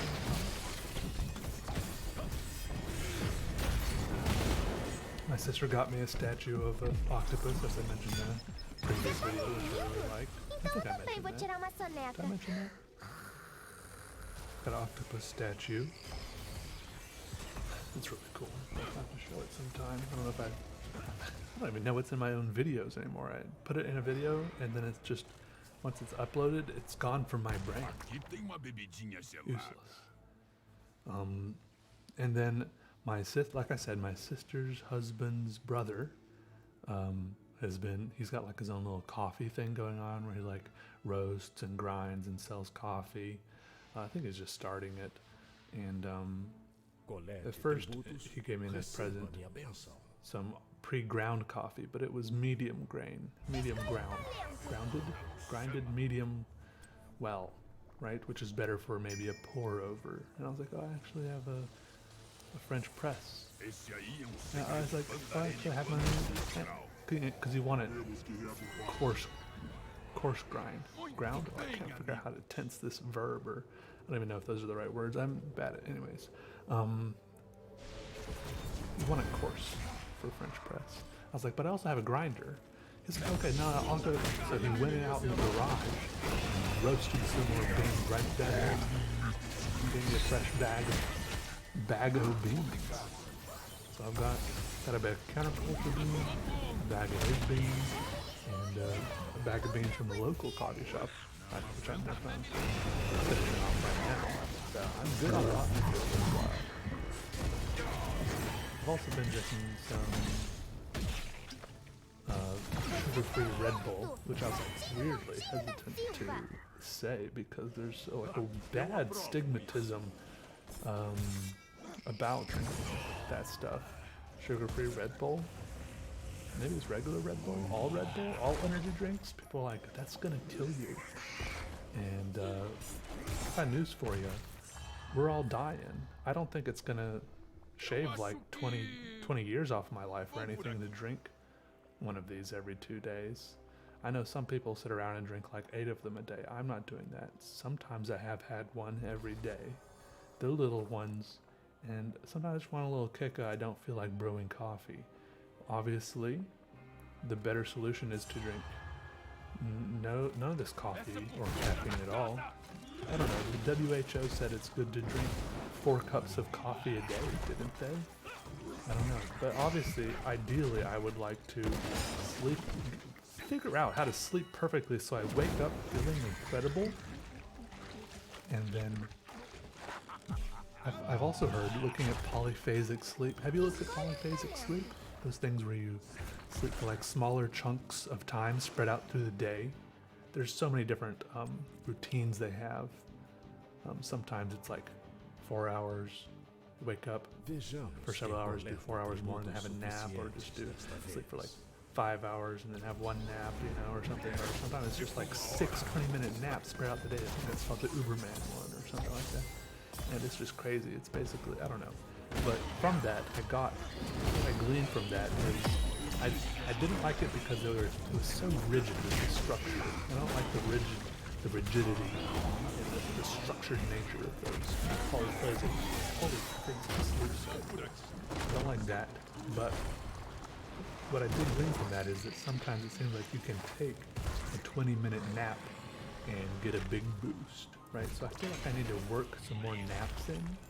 Like sleep for my 7.5 hours, stay awake for 16 hours, and then when I would like to normally go back to sleep, maybe take a 20-minute nap, and then can I stay awake for 16 more hours? Like, basically I want to sleep every other night. That's what I want to do. I want to know if that's possible. I tried that recently, but then I was taking my nap and then I just turned off the alarm and just kept sleeping, so I didn't have the willpower.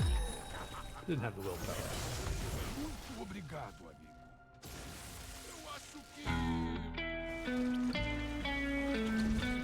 Hola, soy Sergio Leda y soy guionista, historietista, ilustrador y dibujante de cómics. He dibujado y coloreado páginas para revistas nacionales como Víbora y editoriales internacionales como Dark Horse o Castro. También he publicado diferentes obras como NSA o Red. El cómic es el medio perfecto para contar historias. Solo con un lápiz y un papel puedes contar. Por escritores, tener los monstruos más terroríficos y las naves y los efectos especiales más flipantes que puedas imaginar. Puede resultar tan evocador como una novela. Polyphasic stuff is weird though, because they're like, you can't miss, especially when you're on those ones where it's like 20-minute nap every 4 hours or something. Like you cannot miss a nap. Otherwise it throws the whole thing off. I'm like, what are you supposed to do if you're like hanging out with people or working or, you know, in surgery or something? You're supposed to go out, they just say like go out to your car and take a nap. Also, what if you can't fall asleep? If it's too loud or bright, is just lying there with your eyes closed the same? Does it accomplish the same thing? Is it good enough? We're back to sleep, by the way. How do we come back to sleep? Basically, what I wanted to say about sleep was, if I was ever approached by a genie and I was given 3 wishes, and it was one of those standard smart genies that says, you know, you can't really do anything to get more wishes from the genie, you know? You can't wish for more wishes or more genies or whatever. I would ask for,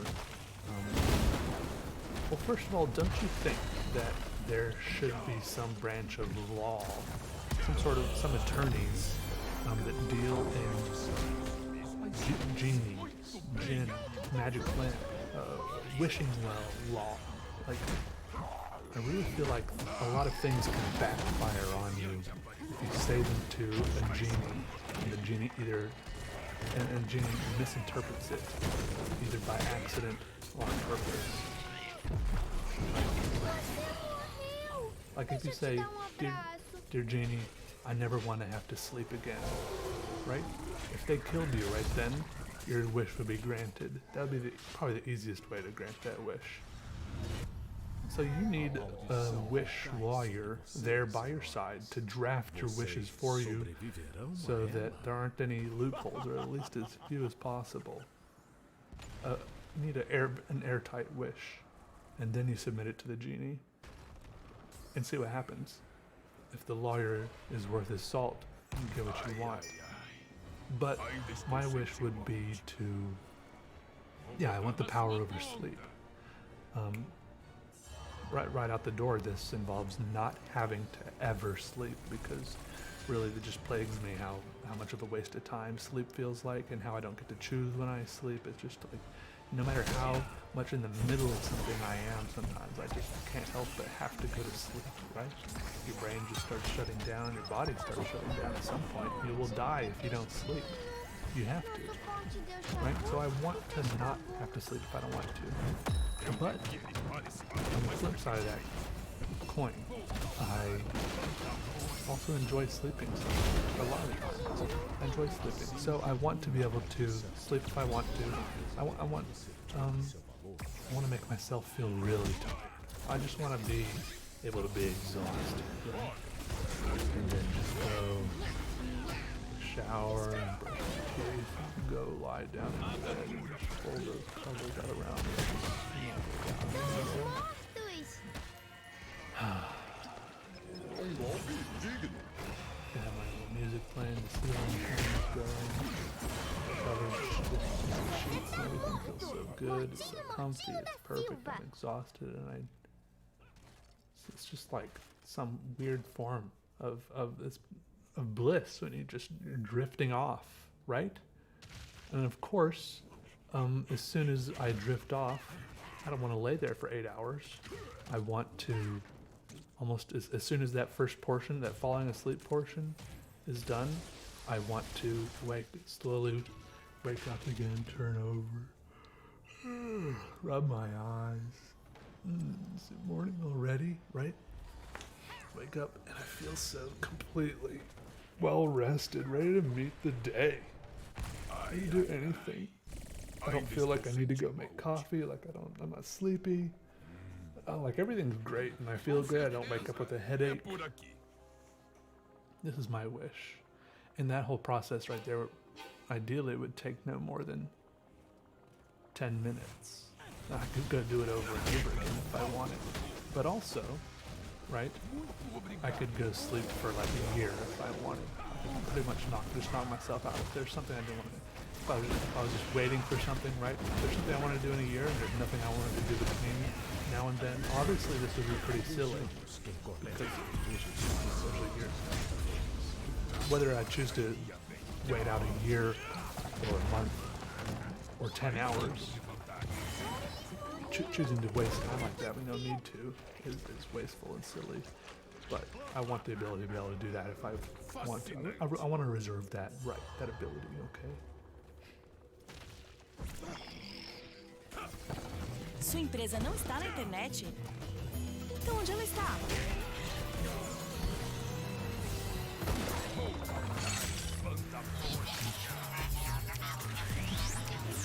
Na GoDaddy você compra domínio a partir de R$19,99 e constrói um site novinho no mesmo dia. Aproveite essa oferta para colocar a sua empresa onde ela tem que estar. Acesse godaddy.com.br e compre agora.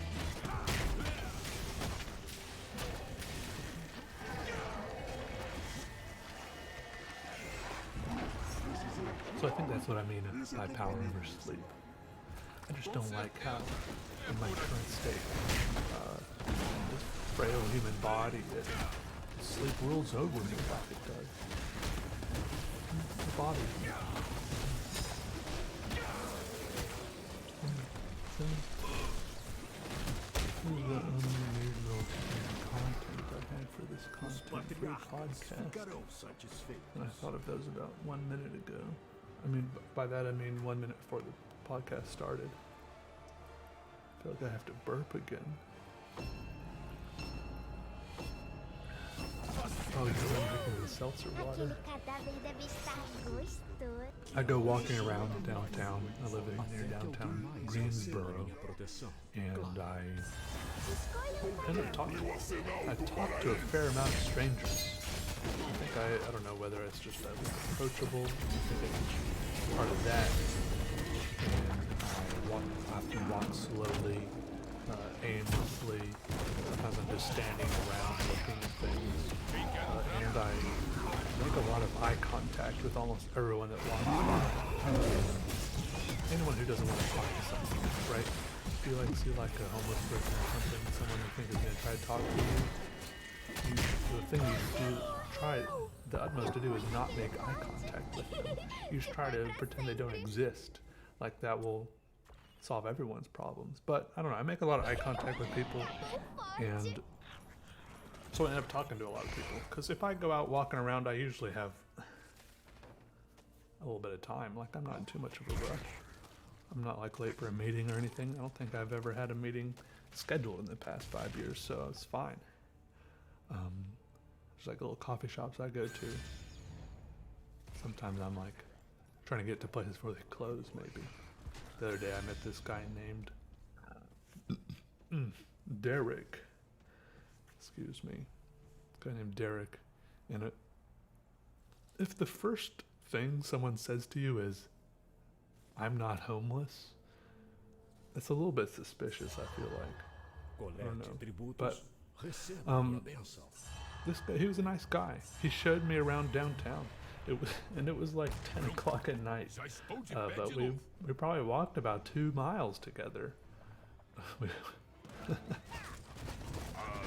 walked like down the main street through like apartments, looked at the closed. There's a roller, there's an ice skating rink down there. It's closed at night. Man, I could have hopped the fence very late. I don't know. I could go ice skating. He's like showing me all around. He said he lived in some townhouses right over there, and I was like, it's like maybe. He said he had them all paid off and everything. I was like, yeah. It's like you're just not sure about anything, right? It's like maybe this guy's staying, maybe he's homeless. I don't know. I was just like, I don't have anything to do. I walked around with him for a while, and he wasn't like asking me for anything. He was just telling me about Greensboro and everything. Just having like a good conversation with him. And then as we're like walking back towards where we started, and he did say that he's like, "No, I am trying to get a sandwich." You know how no one has ever talked to someone who's trying to get a sandwich. Trying to get a sandwich would just be like $7. I was like, I mean, it wasn't surprising, but it was just, I don't know. It had taken him like 15 minutes to ask for $7. But we kept walking. I didn't give him anything, but I kept walking. So I was like pretty sure this guy was actually homeless now, right? Like, he must have been just like lying about having a townhome or a condo, wherever he said. But then this other guy came up to him that he apparently knew. Either that or it was part of like a larger con. A guy came up to him and was like trying to talk to him, like ask him where those CDs were. Like this guy was burning CDs for him, or like some bootleg movies or something. And he's like, no, man, I don't have them on me, but you come back to my house. I got it. I'm doing for you there. And then he tells about how he burns like bootleg movies and everything for all these other guys. And I was like, who lives in a townhome near downtown Greensboro but doesn't have money for a sandwich?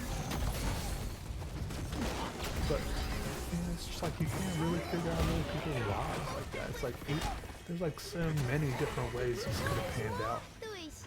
Like maybe he is lying. He doesn't have a home. He's gonna go sleep over there behind that little wall right now, or he does have money. He just doesn't want to spend it, or I don't know. I give him some money, dude. It's like I give these. If people come up to me and they take the time to like explain to me stuff, I don't give people money. This is probably double standard of mine. I don't give people money who are just standing there with a sign. What are those called, panhandlers? Look, I don't give them money. But people come up to me and talk to me and explain to me why they want some money. It's okay if they're lying. Who am I to be like the arbiter? You know, I guess I am a little bit. You get to choose who gets my money or not. You know, I stream on Twitch. People randomly give me money all the time. Who knows? They don't know what I'm going to spend it on, but I don't know. guess they know now that I might give it to a homeless person, and they don't know what that person's going to spend it on. But I've also started, I bought like a 40-pack of gloves off Amazon, because at one time I saw this guy at a stop sign, and he yelled at it, like a guy that looked homeless. He's like, "Hey, you need some gloves, man? Cold out here." So he like got out of his back seat, gave him a pair of gloves.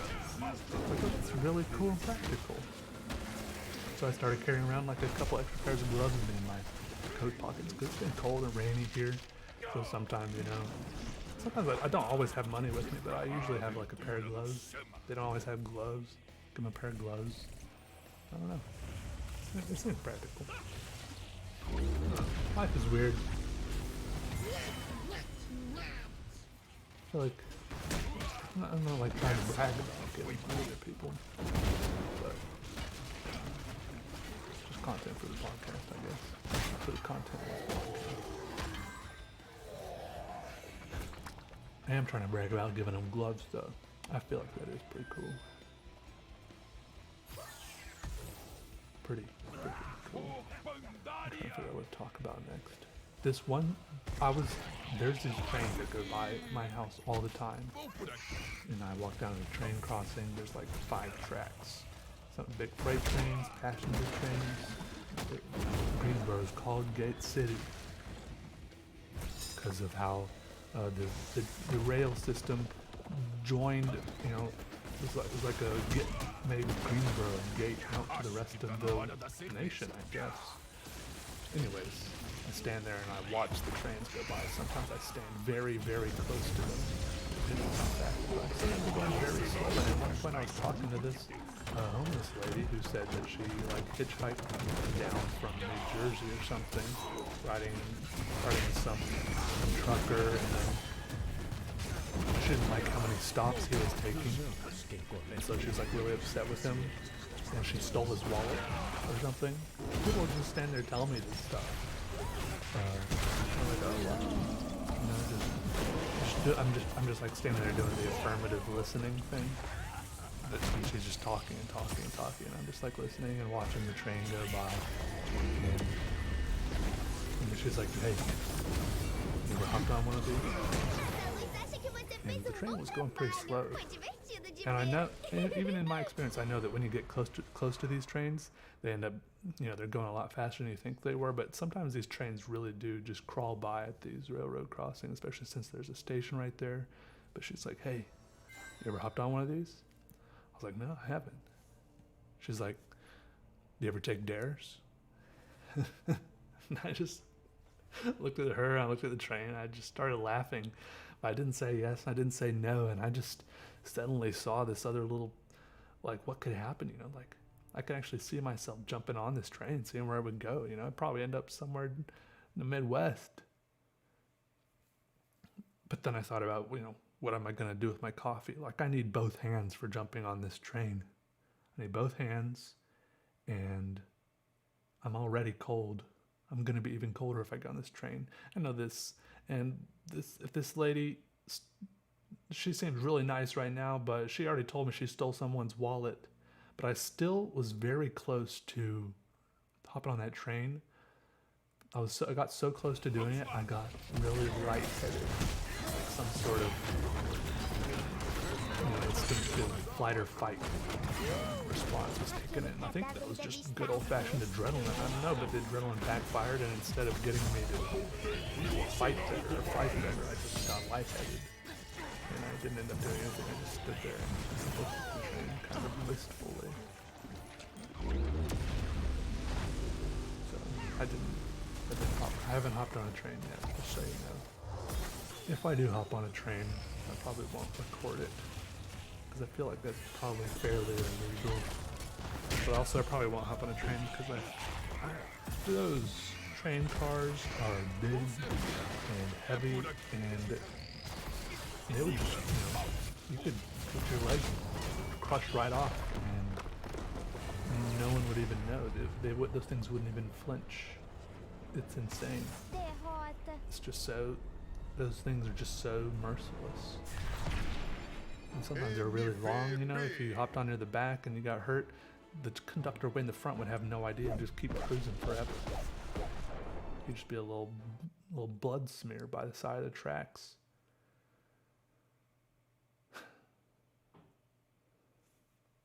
Well, what else is there to talk about?